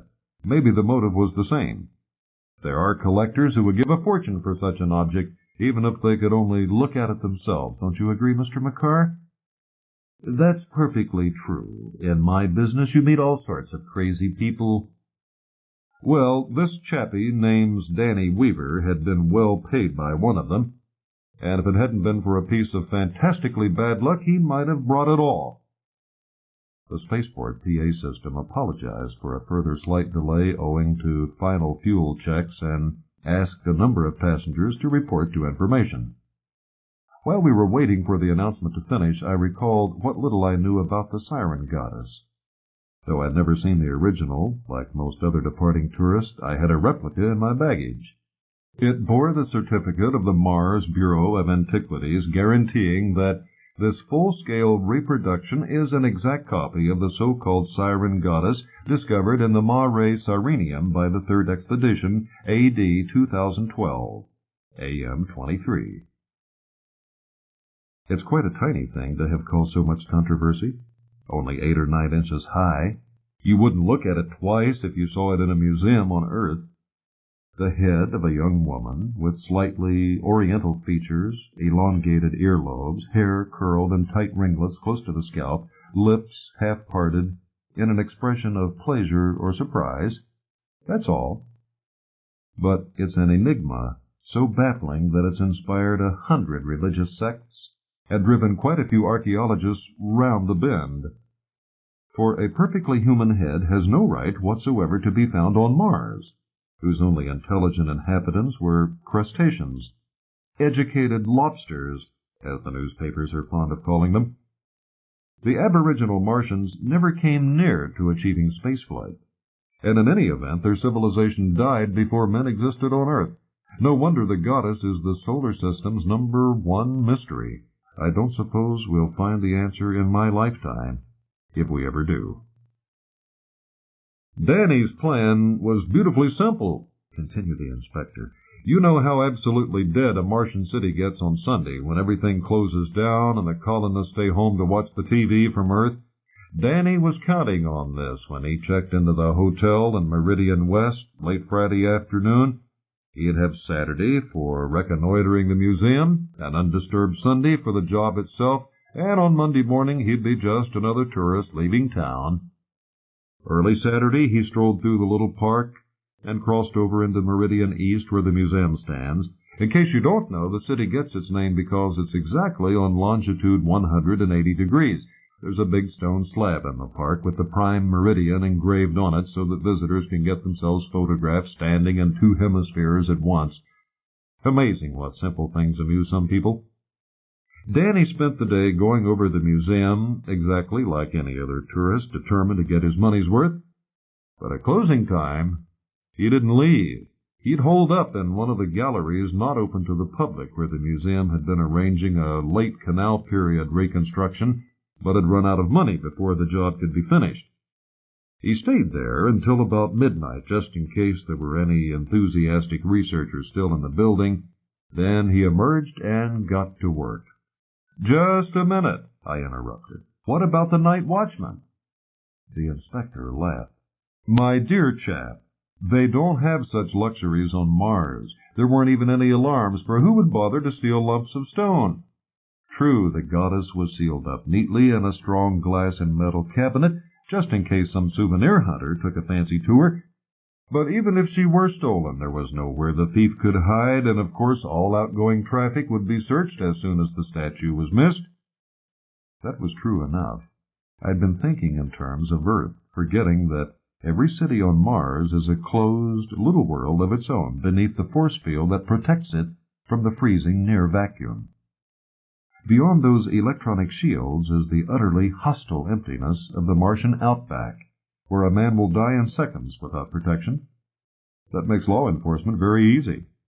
No wonder there's so little crime on Mars. Danny had a beautiful set of tools as specialized as a watchmaker's. The main item was a micro saw, no bigger than a soldering iron. It had a wafer-thin blade driven at 1,000,000 cycles a second by an ultrasonic power pack. It would go through glass or metal like butter, and left a cut only about as thick as a hair, which was very important for Danny since he had to leave no traces of his handiwork. I suppose you've guessed how he intended to operate. He was going to cut through the base of the cabinet and substitute one of those souvenir replicas for the real goddess. It might be a couple of years before some inquisitive expert discovered the awful truth. Long before then, the original would have traveled back to Earth perfectly disguised as a copy of itself, with a genuine certificate of authenticity. Pretty neat, huh? It must have been a weird business working in that darkened gallery with all those million-year-old carvings and unexplainable artifacts around him. A museum on Earth is bad enough at night, but at least it's, well, human. And Gallery 3, which houses the goddess, is particularly unsettling. It's full of bas-reliefs showing quite incredible animals fighting each other. They look rather like giant beetles, and most paleontologists flatly deny that they could ever have existed. But imaginary or not, they belonged to this world, and they didn't disturb Danny as much as the goddess staring at him across the ages and defying him to explain her presence here. She gave him the creeps. How do I know? He told me. Danny set to work on that cabinet as carefully as any diamond cutter preparing to cleave a gem. It took most of the night to slice out the trap door, and it was nearly dawn when he relaxed and put down the saw. There was still a lot of work to do, but the hardest part was over. Putting the replica into the case, checking its appearance against the photos he had thoughtfully brought with him, and covering up his traces might take most of Sunday, but that didn't worry him in the least. He had another 24 hours and would positively welcome Monday's first visitors so that he could mingle with them and make his inconspicuous exit.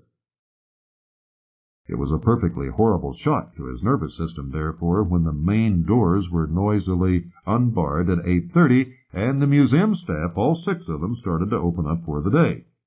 Danny bolted for the emergency exit, leaving everything behind, tools, goddesses, the lot.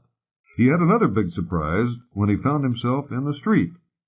It should have been completely deserted at this time of day, with everyone at home reading the Sunday papers, but here were the citizens of Meridian East, as large as life, heading for plant or office on what was obviously a normal working day.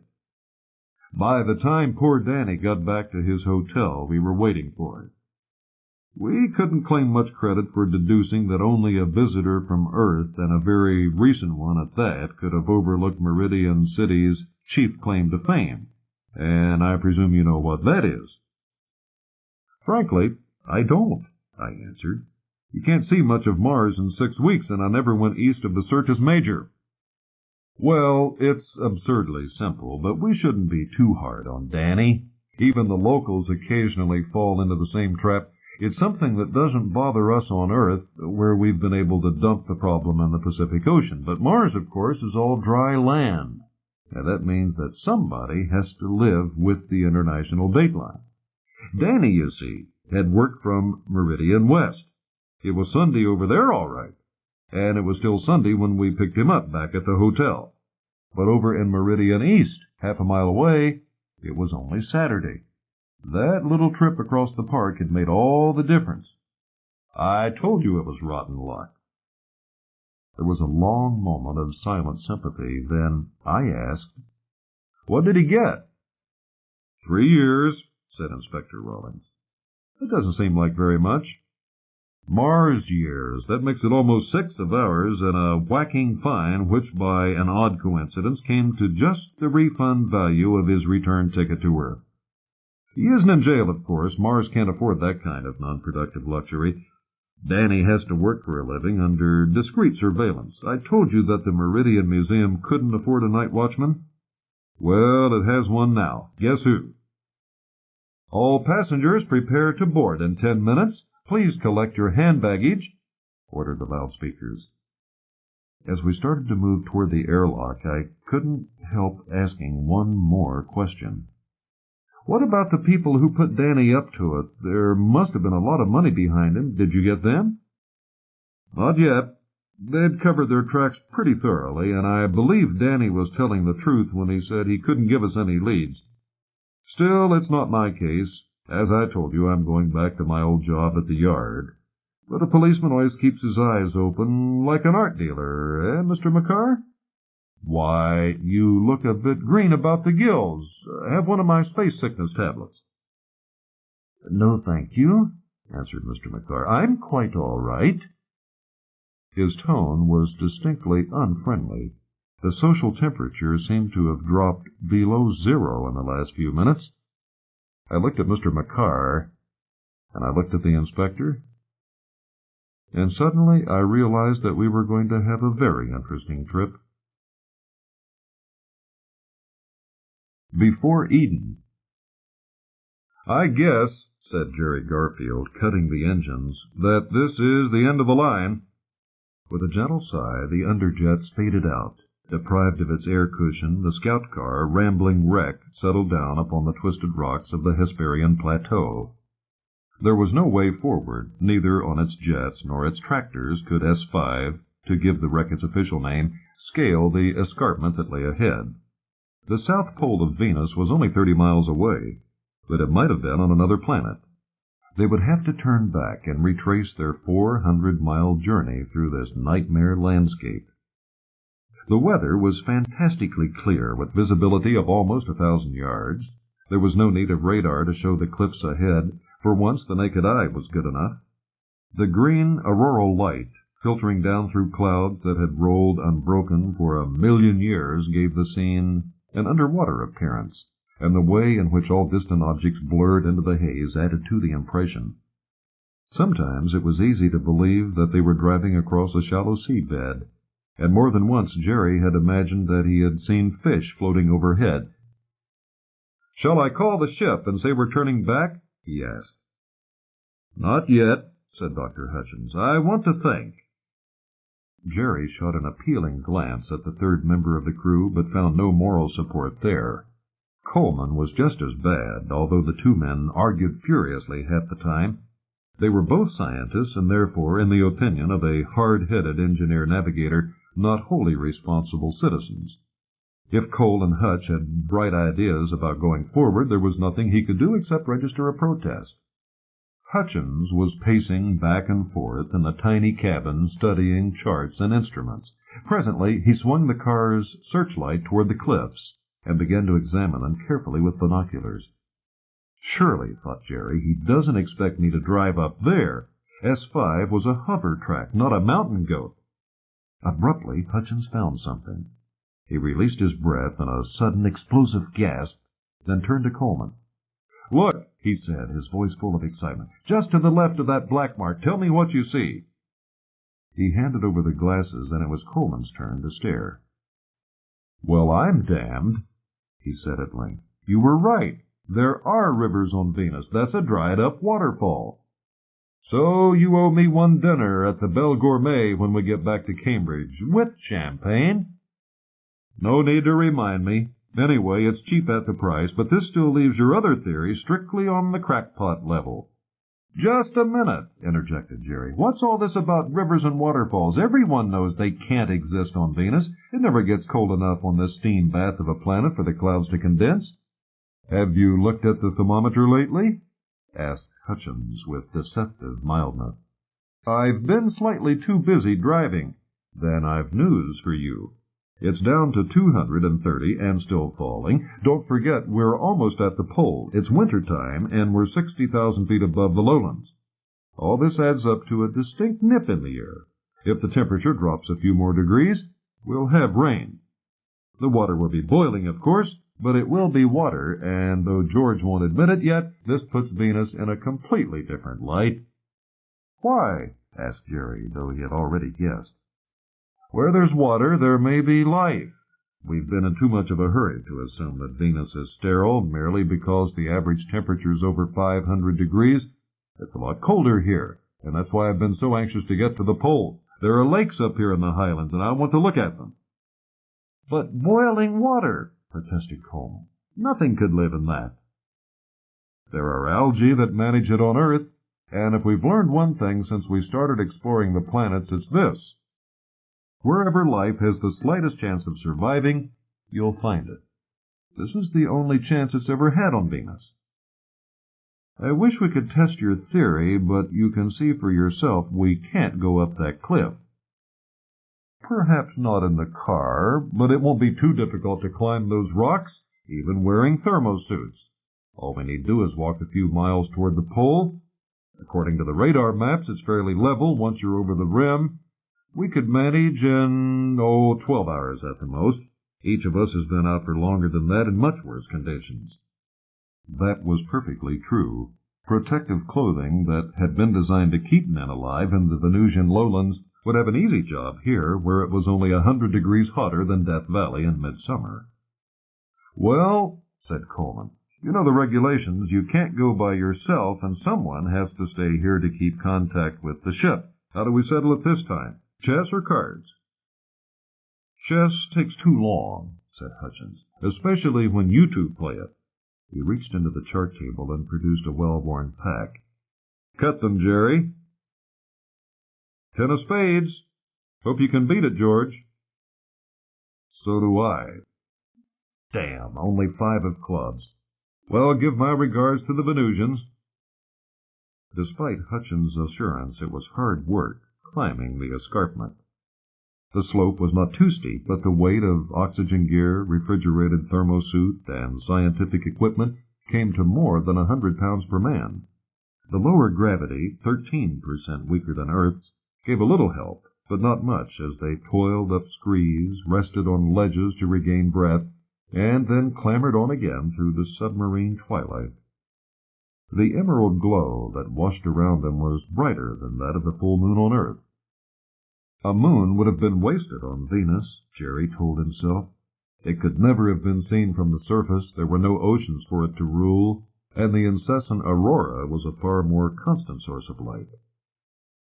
They had climbed more than 2,000 feet before the ground leveled out into a gentle slope, scarred here and there by channels that had clearly been cut by running water. After a little searching, they came across a gully wide and deep enough to merit the name of riverbed, and started to walk along it. I've just thought of something, said Jerry after they had traveled a few hundred yards. Suppose there's a storm up ahead of us? I don't feel like facing a tidal wave of boiling water. If there's a storm, replied Hutchins a little impatiently, we'll hear it. There'll be plenty of time to reach high ground. End of Side 3. To continue, turn the cassette over. Side 4. Tales of 10 Worlds. Before Eden continued. Continuing on page 153. He was undoubtedly right, but Jerry felt no happier as they continued to climb the gently shelving watercourse. His uneasiness had been growing ever since they had passed over the brow of the cliff and had lost radio contact with the scout car. In this day and age, to be out of touch with one's fellow men was a unique and unsettling experience. It had never happened to Jerry before in all his life, even aboard the Morning Star when they were 100 million miles from Earth. He could always send a message to his family and get a reply back within minutes. But now, a few yards of rock had cut him off from the rest of mankind. If anything happened to them here, no one would ever know, unless some later expedition found their bodies. George would wait for the agreed number of hours, then he would head back to the ship, alone. I guess I'm not really the pioneering type, Jerry told himself. I like running complicated machines, and that's how I got involved in space flight. But I never stopped to think where it would lead, and now it's too late to change my mind. They had traveled perhaps 3 miles toward the pole, following the meanders of the riverbed, when Hutchins stopped to make observations and collect specimens. "Still getting colder," he said. "The temperature's down to 199. That's far and away the lowest ever recorded on Venus. I wish we could call George and let him know." Jerry tried all the wave bands. He even attempted to raise the ship. The unpredictable ups and downs of the planet's ionosphere sometimes made such long-distance reception possible, but there was not a whisper of a carrier wave above the roar and crackle of the Venusian thunderstorms. "This is even better," said Hutchins, and now there was real excitement in his voice. "The oxygen concentration's way up, 15 parts in a million. It was only 5 back at the car, and down in the lowlands you can scarcely detect it." "But 15 in a million?" protested Jerry. "Nothing could breathe that." "You've got hold of the wrong end of the stick," Hutchins explained. "Nothing does breathe it. Something makes it. Where do you think Earth's oxygen comes from? It's all produced by life, by growing plants. Before there were plants on Earth, our atmosphere was just like this one, a mess of carbon dioxide and ammonia and methane. Then vegetation evolved and slowly converted the atmosphere into something that animals could breathe." "I see," said Jerry. "And you think that the same process has just started here?" "It looks like it. Something not far from here is producing oxygen, and plant life is the simplest explanation." "And where there are plants," mused Jerry, "I suppose you'll have animals sooner or later?" "Yes," said Hutchins, packing his gear and starting up the gully, "though it takes a few 100 million years. We may be too soon, but I hope not." "That's all very well," Jerry answered, "but suppose we meet something that doesn't like us. We've no weapons." Hutchins gave a snort of disgust. "And we don't need them. Have you stopped to think what we look like? Any animal would run a mile at the sight of us." There was some truth in that. The reflecting metal foil of their thermosuits covered them from head to foot like flexible, glittering armor. No insects had more elaborate antennas than those mounted on their helmets and backpacks, and the wide lenses through which they stared out at the world looked like blank yet monstrous eyes. Yes, there were few animals on Earth that would stop to argue with such apparitions, but any Venusians might have different ideas. Jerry was still mulling this over when they came upon the lake. Even at that first glimpse it made him think not of the life they were seeking, but of death. Like a black mirror it lay amid a fold of the hills. Its far edge was hidden in the eternal mist, and ghostly columns of vapor swirled and danced upon its surface. All it needed, Jerry told himself, was Charon's ferry waiting to take them to the other side, or the swan of Tuonela swimming majestically back and forth as it guarded the entrance to the underworld. Yet for all this, it was a miracle. The first free water that men had ever found on Venus. Hutchins was already on his knees, almost in an attitude of prayer. But he was only collecting drops of the precious liquid to examine through his pocket microscope. "Anything there?" asked Jerry anxiously. Hutchins shook his head. "If there is, it's too small to see with this instrument. I'll tell you more when we're back at the ship." He sealed the test tube and placed it in his collecting bag as tenderly as any prospector who had just found a nugget laced with gold. It might be. It probably was nothing more than plain water. But it might also be a universe of unknown living creatures on the first stage of their billion-year journey to intelligence.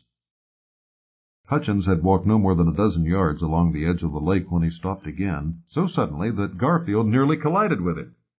"What's the matter?" Jerry asked. "Seen something?" "That dark patch of rock over there, I noticed it before we stopped at the lake." "What about it? It looks ordinary enough to me." "I think it's grown bigger." All his life, Jerry was to remember this moment. Somehow, he never doubted Hutchins' statement. By this time, he could believe anything, even that rocks could grow. The sense of isolation and mystery, the presence of that dark and brooding lake, the never-ceasing rumble of distant storms, and the green flickering of the aurora, All these had done something to his mind, and prepared it to face the incredible, yet he felt no fear. That would come later. He looked at the rock. It was about 500 feet away, as far as he could estimate. In this dim emerald light, it was hard to judge distances or dimensions. The rock, or whatever it was, seemed to be a horizontal slab of almost black material lying near the crest of a low ridge. There was a second, much smaller patch of similar material near it. Jerry tried to measure and memorize the gap between them so that he would have some yardstick to detect any change. Even when he saw that the gap was slowly shrinking, he still felt no alarm, only a puzzled excitement. Not until it had vanished completely and he realized how his eyes had tricked him did that awful feeling of helpless terror strike into his heart. Here were no growing or moving rocks. What they were watching was a dark tide, a crawling carpet sweeping slowly but inexorably toward them over the top of the ridge. The moment of sheer, unreasoning panic lasted, mercifully, no more than a few seconds. Garfield's first terror began to fade as soon as he recognized its cause, for that advancing tide had reminded him all too vividly of a story he had read many years ago about the army ants of the Amazon and the way in which they destroyed everything in their path. But whatever this tide might be, it was moving too slowly to be a real danger, unless it cut off their line of retreat. Hutchins was staring at it intently through their only pair of binoculars. He was the biologist, and he was holding his ground. No point in making a fool of myself, thought Jerry, by running like a scalded cat, if it isn't necessary. For heaven's sake, he said at last, when the moving carpet was only 100 yards away and Hutchins had not uttered a word or stirred a muscle. What is it? Hutchins slowly unfroze like a statue coming to life. Sorry, he said. I'd forgotten all about you. It's a plant, of course. At least I suppose we'd better call it that. But it's moving. Why should that surprise you? So do terrestrial plants. Ever see speeded-up movies of ivy in action? That still stays in one place. It doesn't crawl all over the landscape. Then what about the plankton plants of the sea? They can swim when they have to. Jerry gave up. In any case, the approaching wonder had robbed him of words. He still thought of the thing as a carpet, a deep pile one, raveled into tassels at the edges. It varied in thickness as it moved. In some parts it was a mere film, in others it heaped up to a depth of a foot or more. As it came closer, and he could see its texture, Jerry was reminded of black velvet. He wondered what it felt like to the touch, then remembered that it would burn his fingers even if it did nothing else to them.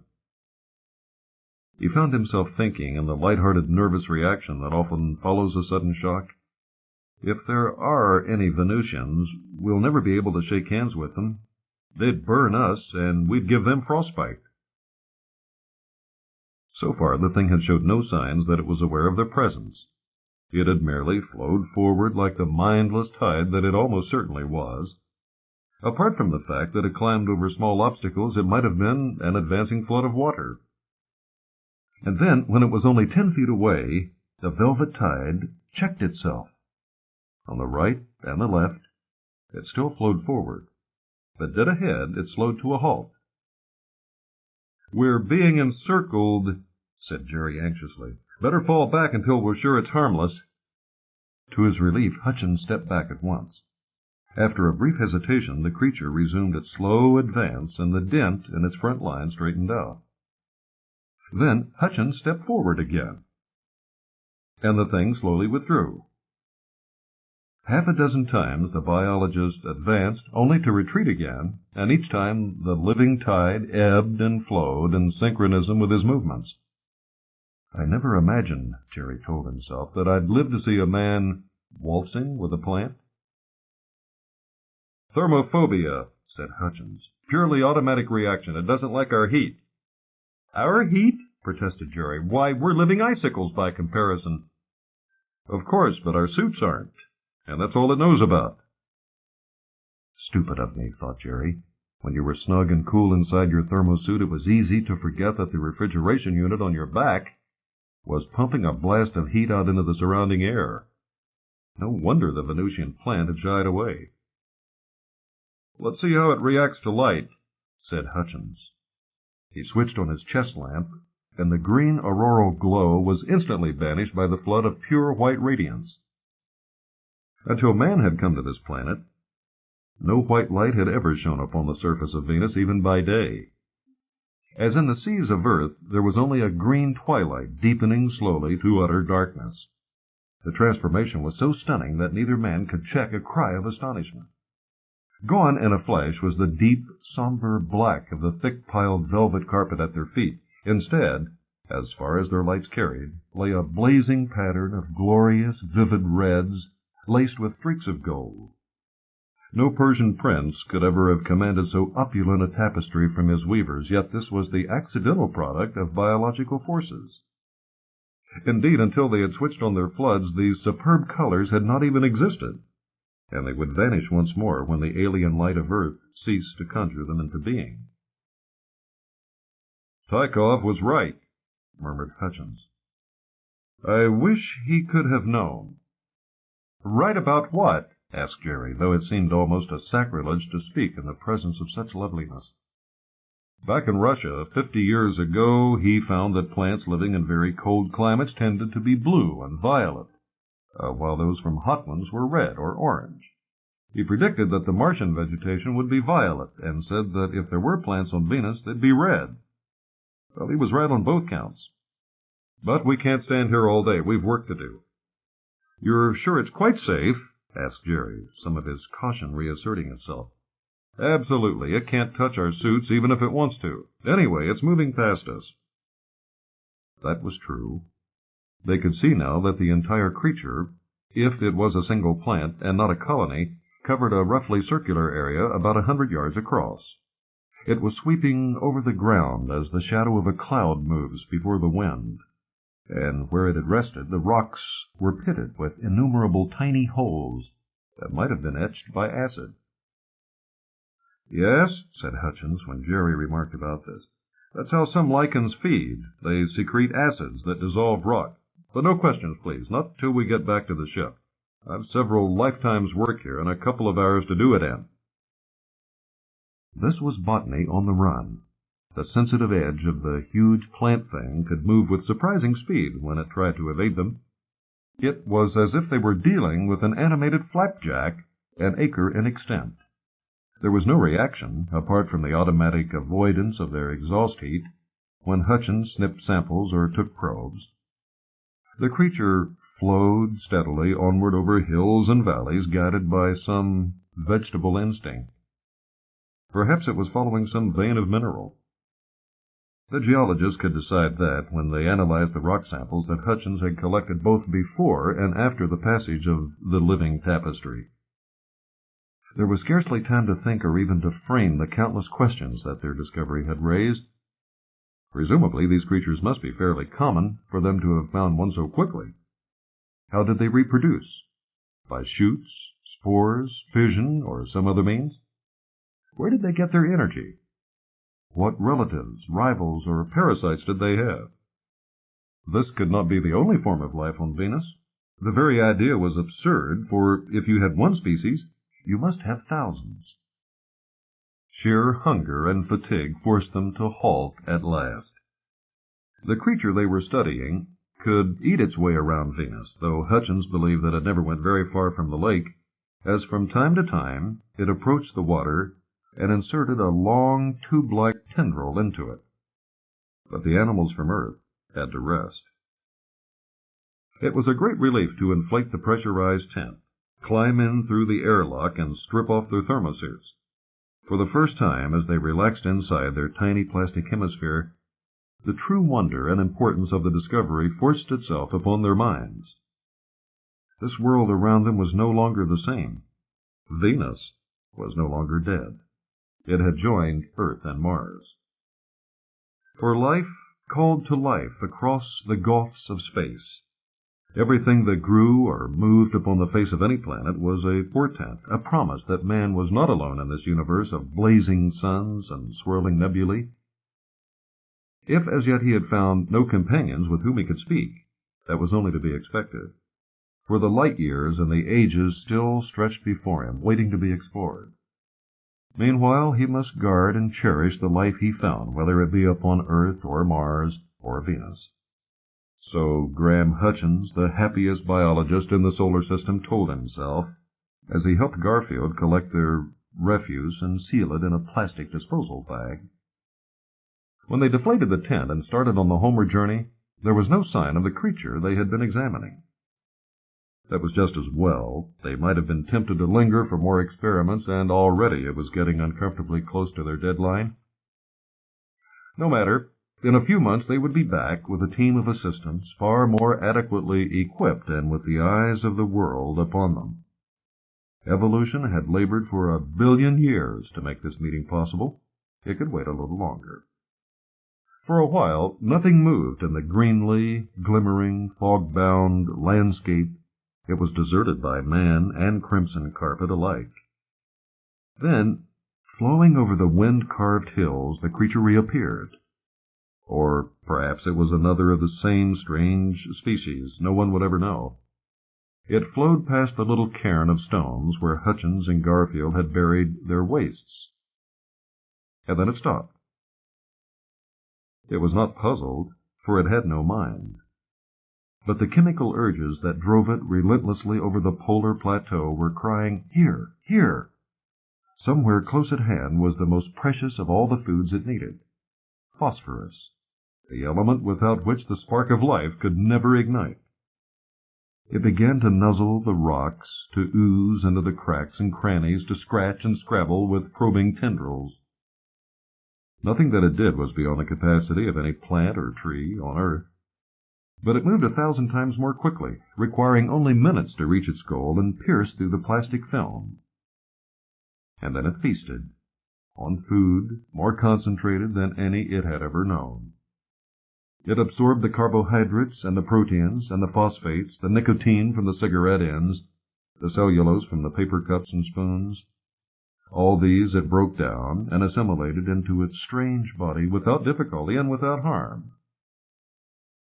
Likewise, it absorbed a whole microcosmos of living creatures, the bacteria and viruses which, upon an older planet, had evolved into 1,000 deadly strains. Though only a very few could survive in this heat and this atmosphere, they were sufficient. As the carpet crawled back to the lake, it carried contagion to all its world. Even as the morning star set course for her distant home, Venus was dying. The films and photographs and specimens that Hutchins was carrying in triumph were more precious even than he knew. They were the only record that would ever exist of life's third attempt to gain a foothold in the solar system. Beneath the clouds of Venus, the story of creation was ended. A slight case of sunstroke. Someone else should be telling this story, someone who understands the funny kind of football they play down in South America. Back in Moscow, Idaho, we grab the ball and run with it. In the small but prosperous republic, which I'll call Perivia, they kick it around with their feet, and that is nothing to what they do to the referee. Hasta la Vista, the capital of Perivia, is a fine modern town up in the Andes, almost 2 miles above sea level. It is very proud of its magnificent football stadium, which can hold 100,000 people. Even so, it's hardly big enough to pack in all the fans who turn up when there's a really important game, such as the annual one with the neighboring republic of Panagara. One of the first things I learned when I got to Perivia, after various distressing adventures in the less democratic parts of South America, was that last year's game had been lost because of the knavish dishonesty of the ref. He had, it seemed, penalized most of the players on the team, disallowed a goal, and generally made sure that the best side wouldn't win. This diatribe made me quite homesick, but remembering where I was, I merely commented, "You should have paid him more money." "We did," was the bitter reply, "but the Panagarins got at him later." "Too bad," I answered. "It's hard nowadays to find an honest man who stays bought." The customs inspector, who had just taken my last $100 bill, had the grace to blush beneath his stubble as he waved me across the border. The next few weeks were tough, which isn't the only reason why I'd rather not talk about them. For presently I was back in the agricultural machinery business, though none of the machines I imported ever went near a farm, and it now cost a good deal more than $100 a time to get them over the frontier without some busybody looking into the packing cases. The last thing I had time to bother about was football. I knew that my expensive imports were going to be used at any moment and wanted to make sure that this time my profits went with me when I left the country. Even so, I could hardly ignore the excitement as the day for the return game drew nearer. For one thing, it interfered with business. I'd go to a conference arranged with great difficulty and expense at a safe hotel or in the house of some reliable sympathizer, and half the time everyone would be talking about football. It was maddening, and I began to wonder if the Peruvians took their politics as seriously as their sports. "Gentlemen," I'd protest, "our next consignment of rotary drills is being unloaded tomorrow, and unless we get that permit from the Minister of Agriculture, someone may open the cases and then—" "Don't worry, my boy," General Sierra or Colonel Pedro would answer airily. "That's already taken care of. Leave it to the Army." I knew better than to retort, "Which Army?" And for the next 10 minutes I'd have to listen while an argument raged about football tactics and the best way of dealing with recalcitrant referees. I never dreamed, and I'm sure that no one else did, that this topic was intimately bound up with our particular problem. Since then, I've had the leisure to work out what really happened, though it was very confusing at the time. The central figure in the whole improbable drama was undoubtedly Don Hernando Diaz, millionaire playboy, football fan, scientific dilettante, and I'm sure future president of Perivia. Owing to his fondness for racing cars and Hollywood beauties, which has made him one of his country's best-known exports, most people assume that the Playboy label describes Don Hernando completely. Nothing but nothing could be farther from the truth.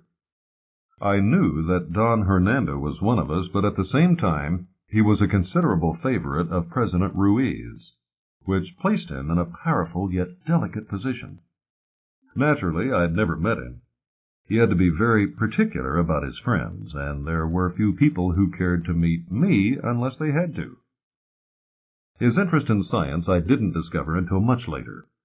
It seems that he has a private observatory which is in frequent use on clear nights, though rumor has it that its functions are not entirely astronomical. It must have taken all Don Hernando's charm and powers of persuasion to talk the president into it. If the old boy hadn't been a football fan too, and smarting under last year's defeat like every other patriotic Peruvian, he would never have agreed. But the sheer originality of the scheme must have appealed to him, even though he may not have been too happy about having half his troops out of action for the best part of an afternoon. Still, as Don Hernando undoubtedly reminded him, what better way of ensuring the loyalty of the Army than by giving it 50,000 seats for the game of the year? I knew nothing about all this when I took my place in the stadium on that memorable day. If you think I had no wish to be there, you are quite correct. But Colonel Pedro had given me a ticket, and it was unhealthy to hurt his feelings by not using it. So there I was, under the sweltering sun, fanning myself with the program and listening to the commentary over my portable radio while we waited for the game to begin. The stadium was packed, its great oval bowl a solid sea of faces. There had been a slight delay in admitting the spectators. The police had done their best, but it takes time to search 100,000 people for concealed firearms. The visiting team had insisted on this, to the great indignation of the locals. The protests faded swiftly enough, however, as the artillery accumulated at the checkpoints.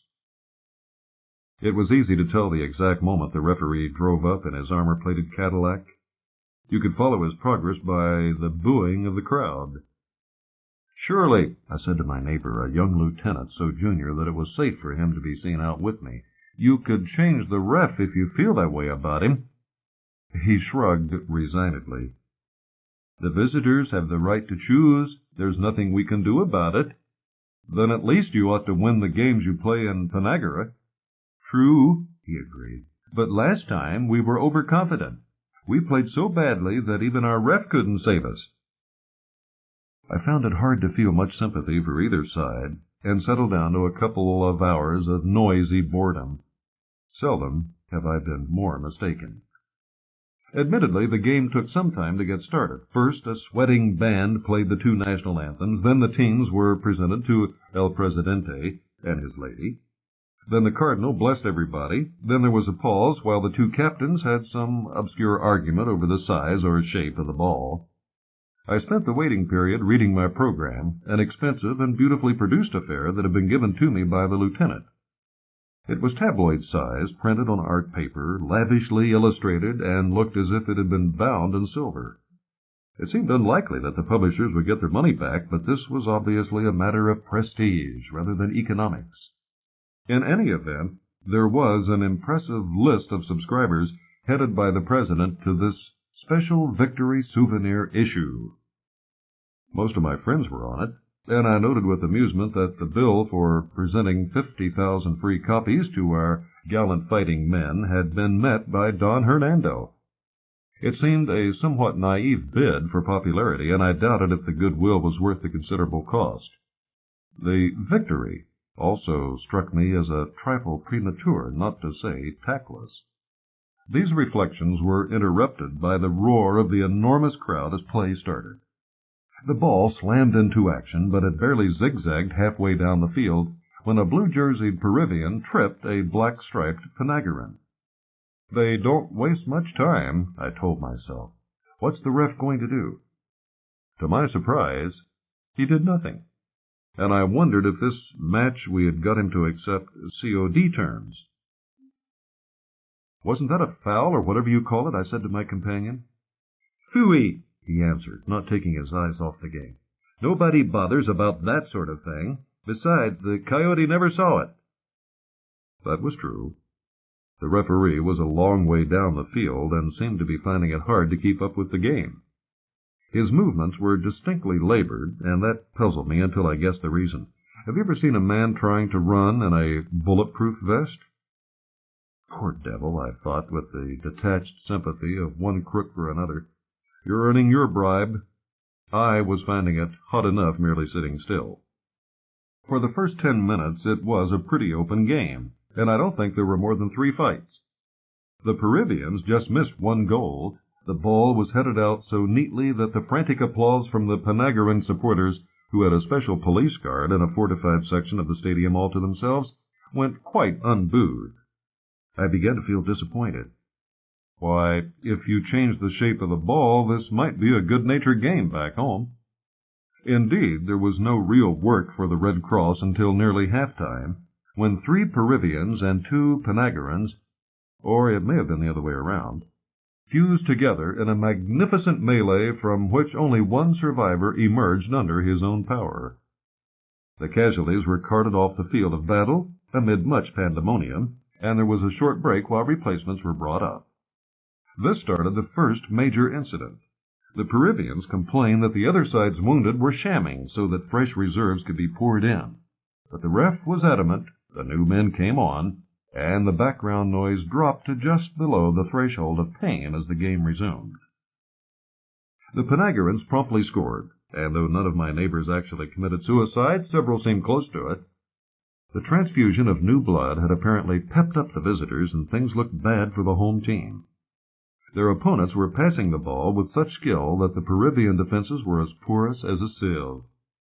At this rate, I told myself, the ref can afford to be honest. His side will win anyway. And to give him his due, I'd seen no sign of any obvious bias so far. I didn't have long to wait. A last-minute rally by the home team blocked a threatened attack on their goal, and a mighty kick by one of the defenders sent the ball rocketing toward the other end of the field. Before it had reached the apex of its flight, the piercing shriek of the referee's whistle brought the game to a halt. There was a brief consultation between ref and captains, which almost at once broke up in disorder.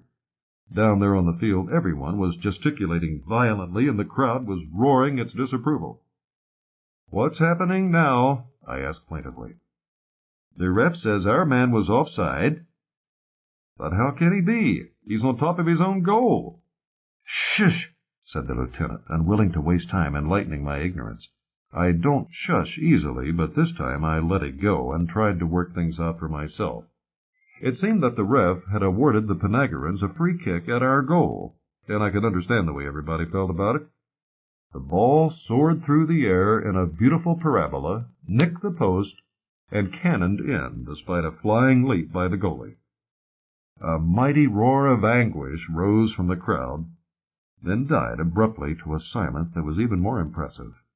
It was as if a great animal had been wounded and was biding the time for its revenge. Despite the heat pouring down from the not far from vertical sun, I felt a sudden chill, as if a cold wind had swept past me. Not for all the wealth of the Incas would I have changed places with the man sweating out there on the field in his bulletproof vest. We were 2 down, but there was still hope. It was not yet halftime, and a lot could happen before the end of the game. The Peruvians were on their mettle now, playing with almost demonic intensity, like men who had accepted a challenge and were going to show that they could meet it. The new spirit paid off promptly. The home team scored one impeccable goal within a couple of minutes, and the crowd went wild with joy. By this time, I was shouting like everyone else and telling the referee things I didn't know I could say in Spanish. 1-2 now, and 100,000 people praying and cursing for the goal that would bring us level again. It came just before halftime. In a matter that had such grave consequences, I want to be perfectly fair. The ball had been passed to one of our forwards. He ran about 50 feet with it, evaded a couple of the defenders with some neat footwork, and kicked it cleanly into the goal. It had scarcely dropped down from the net when that whistle went again. Now what, I wondered. He can't disallow that. But he did. The ball, it seemed, had been handled. I've got pretty good eyes, and I never saw it, so I can not honestly say that I blame the Peruvians for what happened next. The police managed to keep the crowd off the field, though it was touch and go for a minute. The 2 teams drew apart, leaving the center of the field bare except for the stubbornly defiant figure of the referee. He was probably wondering how he could make his escape from the stadium and was consoling himself with the thought that when this game was over, he could retire for good. The thin, high bugle call took everyone completely by surprise, everyone, that is, except the 50,000 well-trained men who have been waiting for it with mounting impatience. The whole arena became instantly silent, so silent that I could hear the noise of the traffic outside the stadium. A second time the bugle sounded, and all the vast acreage of faces opposite me vanished in a blinding sea of fire. I cried out and covered my eyes. For one horrified moment I thought of atomic bombs and braced myself uselessly for the blast. But there was no concussion. Only that flickering veil of flame that beat even through my closed eyelids for long seconds, then vanished as swiftly as it had come when the bugle blared out for the 3rd and last time. Everything was just as it had been before, except for one minor item. Where the referee had been standing, there was a small smoldering heap from which a thin column of smoke curled up into the still air. What in heaven's name had happened? I turned to my companion, who was as shaken as I was. "Madre de Dios," I heard him mutter. "I never knew it would do that." He was staring, not at the small funeral pyre down there on the field, but at the handsome souvenir program spread across his knees. And then, in a flash of incredulous comprehension, I understood. Yet even now, when it's all been explained to me, I still find it hard to credit what I saw with my own eyes. It was so simple, so logical, so unbelievable. Have you ever annoyed anyone by flicking a pocket mirror across his eyes? I guess every kid has. I remember doing it to a teacher once and getting duly paddled. But I'd never imagined what would happen if 50,000 well-trained men did the same trick, each using a tinfoil reflector a couple of feet square. A mathematically minded friend of mine has worked it out. Not that I needed any further proof, but I always liked to get to the bottom of things. I never knew until then just how much energy there is in sunlight. It's well over a horsepower on every square yard facing the sun. Most of the heat falling on one side of that enormous stadium had been diverted into the single small area occupied by the late ref. Even allowing for all the programs that weren't aimed in the right direction, he must have intercepted at least 1,000 horsepower of raw heat. He couldn't have felt much. It was as if he had been dropped into a blast furnace. I'm sure that no one except Don Hernando realized what was likely to happen. His well-drilled fans had been told that the ref would merely be blinded and put out of action for the rest of the game. But I'm also equally sure that no one had any regrets. They play football for keeps in Perivia. Likewise, politics. While the game was continuing to its now predictable end, beneath the benign gaze of a new and understandably docile referee, my friends were hard at work.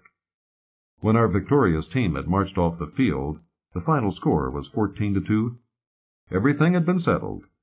There had been practically no shooting, and as the president emerged from the stadium, he was politely informed that a seat had been reserved for him on the morning flight to Mexico City. As General Sierra remarked to me when I boarded the same plane as his late chief, "We let the Army win the football match, and while it was busy, we won the country, so everybody's happy." Though I was too polite to voice any doubts, I could not help thinking that this was a rather short-sighted attitude. Several million Pythagoreans were very unhappy indeed, and sooner or later there would be a day of reckoning. I suspect that it's not far away. Last week, a friend of mine, who is one of the world's top experts in his specialized field but prefers to work on a freelance basis under an assumed name, indiscreetly blurted out one of his problems to me. "Joe," he said, "why the devil should anyone want me to build a guided rocket that can fit inside a football?" Dogstar. When I heard Leica's frantic barking, my first reaction was one of annoyance. I turned over in my bunk and murmured sleepily, "Shut up, you silly bitch." That dreamy interlude lasted only a fraction of a second. Then consciousness returned, and with it fear. Fear of loneliness and fear of madness. For a moment I dared not open my eyes. I was afraid of what I might see. Reason told me that no dog had ever set foot upon this world, that Leica was separated from me by 250,000 miles of space, and far more irrevocably 5 years of time. "You've been dreaming," I told myself angrily. "Stop being a fool. Open your eyes. You won't see anything except the glow of the wall paint." I was right, of course. The tiny cabin was empty, the door tightly closed. I was alone with my memories, overwhelmed by the transcendental sadness that often comes when some bright dream fades into drab reality.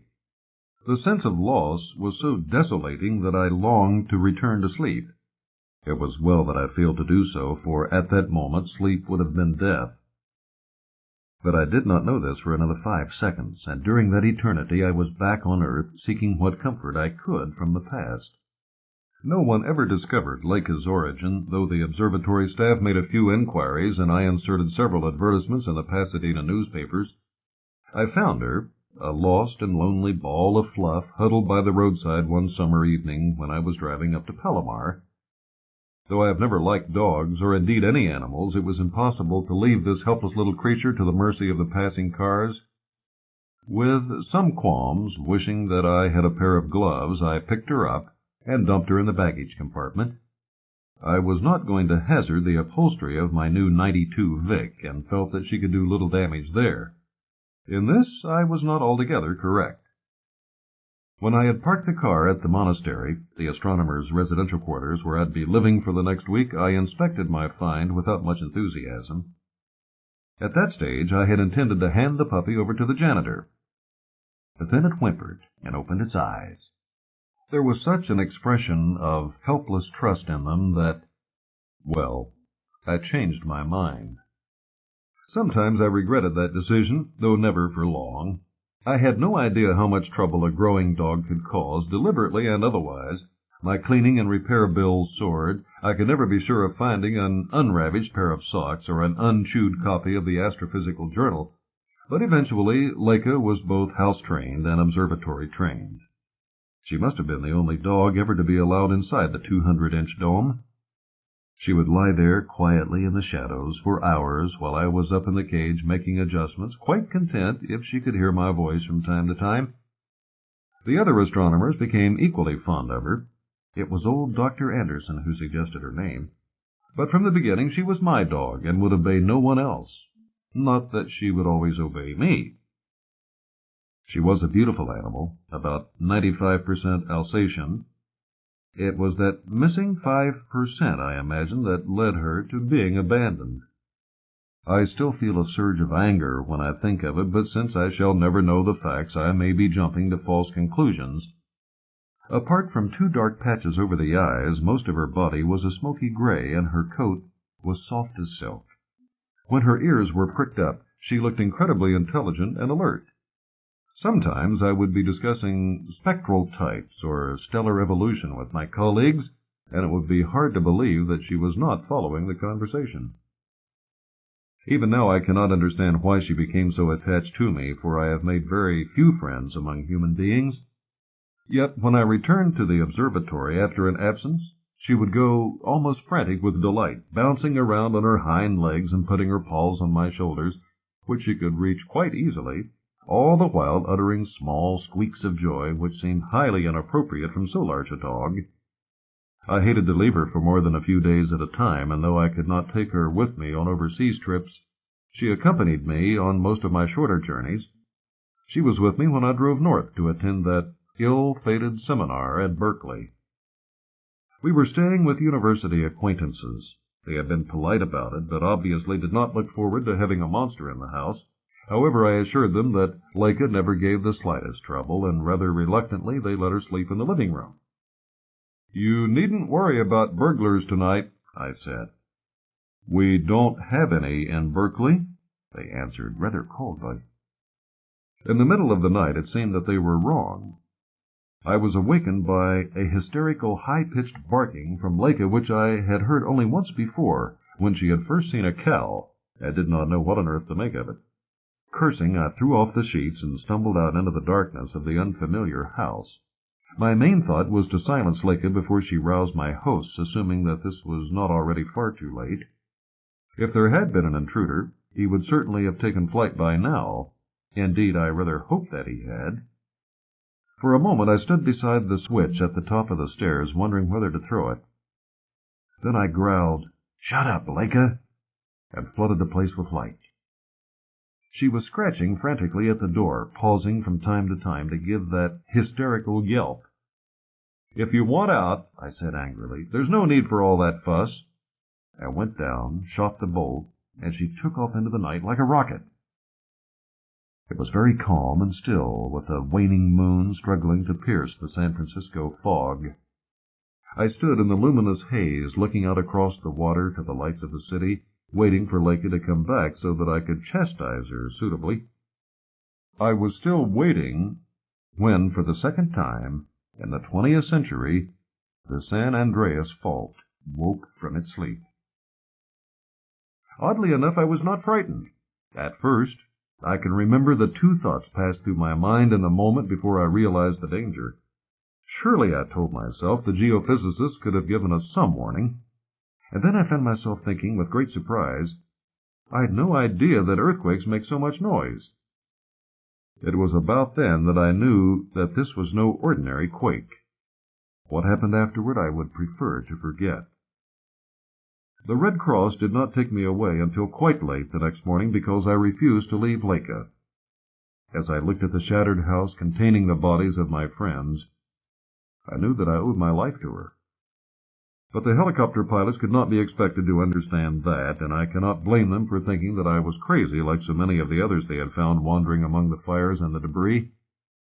After that, I do not suppose we were ever apart for more than a few hours. I have been told, and I can well believe it, that I became less and less interested in human company. Without being actively unsocial or misanthropic, between them, the stars and Leica filled all my needs. We used to go for long walks together over the mountains. It was the happiest time I have ever known. There was only one flaw. I knew, though Leica could not, how soon it must end. We had been planning the move for more than a decade. As far back as the 1960s, it was realized that Earth was no place for an astronomical observatory. Even the small pilot instruments on the moon had far outperformed all the telescopes peering through the murk and haze of the terrestrial atmosphere. The story of Mount Wilson, Palomar, Greenwich, and the other great names was coming to an end. They would still be used for training purposes, but the research frontier must move out into space. I had to move with it. Indeed, I had already been offered the post of Deputy Director, Farside Observatory. In a few months, I could hope to solve problems I had been working on for years. Beyond the atmosphere, I would be like a blind man who had suddenly been given sight. It was utterly impossible, of course, to take Leica with me. The only animals on the moon were those needed for experimental purposes. It might be another generation before pets were allowed, and even then it would cost a fortune to carry them there and to keep them alive. Providing Leica with her usual 2 pounds of meat a day would, I calculated, take several times my quite comfortable salary. The choice was simple and straightforward. I could stay on Earth and abandon my career, or I could go to the moon and abandon Leica. After all, she was only a dog. In a dozen years, she would be dead, while I should be reaching the peak of my profession. No sane man would have hesitated over the matter, yet I did hesitate, and if by now you do not understand why, no further words of mine can help. In the end, I let matters go by default. Up to the very week I was due to leave, I had still made no plans for Leica. When Dr. Anderson volunteered to look after her, I accepted, numbly, with scarcely a word of thanks. The old physicist and his wife had always been fond of her, and I am afraid that they considered me indifferent and heartless when the truth was just the opposite. We went for one more walk together over the hills, then I delivered her silently to the Andersons, and did not see her again. Takeoff was delayed almost 24 hours until a major flare storm had cleared the Earth's orbit. Even so, the Van Allen belts were still so active that we had to make our exit through the North Polar Gap. It was a miserable flight. Apart from the usual trouble with weightlessness, we were all groggy with anti-radiation drugs. The ship was already over Farside before I took much interest in the proceedings, so I missed the sight of Earth dropping below the horizon. Nor was I really sorry. I wanted no reminders and intended to think only of the future. Yet I could not shake off that feeling of guilt. I had deserted someone who loved and trusted me, and was no better than those who had abandoned Leica when she was a puppy beside the dusty road to Palomar. The news that she was dead reached me a month later. There was no reason that anyone knew. The Andersons had done their best and were very upset. She had just lost interest in living, it seemed. For a while I think I did the same. But work is a wonderful anodyne, and my program was just getting under way. Though I never forgot Leica, in a little while the memory ceased to hurt. Then why had it come back to haunt me 5 years later on the far side of the moon? I was searching my mind for the reason when the metal building around me quivered as if under the impact of a heavy blow. I reacted without thinking and was already closing the helmet of my emergency suit when the foundation slipped and the wall tore open with a short-lived scream of escaping air. Because I had automatically pressed the general alarm button, we lost only 2 men, despite the fact that the tremor, the worst ever recorded on Farside, cracked all 3 of the observatory's pressure domes. It is hardly necessary for me to say that I do not believe in the supernatural. Everything that happened has a perfectly rational explanation, obvious to any man with the slightest knowledge of psychology. In the second San Francisco earthquake, Leica was not the only dog to sense the approaching disaster. Many such cases were reported. And on far side, my own memories must have given me that heightened awareness when my never-sleeping subconscious detected the first faint vibrations from within the moon. The human mind has strange and labyrinthine ways of going about its business. It knew the signal that would most swiftly rouse me to the knowledge of danger. There is nothing more to it than that, though in a sense one could say that Leica woke me on both occasions. There is no mystery about it, no miraculous warning across the gulf that neither man nor dog can ever bridge. Of that I am sure, if I am sure of anything. Yet sometimes I wake now in the silence of the moon and wish that the dream could have lasted a few seconds longer, so that I could have looked just once more into those luminous brown eyes, brimming with an unselfish, undemanding love I have found nowhere else on this or on any other world. The Road to the Sea. The first leaves of autumn were falling when Dervin met his brother on the headland beside the Golden Sphinx. Leaving his flyer among the shrubs by the roadside, he walked to the brow of the hill and looked down upon the sea. A bitter wind was toiling across the moors, bearing the threat of early frost, but down in the valley Shastar the Beautiful was still warm and sheltered in its crescent of hills. Its empty quays lay dreaming in the pale, declining sunlight, the deep blue of the sea washing gently against their marble flanks. As he looked down once more into the hauntingly familiar streets and gardens of his youth, Dervin felt his resolution failing. He was glad he was meeting Hanar here, a mile from the city, and not among the sights and sounds that would bring his childhood crowding back upon him. Hanar was a small dot far down the slope, climbing in his old, unhurried, leisurely fashion. Dervin could have met him in a moment with the flyer, but he knew he would receive little thanks if he did. So he waited in the lee of the great Sphinx, sometimes walking briskly to and fro to keep warm. Once or twice he went to the head of the monster and stared up at the still face brooding upon the city and the sea. He remembered how as a child in the gardens of Shastar he had seen the crouching shape upon the skyline and had wondered if it was alive. Hanar looked no older than he had seemed at their last meeting 20 years before. His hair was still dark and thick and his face unwrinkled, for few things ever disturbed the tranquil life of Shastar and its people. It seemed bitterly unfair, and Dervin, gray with the years of unrelenting toil, felt a quick spasm of envy stab through his brain. Their greetings were brief, but not without warmth. Then Hanar walked over to the ship, lying in its bed of heather and crumpled gorse bushes. He rapped his stick upon the curving metal and turned to Dervin. "It's very small. Did it bring you all the way?" "No, only from the moon. I came back from the project on a liner 100 times the size of this." "And where is the project, or don't you want us to know?" "There's no secret about it. We're building the ships out in space beyond Saturn, where the sun's gravitational gradient is almost flat, and it needs little thrust to send them right out of the solar system." Hanar waved his stick toward the blue waters beneath them, the colored marble of the little towers, and the wide streets with their slowly moving traffic. "Away from all this, out into the darkness and loneliness? In search of what?" Dervin's lips tightened into a thin, determined line. "Remember," he said quietly, "I have already spent a lifetime away from Earth." "And has it brought you happiness?" continued Hanar remorselessly.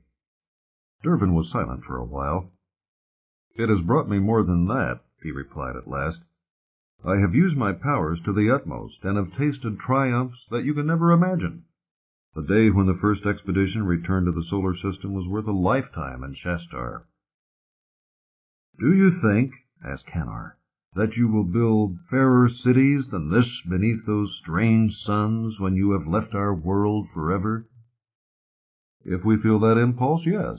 If not, we will build other things. But build we must, and what have your people created in the last 100 years? "Because we have made no machines, because we have turned our backs upon the stars, and are content with our own world, Don't think we have been completely idle. Here in Shastar we have evolved a way of life that I do not think has ever been surpassed. We have studied the art of living. Ours is the first aristocracy in which there are no slaves. That is our achievement by which history will judge us. I grant you this, replied Durbin, but never forget that your paradise was built by scientists who had to fight as we have done to make their dreams come true. They have not always succeeded. The planets defeated them once. Why should the worlds of other suns be more hospitable? It was a fair question. After 500 years, the memory of that first failure was still bitter. With what hopes and dreams had man set out for the planets in the closing years of the 20th century, only to find them not merely barren and lifeless, but fiercely hostile. From the sullen fires of the Mercurian lava seas to Pluto's creeping glaciers of solid nitrogen, there was nowhere that he could live unprotected beyond his own world. And to his own world, after a century of fruitless struggle, he had returned. Yet the vision had not wholly died. When the planets had been abandoned, there were still some who dared to dream of the stars. Out of that dream had come at last the transcendental drive, the first expedition, and now the heady wine of long-delayed success. There are 50 solar-type stars within 10 years' flight of Earth, Durbin replied, and almost all of them have planets. We believe now that the possession of planets is almost as much a characteristic of a G-type star as its spectrum, though we don't know why. So the search for worlds like Earth was bound to be successful in time. I don't think that we were particularly lucky to find Eden so soon. Eden? Is that what you've called your new world?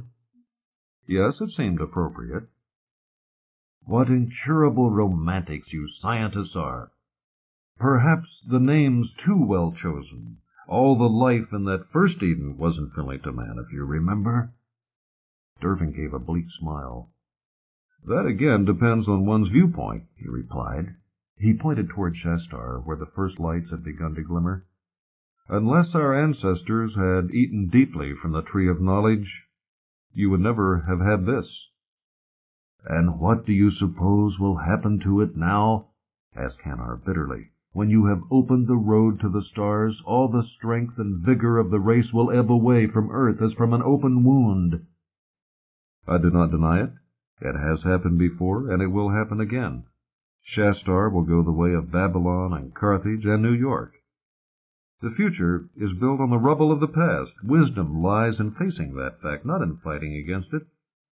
I have loved Shastar as much as you have done, so much so that now, though I shall never see it again, I dare not go down once more into its streets.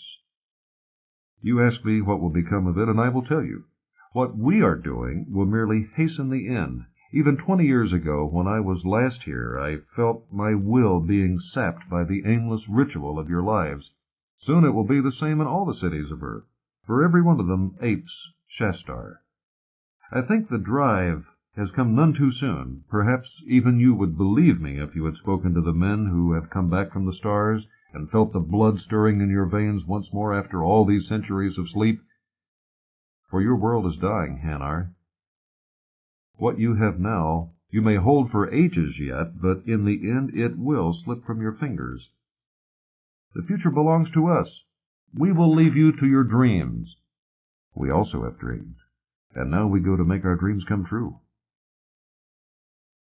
The last light was catching the brow of the Sphinx as the sun sank into the sea and left Shastar to night, but not to darkness.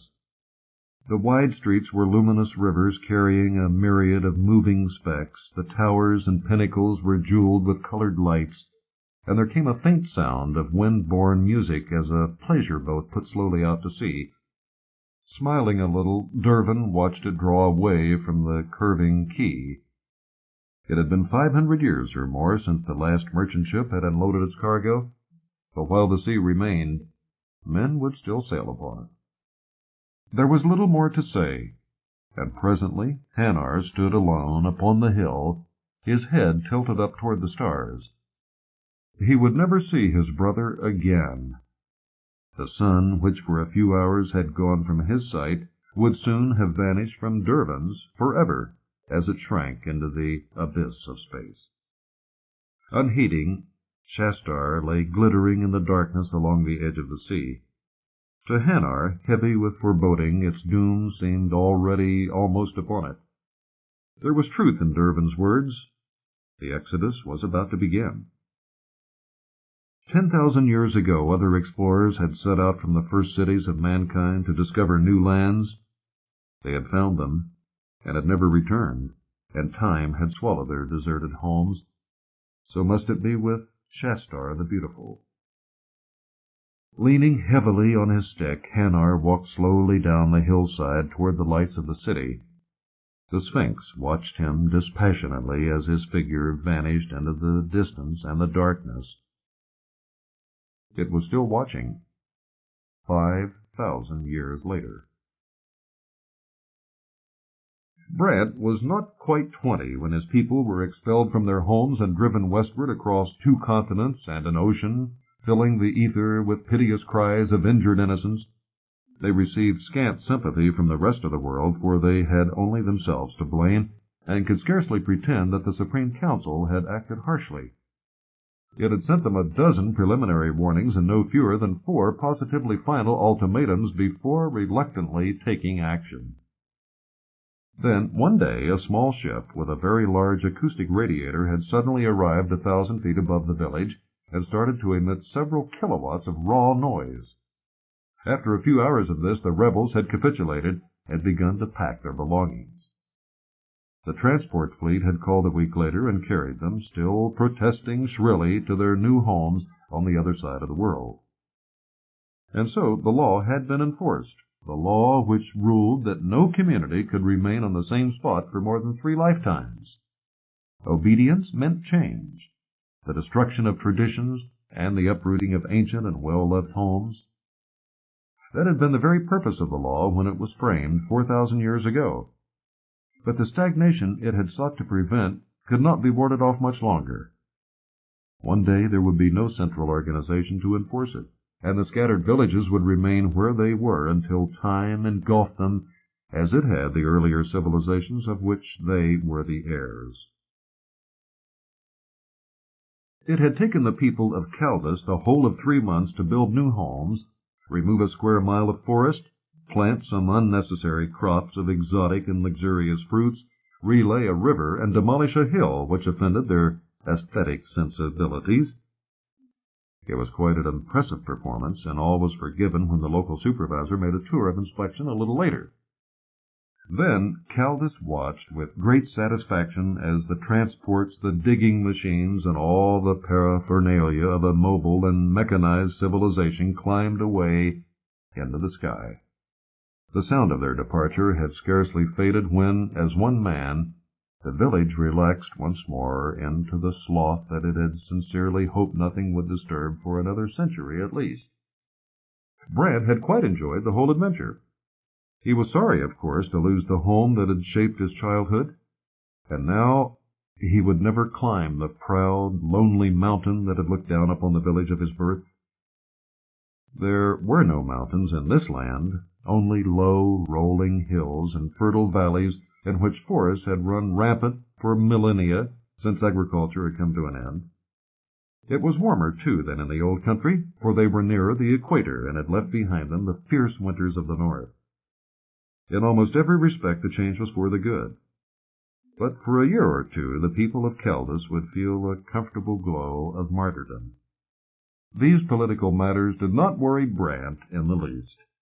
The entire sweep of human history from the Dark Ages into the unknown future was considerably less important at the moment than the question of Ariadne and her feelings toward him. He wondered what Ariadne was doing now, and tried to think of an excuse for going to see her. But that would mean meeting her parents, who would embarrass him by their hearty pretense that his call was simply a social one. He decided to go to the smithy instead, if only to make a check on John's movements. It was a pity about John. They had been such good friends only a short while ago. But love was friendship's deadliest enemy, and until Ariadne had chosen between them, they would remain in a state of armed neutrality. The village sprawled for about a mile along the valley, its neat new houses arranged in a calculated disorder. A few people were moving around in no particular hurry or gossiping in little groups beneath the trees. To Brant, it seemed that everyone was following him with their eyes and talking about him as he passed, an assumption that, as it happened, was perfectly correct. In a closed community of fewer than 1,000 highly intelligent people, no one could expect to have any private life. The smithy was in a clearing at the far end of the village, where its general untidiness would cause as little offense as possible. It was surrounded by broken and half-dismantled machines that old Johann had not got around to mending. One of the community's 3 flyers was lying, its bare ribs exposed to the sunlight, where it had been dumped weeks ago with a request for immediate repair. Old Johann would fix it one day, but in his own time. The wide door of the smithy was open, and from the brilliantly lit interior came the sound of screaming metal as the automatic machines fashioned some new shape to their master's will. Brant threaded his way carefully past the busy slaves and emerged into the relative quiet at the back of the shop. Old Johann was lying in an excessively comfortable chair, smoking a pipe and looking as if he had never done a day's work in his life. He was a neat little man with a carefully pointed beard, and only his brilliant, ceaselessly roaming eyes showed any signs of animation. He might have been taken for a minor poet, as indeed he fancied himself to be, but never for a village blacksmith. "Looking for John?" he said between puffs. "He's around somewhere, making something for that girl. Beats me what you two see in her." Brant turned a slight pink and was about to make some sort of reply when one of the machines started calling loudly for attention. In a flash, old Johann was out of the room, and for a minute strange crashings and bangings and much bad language floated through the doorway. Very soon, however, he was back again in his chair, obviously not expecting to be disturbed for quite a while. "Let me tell you something, Brant," he continued, as if there had been no interruption. "In 20 years she'll be exactly like her mother. Ever thought of that?" Brant hadn't, and quailed slightly. But 20 years is an eternity to youth. If he could win Ariadne in the present, the future could take care of itself. He told Johann as much. "Have it your own way," said the smith, not unkindly. "I suppose if we'd all looked that far ahead, the human race would have died out 1,000,000 years ago. Why don't you play a game of chess, like sensible people, to decide who'll have her first?" "Brant would cheat," answered John, suddenly appearing in the entrance and filling most of it. He was a large, well-built youth, in complete contrast to his father, and was carrying a sheet of paper covered with engineering sketches. Brant wondered what sort of present he was making for Ariadne. "What are you doing?" he asked with a far from disinterested curiosity. "Why should I tell you?" asked John good-naturedly. "Give me one good reason." Brant shrugged his shoulders. "I'm sure it's not important. I was only being polite." "Don't overdo it," said the smith. "The last time you were polite to John, you had a black eye for a week, remember?" He turned to his son and said brusquely, "Let's see those drawings so I can tell you why it can't be done." He examined the sketches critically, while John showed increasing signs of embarrassment. Presently, Johann snorted disapprovingly and said, "Where are you going to get the components? They're all non-standard, and most of them are sub-micro." John looked hopefully around the workshop. "There aren't very many of them," he said. "It's a simple job, and I was wondering—" "If I'd let you mess up the integrators to try to make the pieces? Well, we'll see about that.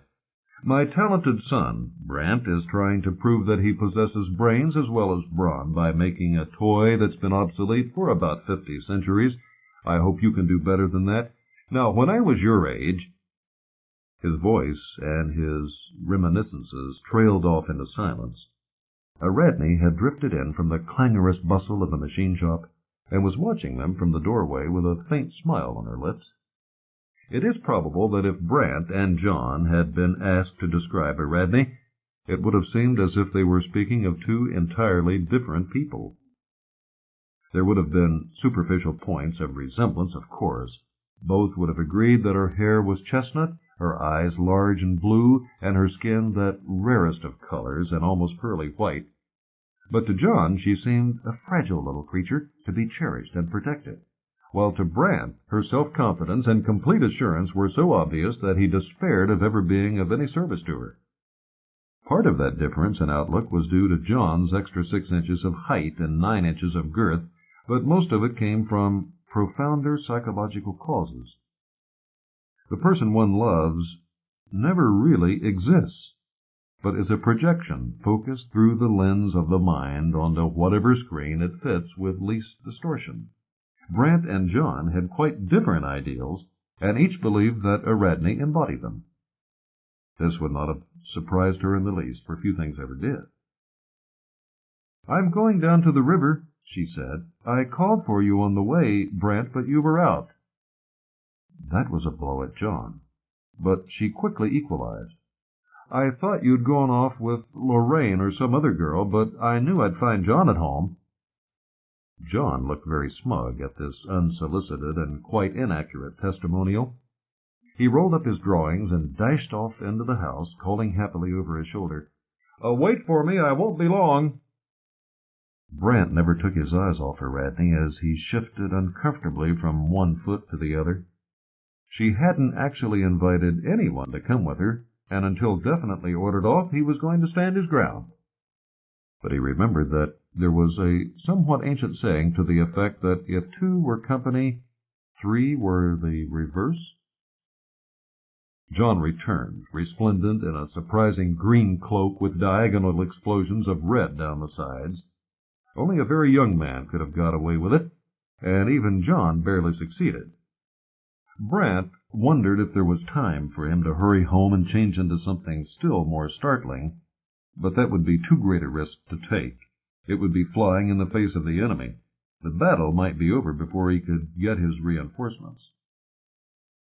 "Quite a crowd," remarked old Johann unhelpfully as they departed. "Mind if I come along, too?" The boys looked embarrassed, but Ariadne gave a gay little laugh that made it hard for him to dislike her. He stood in the outer doorway for a while, smiling as they went away through the trees and down the long, grass-covered slope to the river. But presently his eyes ceased to follow them, as he lost himself in dreams as vain as any that can come to man, the dreams of his own departed youth.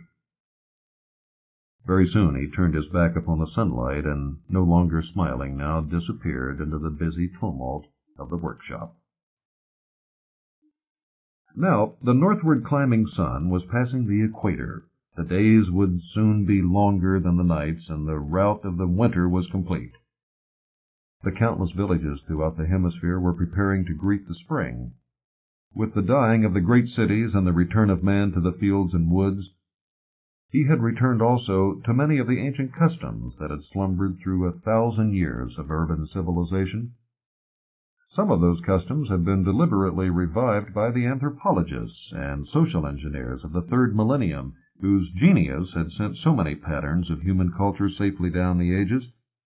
So it was that the spring equinox was still welcomed by rituals which, for all their sophistication, would have seemed less strange to primitive man than to the people of the industrial cities whose smoke had once stained the skies of earth.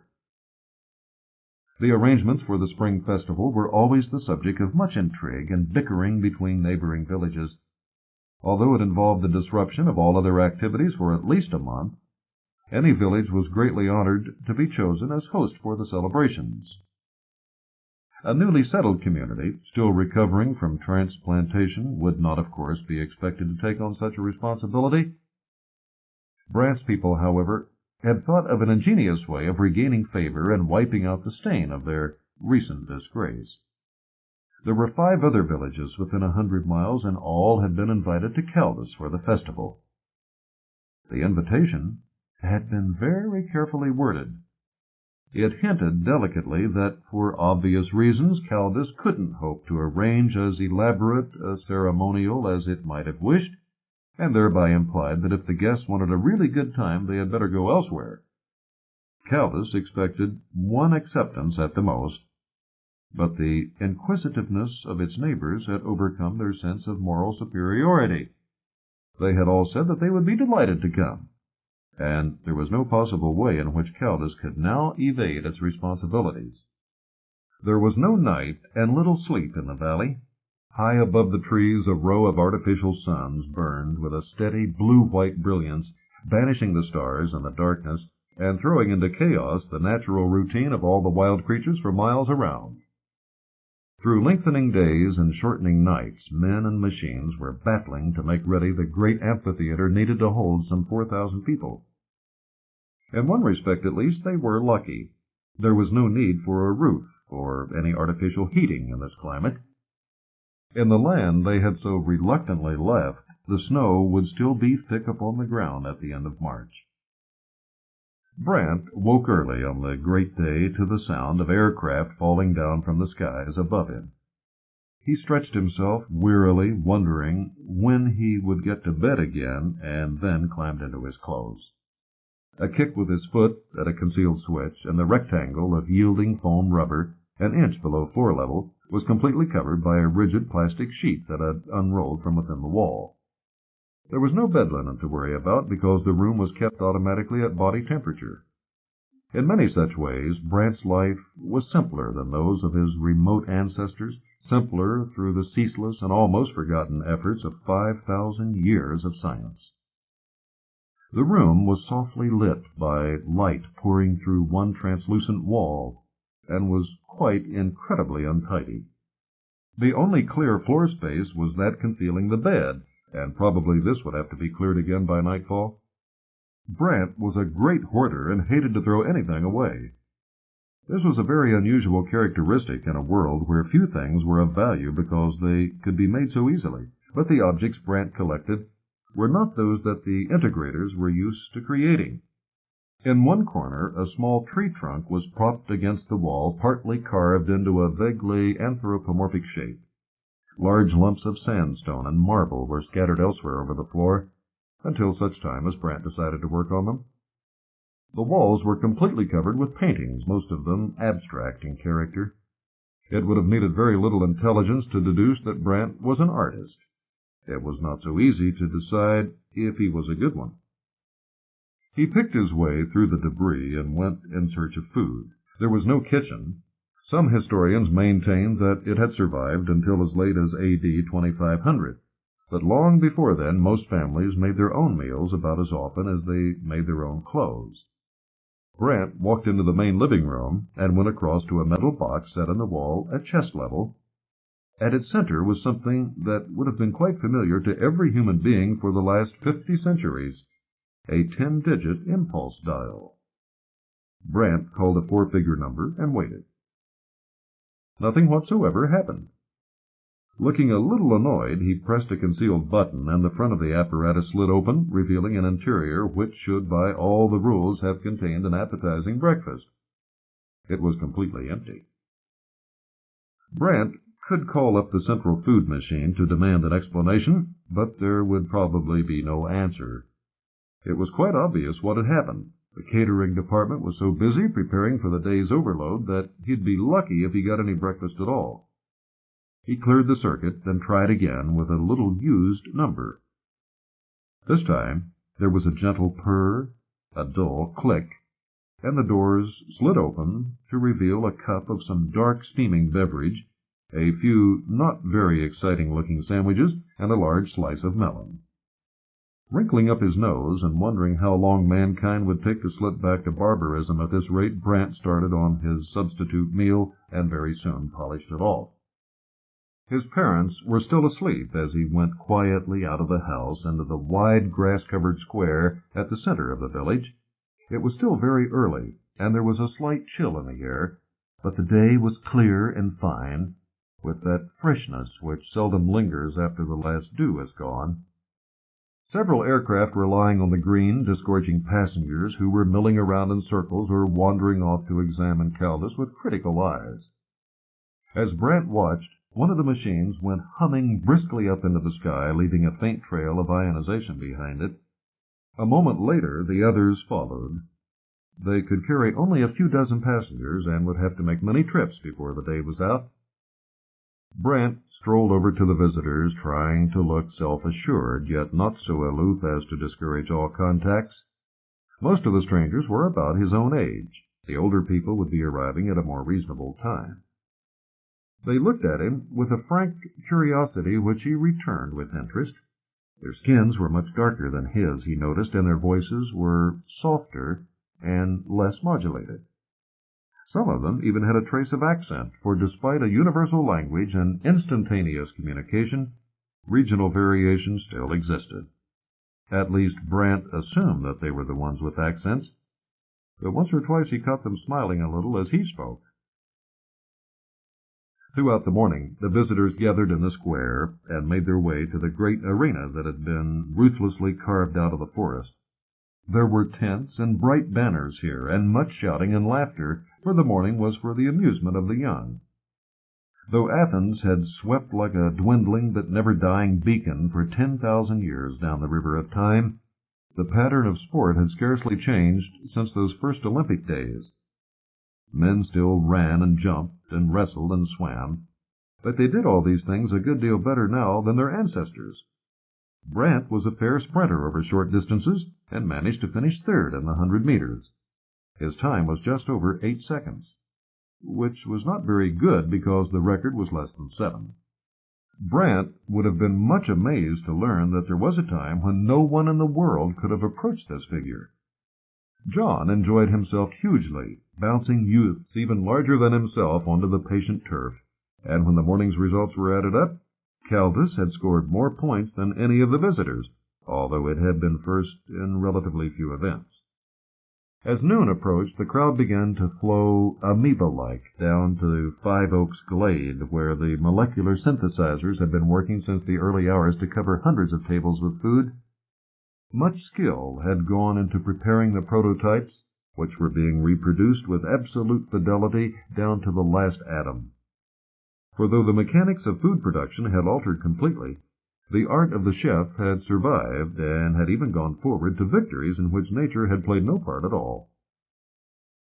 The main feature of the afternoon was a long poetic drama, a pastiche put together with considerable skill from the works of poets whose very names had been forgotten ages since.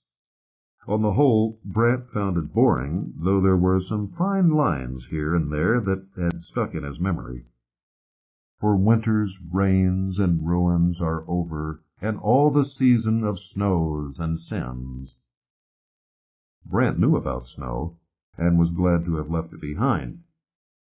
Sin, however, was an archaic word that had dropped out of use 3,000 or 4,000 years ago, but it had an ominous and exciting ring. He did not catch up with the Radney until it was almost dusk and the dancing had begun. High above the valley, floating lights had started to burn, flooding the woods with ever-changing patterns of blue and red and gold. In twos and threes, and then in dozens and hundreds, the dancers moved out into the great oval of the amphitheater until it became a sea of laughing, whirling forms. Here at last was something at which Brant could beat John handsomely, and he let himself be swept away on the tide of sheer physical enjoyment. The music ranged through the whole spectrum of human culture. At one moment the air pulsed to the throb of drums that might have called from some primeval jungle when the world was young, and a little later intricate tapestries of quarter tones were being woven by subtle electronic skills. The stars peered down wanly as they marched across the sky, but no one saw them, and no one gave any thought to the passage of time.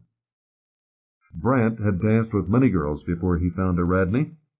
She looked very beautiful, brimming over with the enjoyment of life, and she seemed in no hurry to join him when there were so many others to choose from. But at last they were circling together in the whirlpool, and it gave Brant no small pleasure to think that John was probably watching them glumly from afar. They broke away from the dance during a pause in the music because Radney announced that she was a little tired. This suited Brant admirably, and presently they were sitting together under one of the great trees, watching the ebb and flow of life around them, with that detachment that comes in moments of complete relaxation. It was Brant who broke the spell. It had to be done, and it might be a long time before such an opportunity came again. "Radney," he said, "why have you been avoiding me?" She looked at him with innocent, open eyes. "Oh, Brant," she replied, "what an unkind thing to say. You know it isn't true. I wish you weren't so jealous. You can't expect me to be following you around all the time." "Oh, very well," said Brant, weakly, wondering if he was making a fool of himself, but he might as well go on now he had started. "You know, some day you'll have to decide between us. If you keep putting it off, perhaps you'll be left high and dry like those two aunts of yours." Radney gave a tinkling laugh and tossed her head with great amusement at the thought that she could ever be old and ugly. "Even if you're too impatient," she replied, "I think I can rely on John. Have you seen what he's given me?"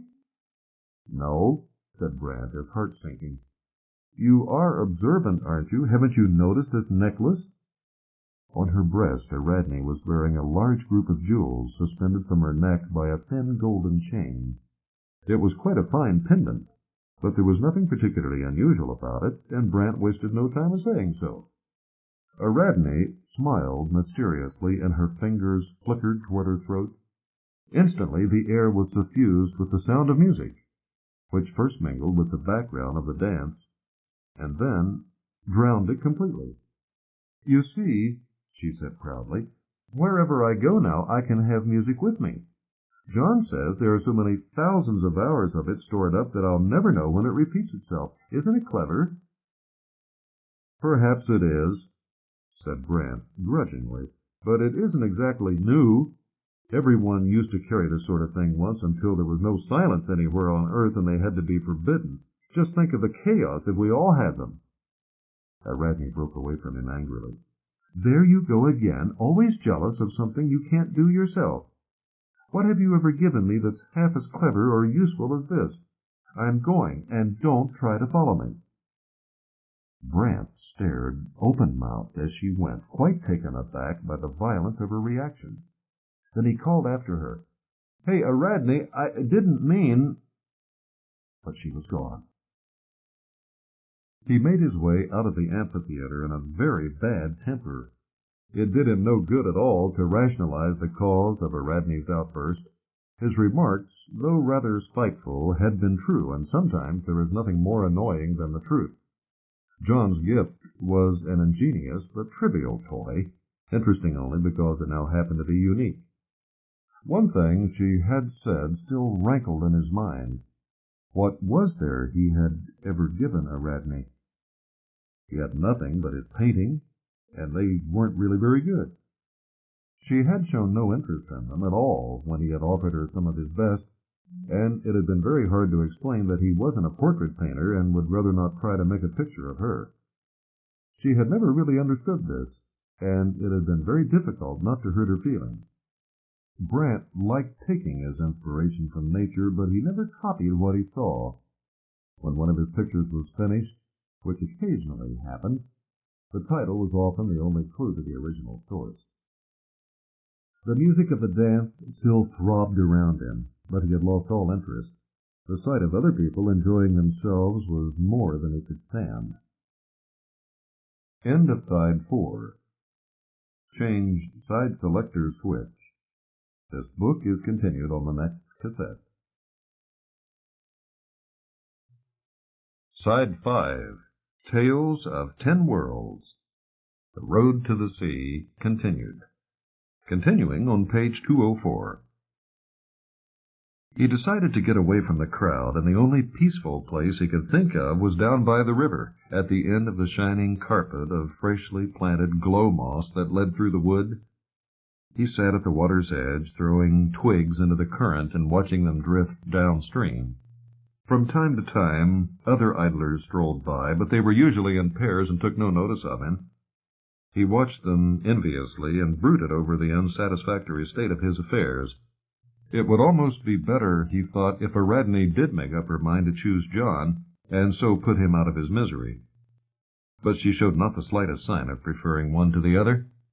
Perhaps she was simply enjoying herself at their expense, as some people, particularly old Johann, maintained, though it was just as likely that she was genuinely unable to choose. What was wanted, Brant thought morosely, was for one of them to do something really spectacular which the other could not hope to match. "Hello," said a small voice behind him. He twisted around and looked over his shoulder. A little girl of 8 or so was staring at him with her head slightly on one side like an inquisitive sparrow. "Hello," he replied without enthusiasm. "Why aren't you watching the dance?" "Why aren't you in it?" she replied promptly. "I'm tired," he said, hoping that this was an adequate excuse. "You shouldn't be running around by yourself. You might get lost." "I am lost," she replied happily, sitting down on the bank beside him. "I like it that way."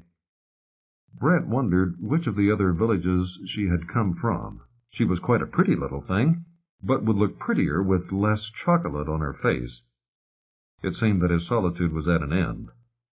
She stared at him with that disconcerting directness which, perhaps fortunately, seldom survives childhood. "I know what's the matter with you," she said suddenly. "Indeed?" queried Brant with polite skepticism. "You're in love." Brant dropped the twig he was about to throw into the river and turned to stare at his inquisitor. She was looking at him with such solemn sympathy that in a moment all his morbid self-pity vanished in a gale of laughter. She seemed quite hurt, and he quickly brought himself under control. "How could you tell?" he asked with profound seriousness. "I've read all about it," she replied solemnly, "and once I saw a picture play, and there was a man in it, and he came down to a river and sat there just like you, and presently he jumped into it. There was some awful pretty music then." Brant looked thoughtfully at this precocious child and felt relieved that she didn't belong to his own community. "I'm sorry I can't arrange the music," he said gravely, "but in any case the river isn't really deep enough." "It is farther along," came the helpful reply. "This is only a baby river. Here it doesn't grow up until it leaves the woods. I saw it from the flyer." "What happens to it then?" asked Brant, not in the least interested, but thankful that the conversation had taken a more innocuous turn. "I suppose it reaches the sea?" She gave an unladylike sniff of disgust. "Of course not, silly. All the rivers this side of the hills go to the Great Lake. I know that's as big as a sea, but the real sea is on the other side of the hills." Brant had learned very little about the geographical details of his new home, but he realized that the child was quite correct. The ocean was less than 20 miles to the north, but separated from them by a barrier of low hills. 100 miles inland lay the Great Lake, bringing life to lands that had been desert before the geological engineers had reshaped this continent. The child genius was making a map out of twigs and patiently explaining these matters to her rather dull pupil. "Here we are," she said, "and here's the river and the hills and the lakes over there by your foot. The sea goes along here, and I'll tell you a secret." "What's that?" "You'll never guess." "I don't suppose I will."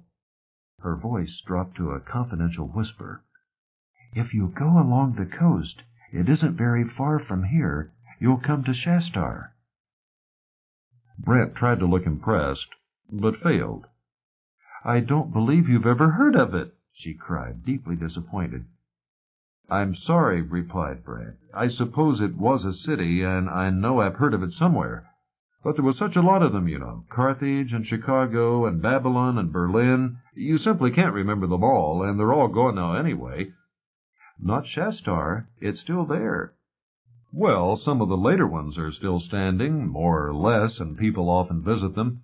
About 500 miles from my old home there was quite a big city once called—" "Shastar isn't just any old city," interrupted the child mysteriously. "My grandfather told me about it. He's been there. It hasn't been spoiled at all, and it's still full of wonderful things that no one has any more." Brant smiled inwardly. The deserted cities of Earth had been the breeding places of legends for countless centuries. It would be nearer 5,000 years since Shastar had been abandoned. If its buildings were still standing, which was, of course, quite possible, they would certainly have been stripped of all valuables ages ago. It seemed that Grandfather had been inventing some pretty fairy stories to entertain the child. He had Brant's sympathy. Heedless of his skepticism, the girl prattled on. Brant gave only half his mind to her words, interjecting a polite yes or fancy that, as occasion demanded. Suddenly, silence fell. He looked up and found that his companion was staring with much annoyance toward the avenue of trees that overlooked the view. "Goodbye," she said abruptly. "I've got to hide somewhere else. Here comes my sister." She was gone as suddenly as she had arrived. Her family must have a busy time looking after her, Brant decided, but she had done him a good turn by dispelling his melancholy mood. Within a few hours, he realized that she had done very much more than that. Simon was leaning against his doorpost, watching the world go by when Brant came in search of him. The world usually accelerated slightly when it had to pass Simon's door, for he was an interminable talker, and once he had trapped a victim, there was no escape for an hour or more. It was most unusual for anyone to walk voluntarily into his clutches, as Brant was doing now. The trouble with Simon was that he had a first-class mind and was too lazy to use it. Perhaps he might have been luckier had he been born in a more energetic age. All he had ever been able to do in Caldus was to sharpen his wits at other people's expense, thereby gaining more fame than popularity. But he was quite indispensable, for he was a storehouse of knowledge, the greater part of it perfectly accurate. "Simon," began Brant without any preamble, "I want to learn something about this country. The maps don't tell me much. They're too new. What was here back in the old days?" Simon scratched his wiry beard. "I don't suppose it was very different. How long ago do you mean?" "Oh, back in the time of the cities." "There weren't so many trees, of course. This was probably agricultural land used for food production. Did you see that farming machine they dug up when the amphitheater was being built? It must have been old. It wasn't even electric." "Yes," said Brant impatiently, "I saw it, but tell me about the cities around here. According to the map, there was a place called Shastar a few hundred miles west of us along the coast. Do you know anything about it?" "Ah, Shastar," murmured Simon, stalling for time. "A very interesting place. I think I've even got a picture of it around somewhere. Just a moment while I go and see." He disappeared into the house and was gone for nearly 5 minutes. In that time he made a very extensive library search, though a man from the age of books would hardly have guessed this from his actions. All the records Caldus possessed were in a metal case, a meter on a side. It contained, locked perpetually in subatomic patterns, the equivalent of 1 billion volumes of print. Almost all the knowledge of mankind and the whole of its surviving literature lay here concealed. It was not merely a passive storehouse of wisdom, for it possessed a librarian. As Simon signaled his request to the tireless machine, the search went down layer by layer through the almost infinite network of circuits. It took only a fraction of a second to locate the information he needed, for he had given the name and the approximate date. Then he relaxed as the mental images came flooding into his brain under the lightest of self-hypnosis. The knowledge would remain in his possession for a few hours only, long enough for his purpose, and would then fade away. Simon had no desire to clutter up his well-organized mind with irrelevancies, and to him the whole story of the rise and fall of the great cities was a historical digression of no particular importance. It was an interesting, if a regrettable episode, and it belonged to a past that had irretrievably vanished. Brant was still waiting patiently when he emerged, looking very wise. "I couldn't find any pictures," he said. "My wife has been tidying up again, but I'll tell you what I can remember about Shastar." Brant settled himself down as comfortably as he could. He was likely to be here for some time.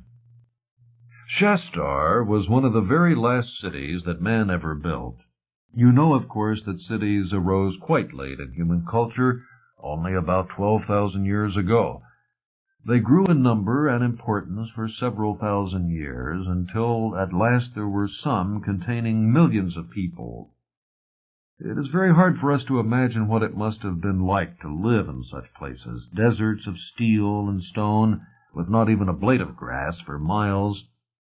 But they were necessary before transport and communication had been perfected, and people had to live near each other to carry out all the intricate operations of trade and manufacture upon which their lives depended. The really great cities began to disappear when air transport became universal. The threat of attack in those far-off barbarous days also helped to disperse them.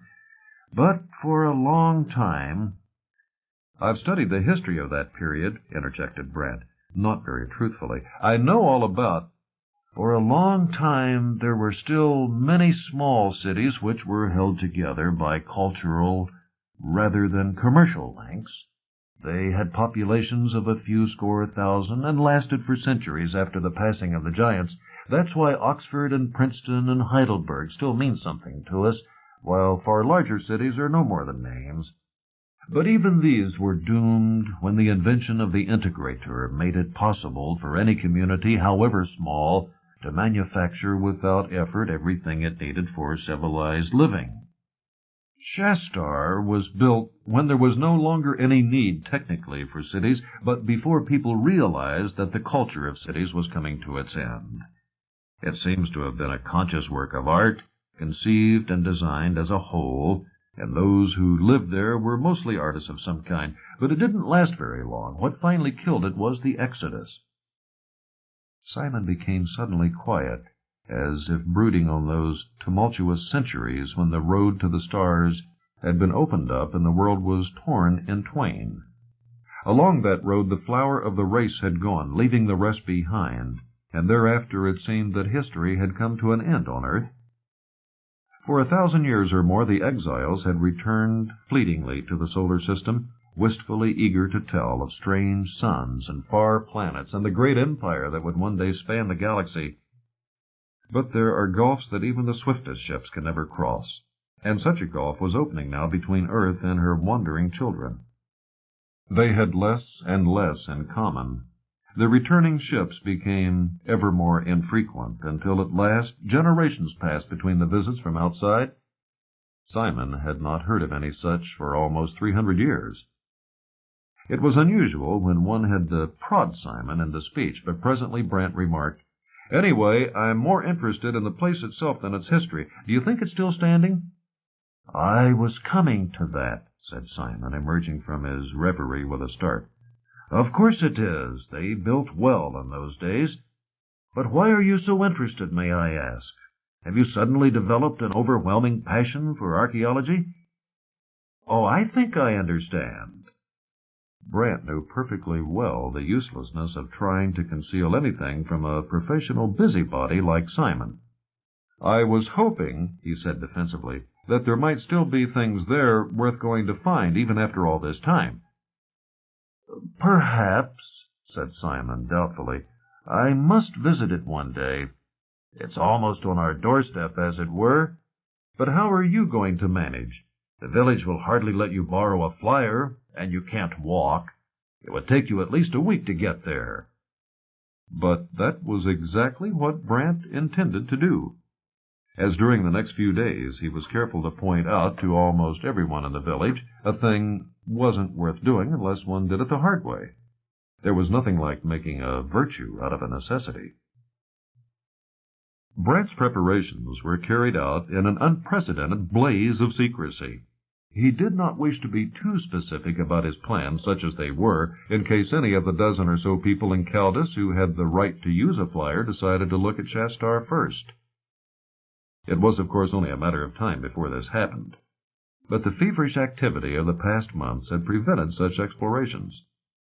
Nothing would be more humiliating than to stagger into Shastar after a week's journey only to be coolly greeted by a neighbor who had made the trip in 10 minutes.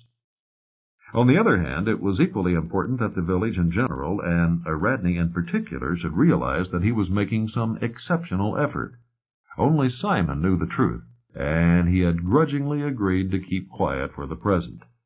Brant hoped that he had managed to divert attention from his true objective by showing a great interest in the country to the east of Caldus, which also contains several archaeological relics of some importance. The amount of food and equipment one needed for a 2 or 3 weeks' absence was really astonishing, and his first calculations had thrown Brant into a state of considerable gloom.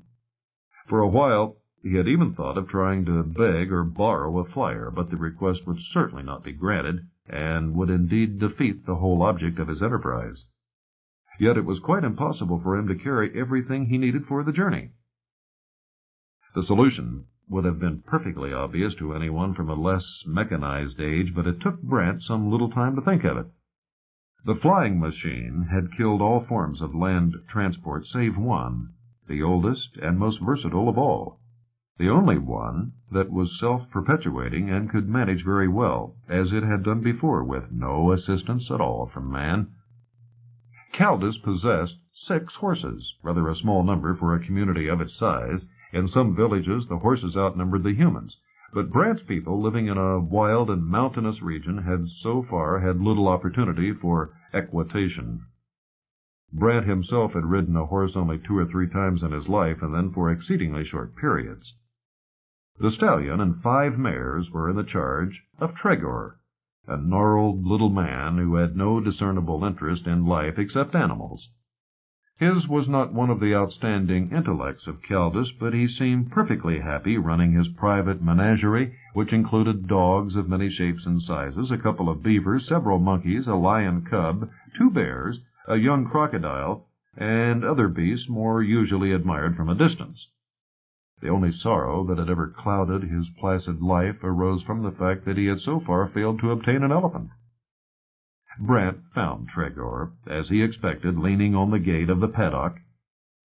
There was a stranger with him, who was introduced to Brant as a horse fancier from a neighboring village.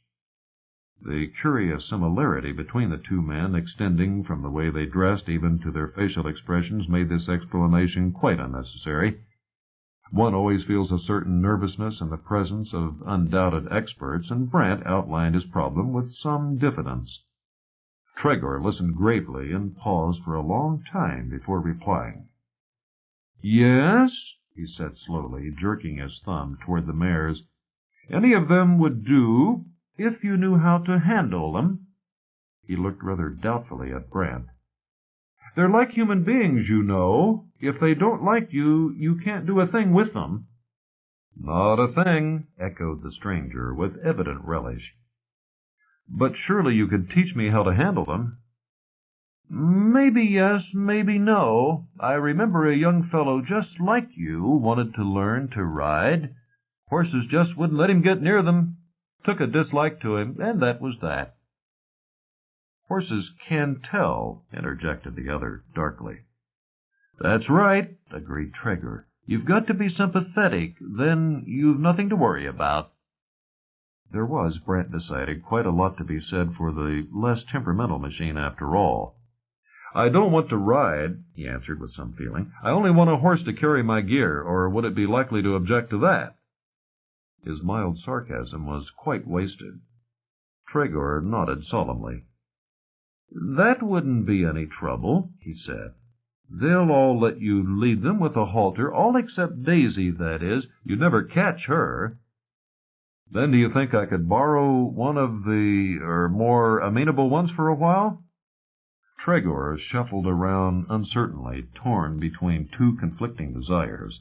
He was pleased that someone wanted to use his beloved beasts, but nervous lest they come to harm. Any damage that might befall Brant was of secondary importance. "Well," he began doubtfully, "it's a bit awkward at the moment." Brant looked at the mares more closely and realized why. Only one of them was accompanied by a foal, but it was obvious that this deficiency would soon be rectified. Here was another complication he had overlooked. "How long will you be away?" asked Tregor. 3 weeks at the most, perhaps only 2. Tregor did some rapid gyne-ecological calculations. "Then you can have Sunbeam," he concluded. "She won't give you any trouble at all. Best-natured animal I've ever had." "Thank you very much," said Brant. "I promise I'll look after her. Now would you mind introducing us?" "I don't see why I should do this," grumbled John good-naturedly as he adjusted the panniers on Sunbeam's sleek sides. "Especially since you won't even tell me where you're going or what you expect to find." Brant couldn't have answered the last question, even had he wished. In his more rational moments, he knew that he would find nothing of value in Shastar. Indeed, it was hard to think of anything that his people did not already possess or could not obtain instantly if they wished. But the journey itself would be the proof, the most convincing he could imagine, of his love for Aradne. There was no doubt that she was quite impressed by his preparations, and he had been careful to underline the dangers he was about to face. It would be very uncomfortable sleeping in the open, and he would have a most monotonous diet. He might even get lost and never be seen again. Suppose there were still wild beasts, dangerous ones, up in the hills or in the forests. Old Johann, who had no feeling for historical traditions, had protested at the indignity of a blacksmith having anything to do with such a primitive survival as a horse. Sunbeam had nipped him delicately for this with great skill and precision while he was bending to examine her hoofs. But he had rapidly manufactured a set of panniers, in which Brant could put everything he needed for the journey, even his drawing materials, from which he refused to be separated. Tregor had advised on the technical details of the harness, producing ancient prototypes consisting largely of string. It was still early morning when the last adjustments had been completed. Brant had intended making his departure as unobtrusive as possible, and his complete success was slightly mortifying. Only John and Aradne came to see him off. They walked in thoughtful silence to the end of the village and crossed the slim metal bridge over the river. Then John said gruffly, "Well, don't go and break your silly neck," shook hands, and departed, leaving him alone with Aradne. It was a very nice gesture, and Brant appreciated it. Taking advantage of her master's preoccupation, Sunbeam began to browse among the long grass by the river's edge. Brant shifted awkwardly from foot to foot for a moment, then said half-heartedly, "I suppose I'd better be going." "How long will you be away?" asked Aradne. She wasn't wearing John's present. Perhaps she had grown tired of it already? Brant hoped so, then realized she might lose interest equally quickly in anything he brought back for her. "Oh, about a fortnight, if all goes well," he added darkly. "Do be careful," said Aradne in tones of vague urgency, "and don't do anything rash." "I'll do my best," answered Brant, still making no move to go. "But one has to take risks sometimes." This disjointed conversation might have lasted a good deal longer had Sunbeam not taken charge. Brant's arm received a sudden jerk, and he was dragged away at a brisk walk. He had regained his balance and was about to wave farewell when Aradne came flying up to him, gave him a large kiss, and disappeared toward the village before he could recover. She slowed down to a walk when Brant could no longer see her.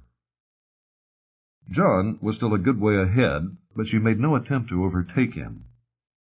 A curiously solemn feeling, out of place on this bright spring morning, had overcome her. It was very pleasant to be loved, but it had its disadvantages if one stopped to look beyond the immediate moment. For a fleeting instant, Aradne wondered if she had been fair to John, to Brant, even to herself. One day the decision would have to be made. It could not be postponed forever. Yet she could not for the life of her decide which of the boys she liked the better, and she did not know if she loved either. No one had ever told her, and she had not yet discovered that when one has to ask, "Am I really in love?" the answer is always no. Beyond Caldus, the forest stretched for 5 miles to the east, then faded out into the great plain which spanned the remainder of the continent. 6,000 years ago, this land had been one of the mightiest deserts in the world, and its reclamation had been among the first achievements of the atomic age. Brant intended to go east until he was clear of the forest, and then to turn toward the highland of the north. According to the maps, there had once been a road along the spine of the hills linking together all the cities on the coast in a chain that ended at Shastar. It should be easy to follow its track, though Brant did not expect that much of the road itself would have survived the centuries. He kept close to the river, hoping that it had not changed its path since the maps were made. It was both his guide and his highway through the forest. When the trees were too thick, he and Sunbeam could always wade in the shallow water. Sunbeam was quite cooperative. There was no grass here to distract her, so she plodded methodically along with little prompting. Soon after midday, the trees began to thin out. Brant had reached the frontier that century by century had been on the march across the lands that man no longer wished to hold. A little later the forest was behind him, and he was out in the open plain. He checked his position from the map and noted that the trees had advanced an appreciable distance eastward since it was drawn. But there was a clear route north to the low hills along which the ancient road had run, and he should be able to reach them before evening. At this point, certain unforeseen difficulties of a technical nature arose. Sunbeam, finding herself surrounded by the most appetizing grass she had seen for a long time, was unable to resist pausing every 3 or 4 steps to collect a mouthful.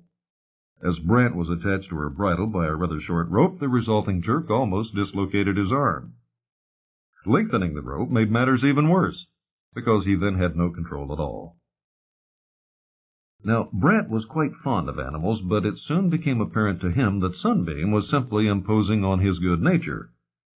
He put up with it for half a mile, and then steered a course toward a tree which seemed to have particularly slender and lissom branches. Sunbeam watched him warily out of the corners of her limpid brown eyes as he cut a fine, resilient switch and attached it ostentatiously to his belt.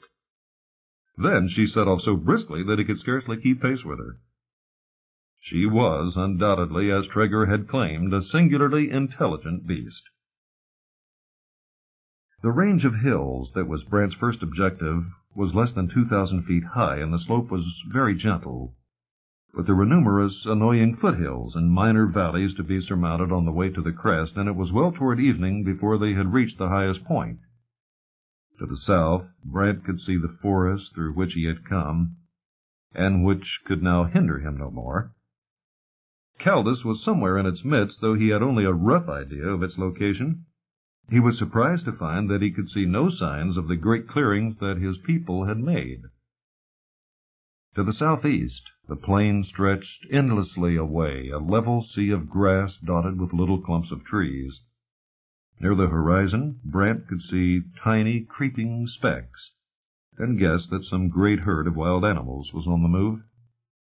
Northward lay the sea, only a dozen miles away down the long slope and across the lowlands.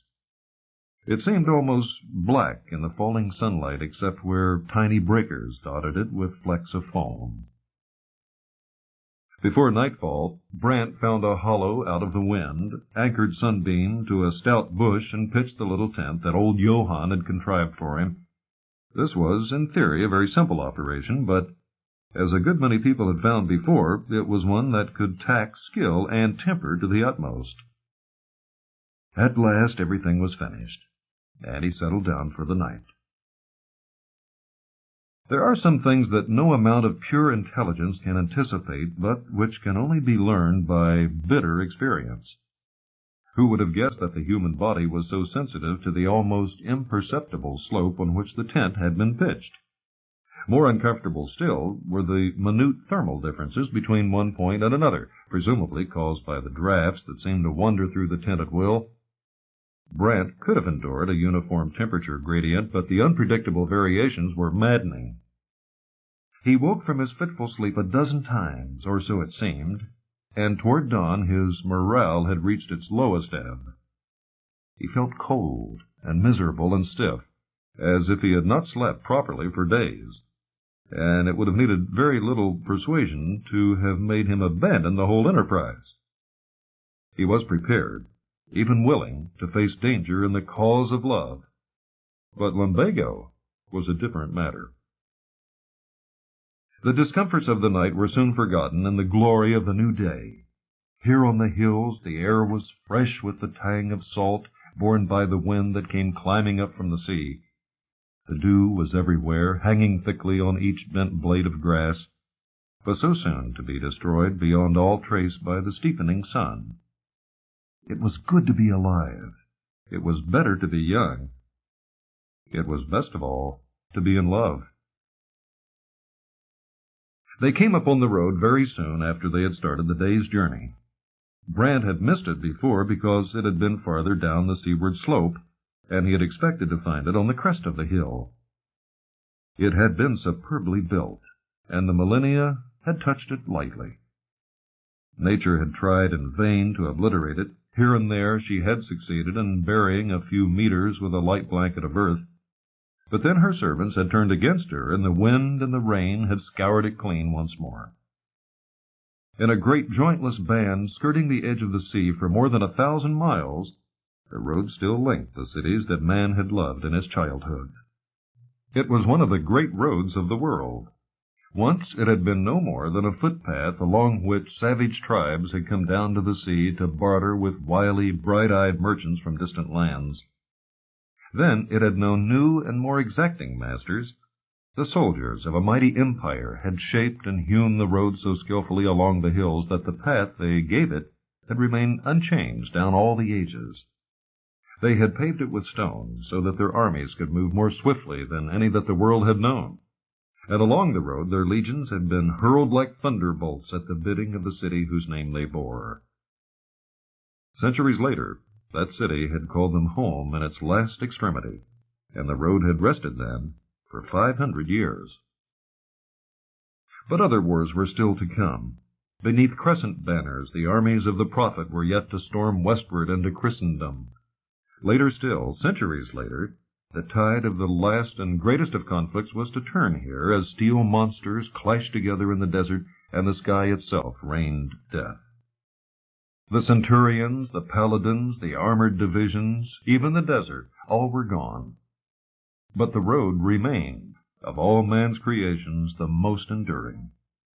For ages enough it had borne his burdens, and now along its whole 1,000 miles it carried no more traffic than one boy and a horse. Brant followed the road for 3 days, keeping always in sight of the sea. He had grown used to the minor discomforts of a nomadic existence, and even the nights were no longer intolerable. The weather had been perfect, long, warm days and mild nights, but the fine spell was coming to an end. He estimated that he was less than 5 miles from Shastar on the evening of the 4th day. The road was now turning away from the coast to avoid a great headland jutting out to sea. Beyond this was the sheltered bay along whose shores the city had been built.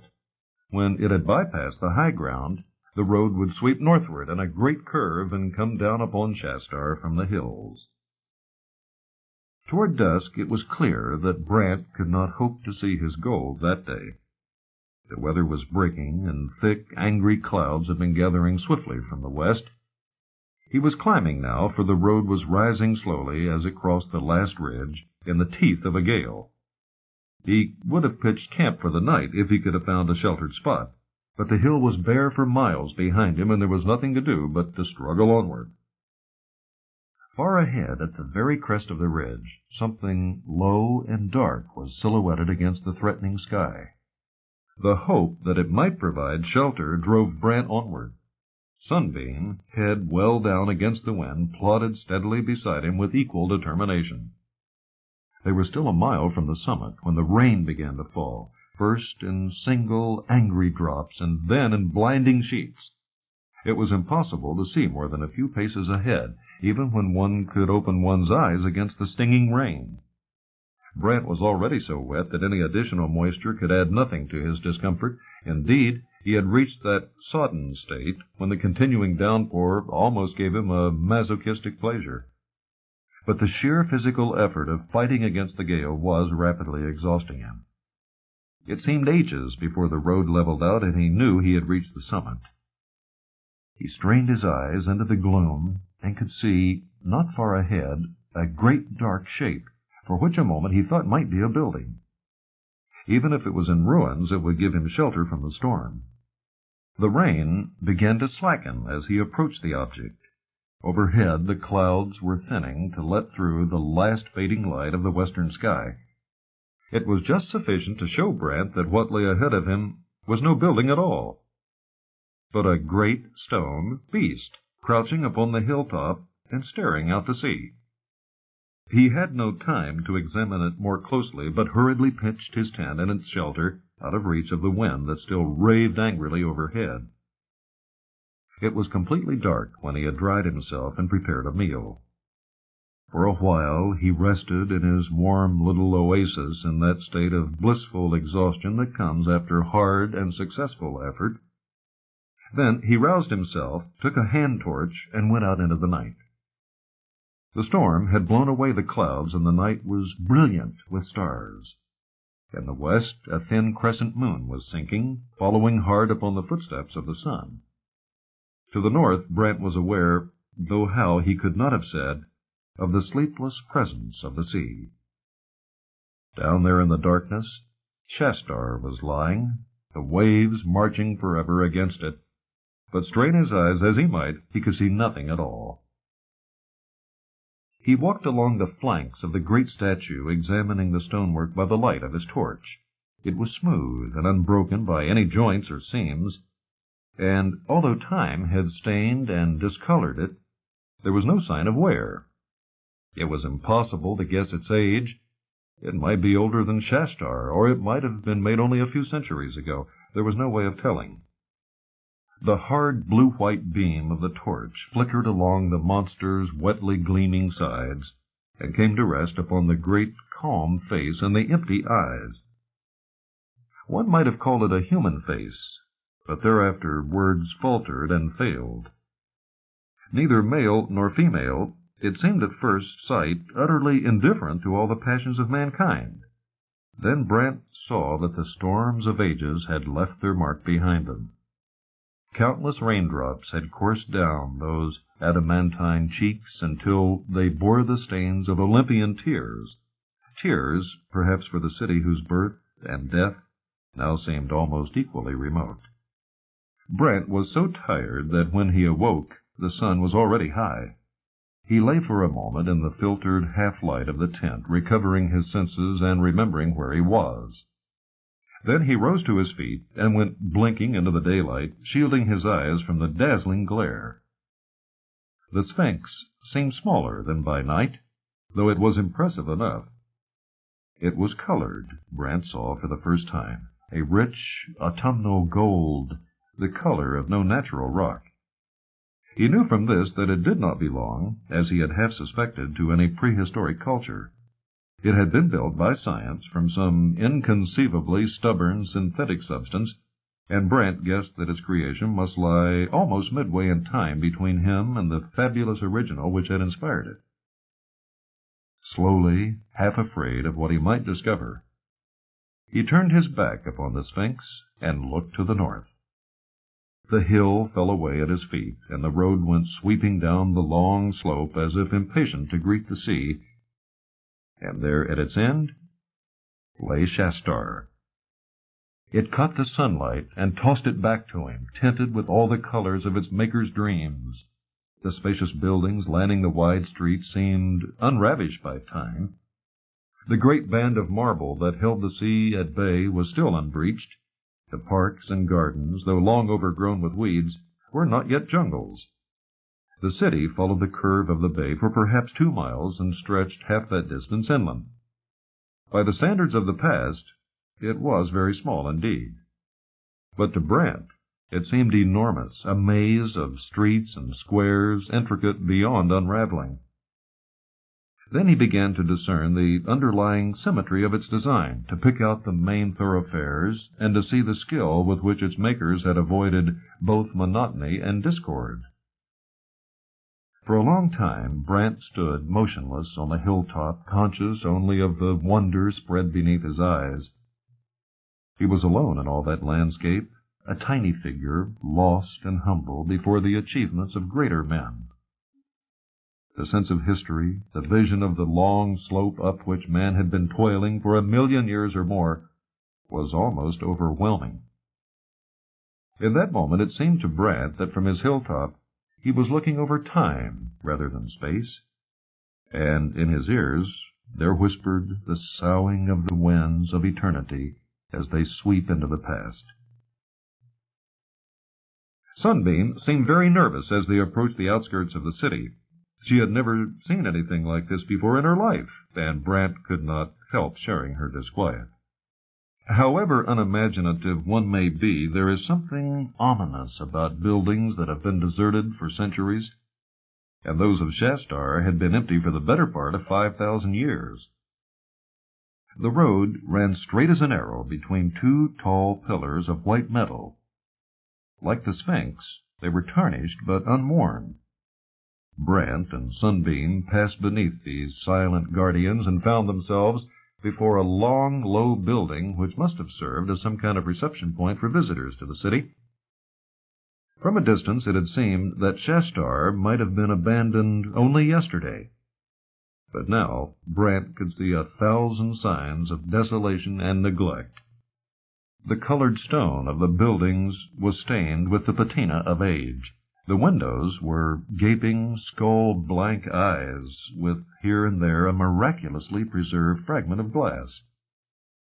Brant tethered Sunbeam outside the first building and made his way to the entrance across the rubble and thickly piled dirt.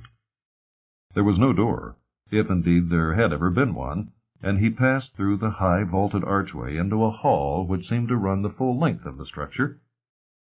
At regular intervals there were openings into further chambers, and immediately ahead of him a wide flight of stairs rose to the single floor above. It took him almost an hour to explore the building, and when he left he was infinitely depressed. His careful search had revealed absolutely nothing. All the rooms, great and small, were completely empty. He had felt like an ant crawling through the bones of a clean-picked skeleton. Out in the sunlight, however, his spirits revived a little. This building was probably only some sort of administrative office and would never have contained anything but records and information machines. Elsewhere in the city, things might be different. Even so, the magnitude of the search appalled him. Slowly he made his way toward the seafront, moving awestruck through the wide avenues and admiring the towering facades on either side. Near the center of the city he came upon one of its many parks. It was largely overgrown with weeds and shrubs, but there were still considerable areas of grass, and he decided to leave Sunbeam here while he continued his explorations. She was not likely to move very far away while there was plenty to eat. It was so peaceful in the park that for a while Brant was loath to leave it to plunge again into the desolation of the city. There were plants here, unlike any that he had ever seen before, the wild descendants of those which the people of Shastar had cherished ages since. As he stood among the high grasses and unknown flowers, Brant heard for the first time, stealing through the calm stillness of the morning, the sound he was always to link with Shastar. It came from the sea, and though he had never heard it before in all his life, it brought a sense of aching recognition into his heart. Where no other voices sounded now, the lonely seagulls were still calling sadly across the waves. It was quite clear that many days would be needed to make even the most superficial examination of the city, and the first thing to do would be to find somewhere to live. Brant spent several hours searching for the residential district before it began to dawn on him that there was something very peculiar about Shastar. All the buildings he entered were, without exception, designed for work, entertainment, or similar purposes. But none of them had been designed to live in. The solution came to him slowly. As he grew to know the pattern of the city, he noticed that at almost every street intersection there were low, single-storied structures of nearly identical form. They were circular or oval, and had many openings leading into them from all directions. When Brant entered one of them, he found himself facing a line of great metal gates, each with a vertical row of indicator lamps by its side. And so he knew where the people of Shastar had lived. At first, the idea of underground homes was completely repellent to him. Then he overcame his prejudice and realized how sensible as well as how inevitable this was. There was no need to clutter up the surface and to block the sunlight with buildings designed for the merely mechanical processes of sleeping and eating. By putting all these things underground, the people of Shastar had been able to build a noble and spacious city, and yet keep it so small that one could walk its whole length within an hour. The elevators were, of course, useless, but there were emergency stairways winding down into the darkness. Once all this underworld must have been a blaze of light. But Brant hesitated now before he descended the steps. He had his torch, but he had never been underground before, and had a horror of losing his way in some subterranean catacombs. Then he shrugged his shoulders and started down the steps. After all, there was no danger if he took the most elementary precautions, and there were hundreds of other exits even if he did lose his way.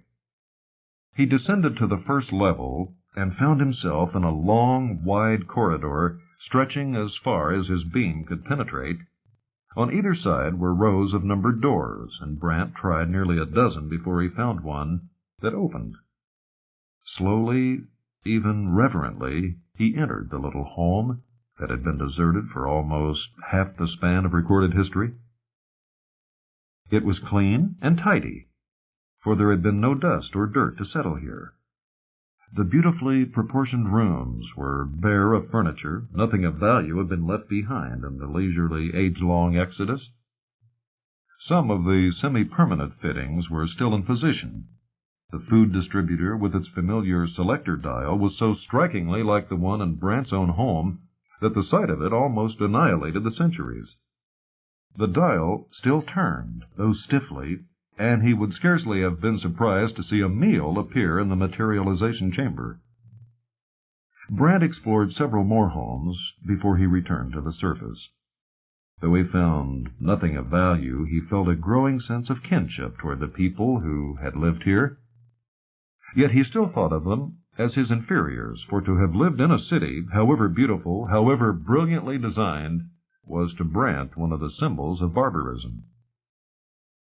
In the last home he entered, he came across a brightly colored room with a fresco of dancing animals around the walls. The pictures were full of a whimsical humor that must have delighted the hearts of the children for whom they had been drawn. Brant examined the paintings with interest, for they were the first works of representative art he had found in Shastar. He was about to leave when he noticed a tiny pile of dust in one corner of the room, and bending down to investigate, found himself looking at the still recognizable fragments of a doll. Nothing solid remained save a few colored buttons which crumbled to powder in his hand when he picked them up. He wondered why this sad little relic had been left behind by its owner. Then he tiptoed away and returned to the service and the lonely but sunlit streets. He never went to the underground city again. Toward evening, he revisited the park to see that Sunbeam had been up to no mischief and prepared to spend the night in one of the numerous small buildings scattered through the gardens. Here he was surrounded by flowers and trees, and could almost imagine he was home again. He slept better than he had done since he had left Calvis, and for the first time for many days his last waking thoughts were not of Aradne. The magic of Shastar was already working upon his mind. The infinite complexity of the civilization he had affected to despise was changing him more swiftly than he could imagine. The longer he stayed in the city, the more remote he would become from the naive yet self-confident boy who had entered it only a few hours before. The second day confirmed the impressions of the first. Shastar had not died in a year or even in a generation. Slowly its people had drifted away as the new, yet how old, pattern of society had been evolved and humanity had returned to the hills and the forests. They had left nothing behind them, save these marble monuments to a way of life that was gone forever. Even if anything of value had remained, the thousands of curious explorers who had come here in the 50 centuries since would have taken it long ago. Brant found many traces of his predecessors. Their names were carved on walls throughout the city, for this is one kind of immortality that men have never been able to resist. Tired at last by his fruitless search, he went down to the shore and sat on the wide stonework of the breakwater. The sea, lying a few feet beneath him, was utterly calm and of a cerulean blue. It was so still and clear that he could watch the fish swimming in its depths, and at one spot could see a wreck lying on its side with the seaweed streaming straight up from it like long green hair. Yet there must be times, he knew, when the waves came thundering over these massive walls, for behind him the wide parapet was strewn with a thick carpet of stones and shells tossed there by the gales of centuries. The enervating peacefulness of the scene and the unforgettable object lesson in the futility of ambition that surrounded him on every side took away all sense of disappointment or defeat. Though Shastar had given him nothing of material value, Brant did not regret his journey. Sitting here on the sea wall with his back to the land and his eyes dazzled by that blinding blue, he already felt remote from his old problems, and could look back with no pain at all, but only a dispassionate curiosity on all the heartache and the anxiety that had plagued him these last few months.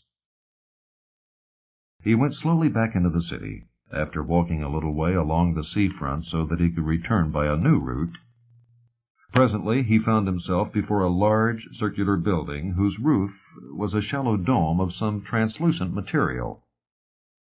He looked at it with little interest, for he was emotionally exhausted, and decided that it was probably yet another theater or concert hall. He had almost passed the entrance when some obscure impulse diverted him, and he went through the open doorway. Inside, the light filtered through the ceiling with such little hindrance that Brant almost had the impression of being in the open air. The entire building was divided into numerous large halls, whose purpose he realized with a sudden stir of excitement. The telltale rectangles of discoloration showed that the walls had once been almost covered with pictures. It was just possible that some had been left behind, and it would be interesting to see what Shastar could offer in the way of serious art. Brant, still secure in his consciousness of superiority, did not expect to be unduly impressed, and so the shock was all the greater when it came. The blaze of color along the whole length of the great wall smote him like a fanfare of trumpets. For a moment he stood paralyzed in the doorway, unable to grasp the pattern or meaning of what he saw. Then, slowly, he began to unravel the details of the tremendous and intricate mural that had burst suddenly upon his vision. It was nearly 100 feet long, and was incomparably the most wonderful thing that Brant had ever seen in his life. Shastar had awed and overwhelmed him, yet its tragedy had left him curiously unmoved. But this struck straight at his heart and spoke in a language he could understand. And as it did so, the last vestiges of his condescension toward the past were scattered like leaves before a gale. The eye moved naturally from left to right across the painting to follow the curve of tension to its moment of climax. On the left was the sea, as deep a blue as the water that beat against Shastar, and moving across its face was a fleet of strange ships, driven by tiered banks of oars and by billowing sails that strained toward the distant land. The painting covered not only miles of space, but perhaps years of time, For now the ships had reached the shore, and there on the wide plain an army lay encamped, its banners and tents and chariots dwarfed by the walls of the fortress city it was beleaguering. The eye scaled those still inviolate walls and came to rest, as it was meant to do, upon the woman who stood upon them, looking down at the army that had followed her across the ocean. She was leaning forward to peer over the battlements, and the wind was catching her hair so that it formed a golden mist about her head. Upon her face was written a sadness too deep for words, yet one that did nothing to mar the unbelievable beauty of her face, a beauty that held Brant spellbound, for long unable to tear away his eyes. When at last he could do so, he followed her gaze down those seemingly impregnable walls to the group of soldiers toiling in their shadow. They were gathered around something so foreshortened by perspective that it was some time before Brant realized what it was. Then he saw that it was an enormous image of a horse, mounted on rollers so that it could be easily moved. It roused no echoes in his mind, and he quickly returned to the lonely figure on the wall, around whom, as he now saw, the whole great design was balanced and pivoted. For as the eye moved on across the painting, taking the mind with it into the future, it came upon ruined battlements, the smoke of the burning city staining the sky, and the fleet returning homeward, its mission done. Brant left only when the light was so poor that he could no longer see. When the first shock had worn off, he had examined the great painting more closely, and for a while he had searched, but in vain, for the signature of the artist. He also looked for some caption or title, but it was clear that there had never been one, perhaps because the story was too well known to need it.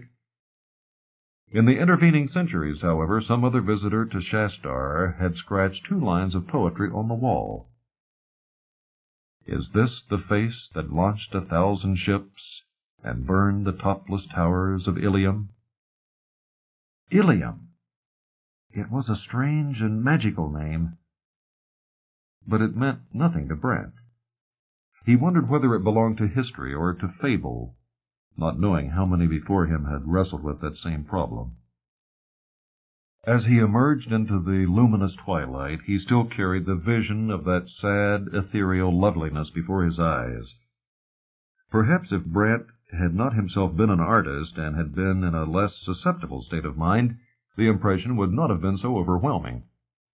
Yet it was the impression that the unknown master had set out to create, phoenix-like from the dying embers of a great legend.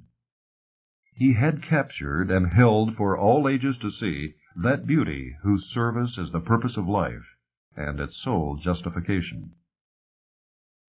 For a long time Brant sat under the stars, watching the crescent moon sink behind the towers of the city, and haunted by questions to which he could never know the answers. All the other pictures in these galleries had gone, scattered beyond tracing, not merely throughout the world, but throughout the universe. How had they compared with the single work of genius that now must represent forever the art of Shastar? In the morning, Brant returned, after a night of strange dreams. A plan had been forming in his mind. It was so wild and ambitious that at first he tried to laugh it away, but it would give him no peace. Almost reluctantly, he set up his little folding easel and prepared his paints.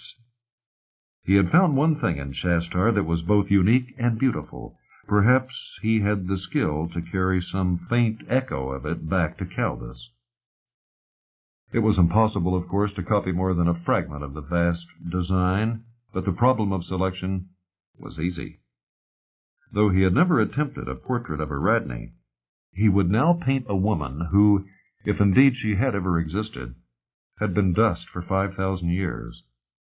Several times he stopped to consider this paradox, and at last thought he had resolved it. He had never painted Ariadne because he doubted his own skill and was afraid of her criticism. That would be no problem here, Brant told himself. He did not stop to ask how Ariadne would react when he returned to Caldus carrying as his only gift the portrait of another woman. In truth, he was painting for himself and for no one else. For the first time in his life, he had come into direct contact with a great work of classic art, and it had swept him off his feet. Until now he had been a dilettante. He might never be more than this, but at least he would make the effort. He worked steadily all through the day, and the sheer concentration of his labors brought him a certain peace of mind. By evening, he had sketched in the palace walls and battlements and was about to start on the portrait itself. At night, he slept well. He lost most of his optimism the next morning. His food supply was running low, and perhaps the thought that he was working against time had unsettled him. Everything seemed to be going wrong. The colors would not match, and the painting, which had shown such promise the day before, was becoming less and less satisfactory every minute. To make matters worse, the light was failing, though it was barely noon, and Brant guessed that the sky outside had become overcast. He rested for a little while in the hope that it might clear again, but since it showed no signs of doing so, he recommenced work. It was now or nothing. Unless he could get that hair right, he would abandon the whole project. The afternoon waned rapidly, but in his fury of concentration, Brant scarcely noticed the passage of time. Once or twice he thought he noticed distant sounds and wondered if a storm was coming up, for the sky was still very dark. There is no experience more chilling than the sudden, the utterly unexpected knowledge that one is no longer alone. It would be hard to say what impulse made Brant slowly lay down his brush and turn even more slowly toward the great doorway 40 feet behind him. The man standing there must have entered almost soundlessly, and how long he had been watching him, Brant had no way of guessing. A moment later he was joined by 2 companions, who also made no attempt to pass the doorway. Brant rose slowly to his feet, his brain whirling. For a moment he almost imagined that ghosts from Shastar's past had come back to haunt him. Then reason reasserted itself. After all, why should he not meet other visitors here when he was one himself? He took a few paces forward, and one of the strangers did likewise. When they were a few yards apart, the other said in a very clear voice, speaking rather slowly, "I hope we haven't disturbed you." It was not a very dramatic conversational opening, and Brant was somewhat puzzled by the man's accent, or more accurately, by the exceedingly careful way he was pronouncing his words. It almost seemed that he did not expect Brant to understand him otherwise. "That's quite all right," Brant replied, speaking equally slowly. "But you gave me a surprise. I hardly expected to meet anyone here." "Neither did we," said the other with a slight smile. "We had no idea that anyone still lived in Shastar." "But I don't," explained Brant. "I'm just a visitor like you." The 3 exchanged glances as if sharing some secret joke. Then one of them lifted a small metal object from his belt and spoke a few words into it, too softly for Brant to overhear. He assumed that other members of the party were on the way and felt annoyed that his solitude was to be so completely shattered. 2 of the strangers had walked over to the great mural and begun to examine it critically. Brant wondered what they were thinking. Somehow he resented sharing his treasure with those who would not feel the same reverence toward it, those to whom it would be nothing more than a pretty picture. The 3rd man remained by his side, comparing, as unobtrusively as possible, Brant's copy with the original. All 3 seemed to be deliberately avoiding further conversation. There was a long and embarrassing silence. Then the other 2 men rejoined them. "Well, Erlin, what do you think of it?" said one, waving his hand toward the painting. They seemed for the moment to have lost all interest in Brant. "It's a very fine late 3rd millennium primitive, as good as anything we have. Don't you agree, Letvar?" "Not exactly. I wouldn't say it's late 3rd. For one thing, the subject—" "Oh, you and your theories. But perhaps you're right. It's too good for the last period. On second thoughts, I'd date it around 2500. What do you say, Trescon?" I agree. Probably Arun or one of his pupils. Rubbish, said Lapfar. Nonsense, snorted Erlin. Oh, very well, replied Trescott good-naturedly. I've only studied this period for 30 years, while you've just looked it up since we started, so I bow to your superior knowledge. Brant had followed this conversation with growing surprise and a rapidly mounting sense of bafflement. Are all three of you artists? He blurted out at last. Of course, replied Trescott grandly. Why else would we be here? Don't be a damned liar, said Erlin without even raising his voice. You won't be an artist if you live 1,000 years. You're merely an expert and you know it. Those who can, do. Those who can't, criticize. Where have you come from? Asked Brant, a little faintly. He had never met anyone quite like these extraordinary men. They were in late middle age, yet seemed to have an almost boyish gusto and enthusiasm. All their movements and gestures were just a little larger than life, and when they were talking to each other, they spoke so quickly that Brant found it difficult to follow them. Before anyone could reply, there was a further interruption. A dozen men appeared in the doorway and were brought to a momentary halt by their first sight of the great painting. Then they hurried to join the little group around Brant, who now found himself the center of a small crowd. Here you are, Condor, said Trescott, pointing to Brant. We've found someone who can answer your questions. The man who had been addressed looked at Brant closely for a moment, glanced at his unfinished painting, and smiled a little. Then he turned to Trescott and lifted his eyebrows in interrogation. No, said Trescott succinctly. Brant was getting annoyed. Something was going on that he didn't understand, and he resented it. Would you mind telling me what this is all about? He said plaintively. Condor looked at him with an unfathomable expression. Then he said quietly, Perhaps I could explain things better if you came outside.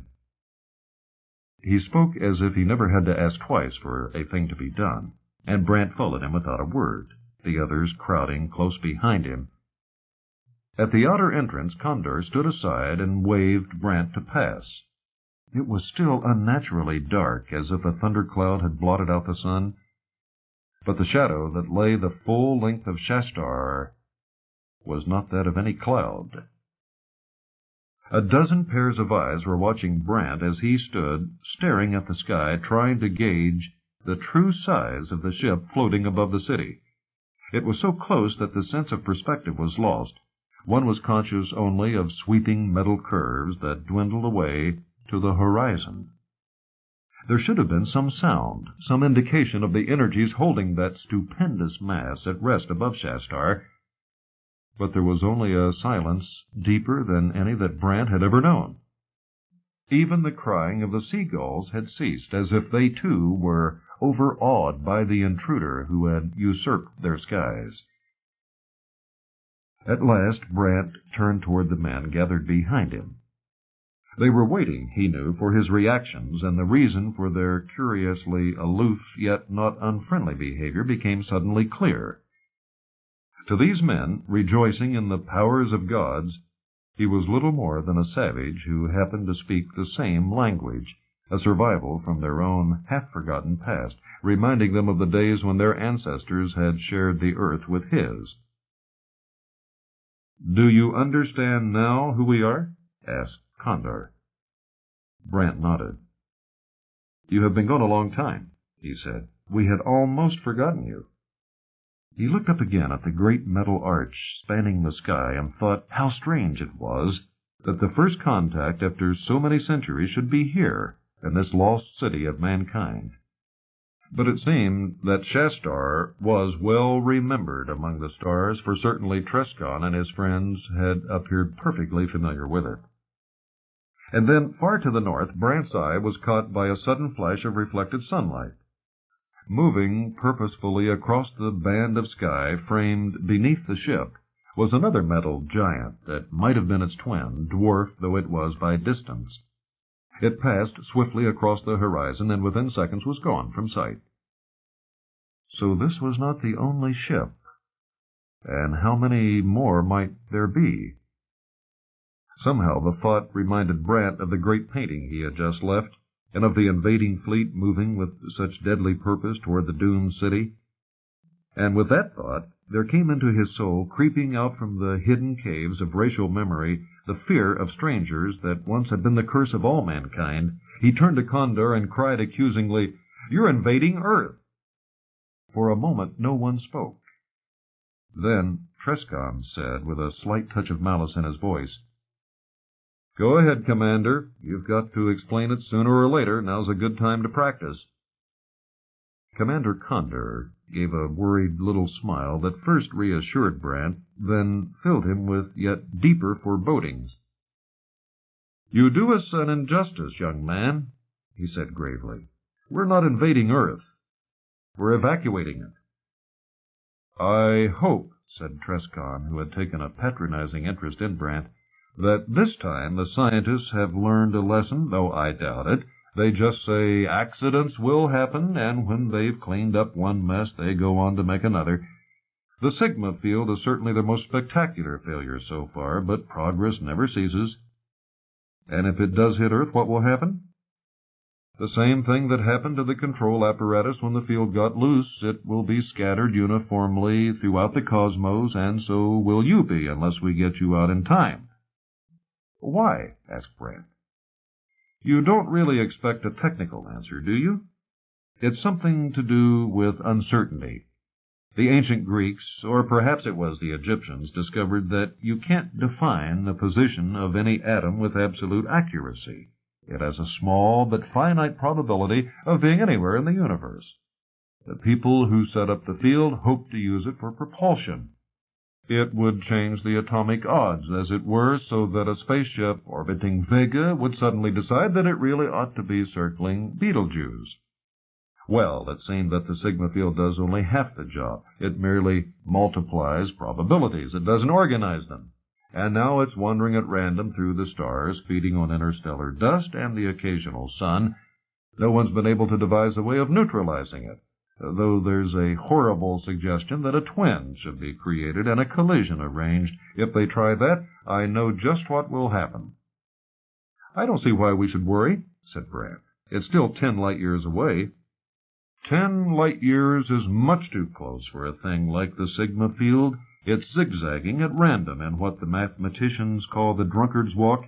If we're unlucky, it'll be here tomorrow. But the chances are 20-1 that the Earth will be untouched. In a few years, you'll be able to go home again just as if nothing had ever happened." As if nothing had ever happened? Whatever the future brought, the old way of life was gone forever. What was taking place in Shastar must now be occurring in one form or another all over the world. Brant watched wide-eyed as strange machines rolled down the splendid streets, clearing away the rubble of ages and making the city fit for habitation again. As an almost extinct star may suddenly blaze up in one last hour of glory, so for a few months Shastar would be one of the capitals of the world, housing the army of scientists, technicians, and administrators that had descended upon it from space. Brant was growing to know the invaders very well. Their vigor, the lavishness of everything they did, and the almost childlike delight they took in their superhuman powers never ceased to astonish him.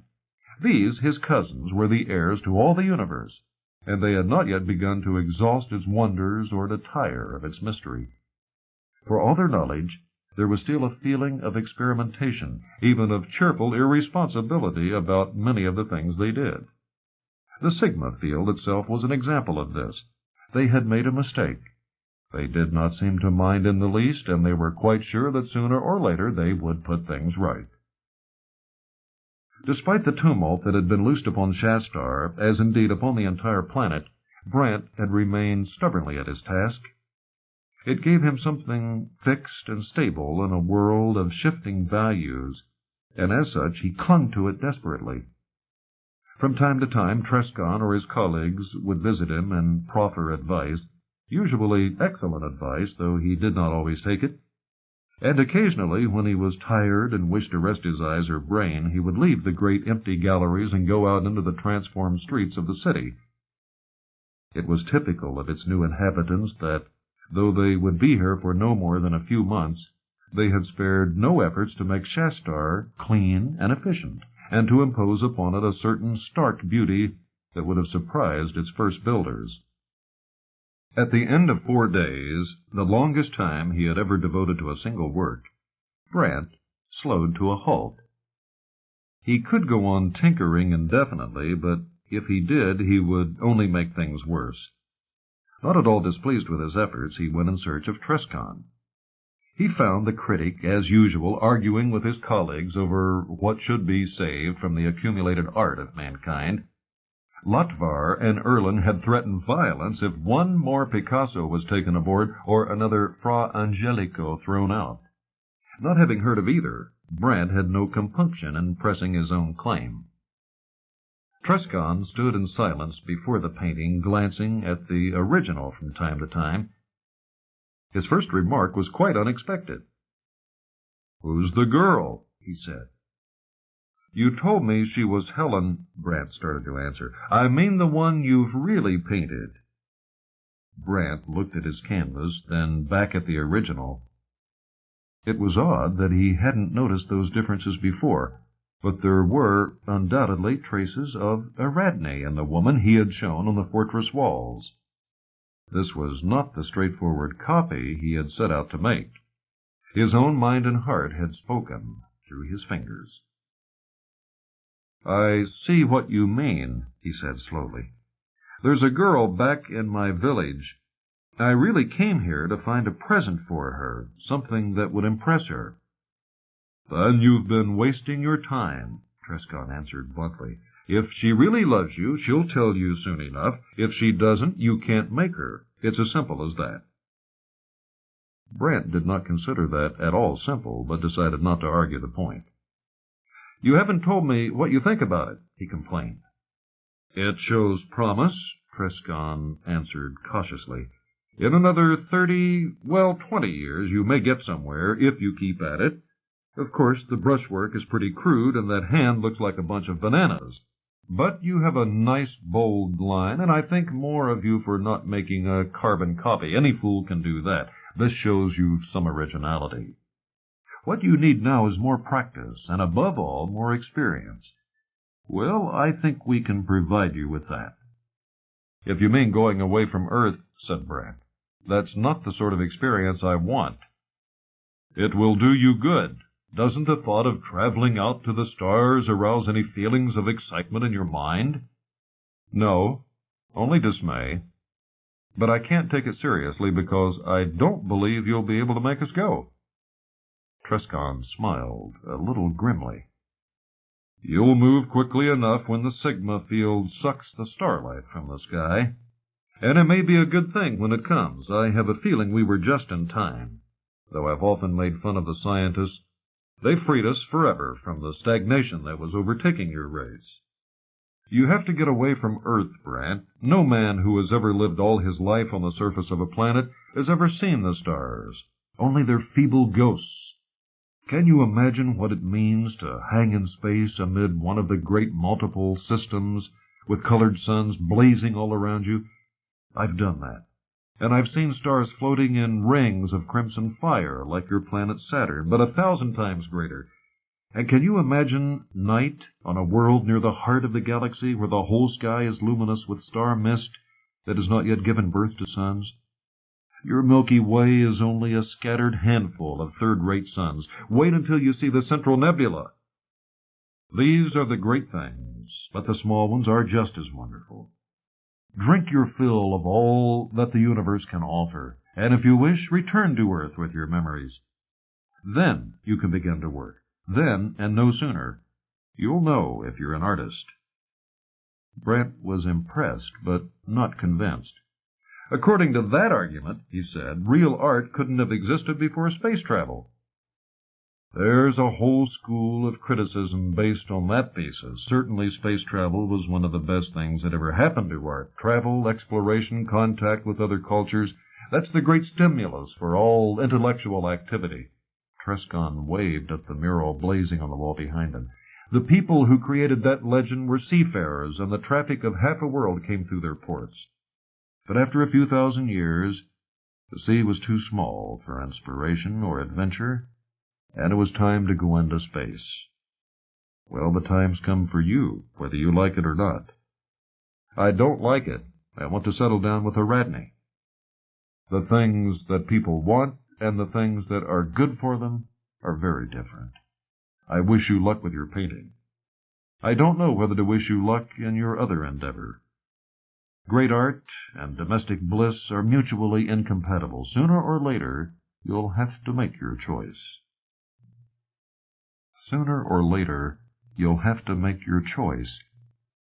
Those words still echoed in Brant's mind as he trudged toward the brow of the hill, and the wind came down the great road to meet him. Sunbeam resented the termination of her holiday, so they moved even more slowly than the gradient demanded. But gradually the landscape widened around them, the horizon moved farther out to sea, and the city began to look more and more like a toy built from colored bricks, a toy dominated by the ship that hung effortlessly, motionlessly above it. For the first time, Brant was able to see it as a whole, for it was now floating almost level with his eyes, and he could encompass it at a glance. It was roughly cylindrical in shape, but ended in complex polyhedral structures whose functions were beyond conjecture. The great curving back bristled with equally mysterious bulges, flutings, and cupolas. There was power and purpose here, but nothing of beauty, and Brant looked upon it with distaste.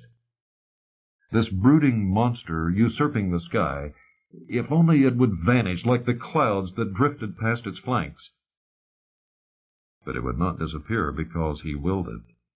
Against the forces that were gathering now, Brant knew that he and his problems were of no importance. This was the pause when history held its breath, the hushed moment between the lightning flash and the advent of the first concussion. Soon the thunder would be rolling around the world, and soon there might be no world at all, while he and his people would be homeless exiles among the stars. That was the future he did not care to face, the future he feared more deeply than Trescon and his fellows, to whom the universe had been a plaything for 5,000 years, could ever understand.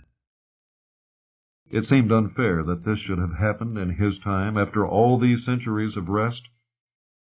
But men cannot bargain with fate, and choose peace or adventure as they wish. Adventure and change had come to the world again, and he must make the best of it, as his ancestors had done when the age of space had opened and their first frail ships had stormed the stars. For the last time he saluted Shastar, then turned his back upon the sea. The sun was shining in his eyes, and the road before him seemed veiled with a bright, shimmering mist, so that it quivered like a mirage or the track of the moon upon troubled waters. For a moment Brant wondered if his eyes had been deceiving him. Then he saw that it was no illusion. As far as the eye could see, the road and the land on either side of it were draped with countless strands of gossamer, so frail and fine that only the glancing sunlight revealed their presence. For the last quarter mile he had been walking through them, and they had resisted his passage no more than coils of smoke. Throughout the morning, the wind-borne spiders must have been falling in millions from the sky, and as he stared up into the blue, Brant could still catch momentary glimpses of sunlight upon drifting silk as belated voyagers went sailing by. Not knowing whither they would travel, these tiny creatures had ventured forth into an abyss more friendless and more fathomless than any he would face when the time came to say farewell to earth. It was a lesson he would remember in the weeks and months ahead. Slowly the Sphinx sank into the skyline as it joined Shastar beyond the eclipsing crescent of the hills. Only once did Brant look back at the crouching monster whose age-long vigil was now drawing to its close. Then he walked slowly forward into the sun, while ever and again impalpable fingers brushed his face as the strands of silk came drifting down the wind that blew from home. End of Tales of 10 Worlds by Arthur C. Clarke. Narrated by Bill Walmsley in the studios of the American Printing House for the Blind, Louisville, Kentucky, for the Library of Congress, May 1981. For special distribution as authorized by Act of Congress under Public Law 89-522, with the permission of the copyright holder and the publisher, Harcourt, Brace and World, Incorporated. If you experienced any difficulty with this recording, please tie a piece of string around one of the container straps or latches before returning it. Place the defective recording in the container braille side down for identification.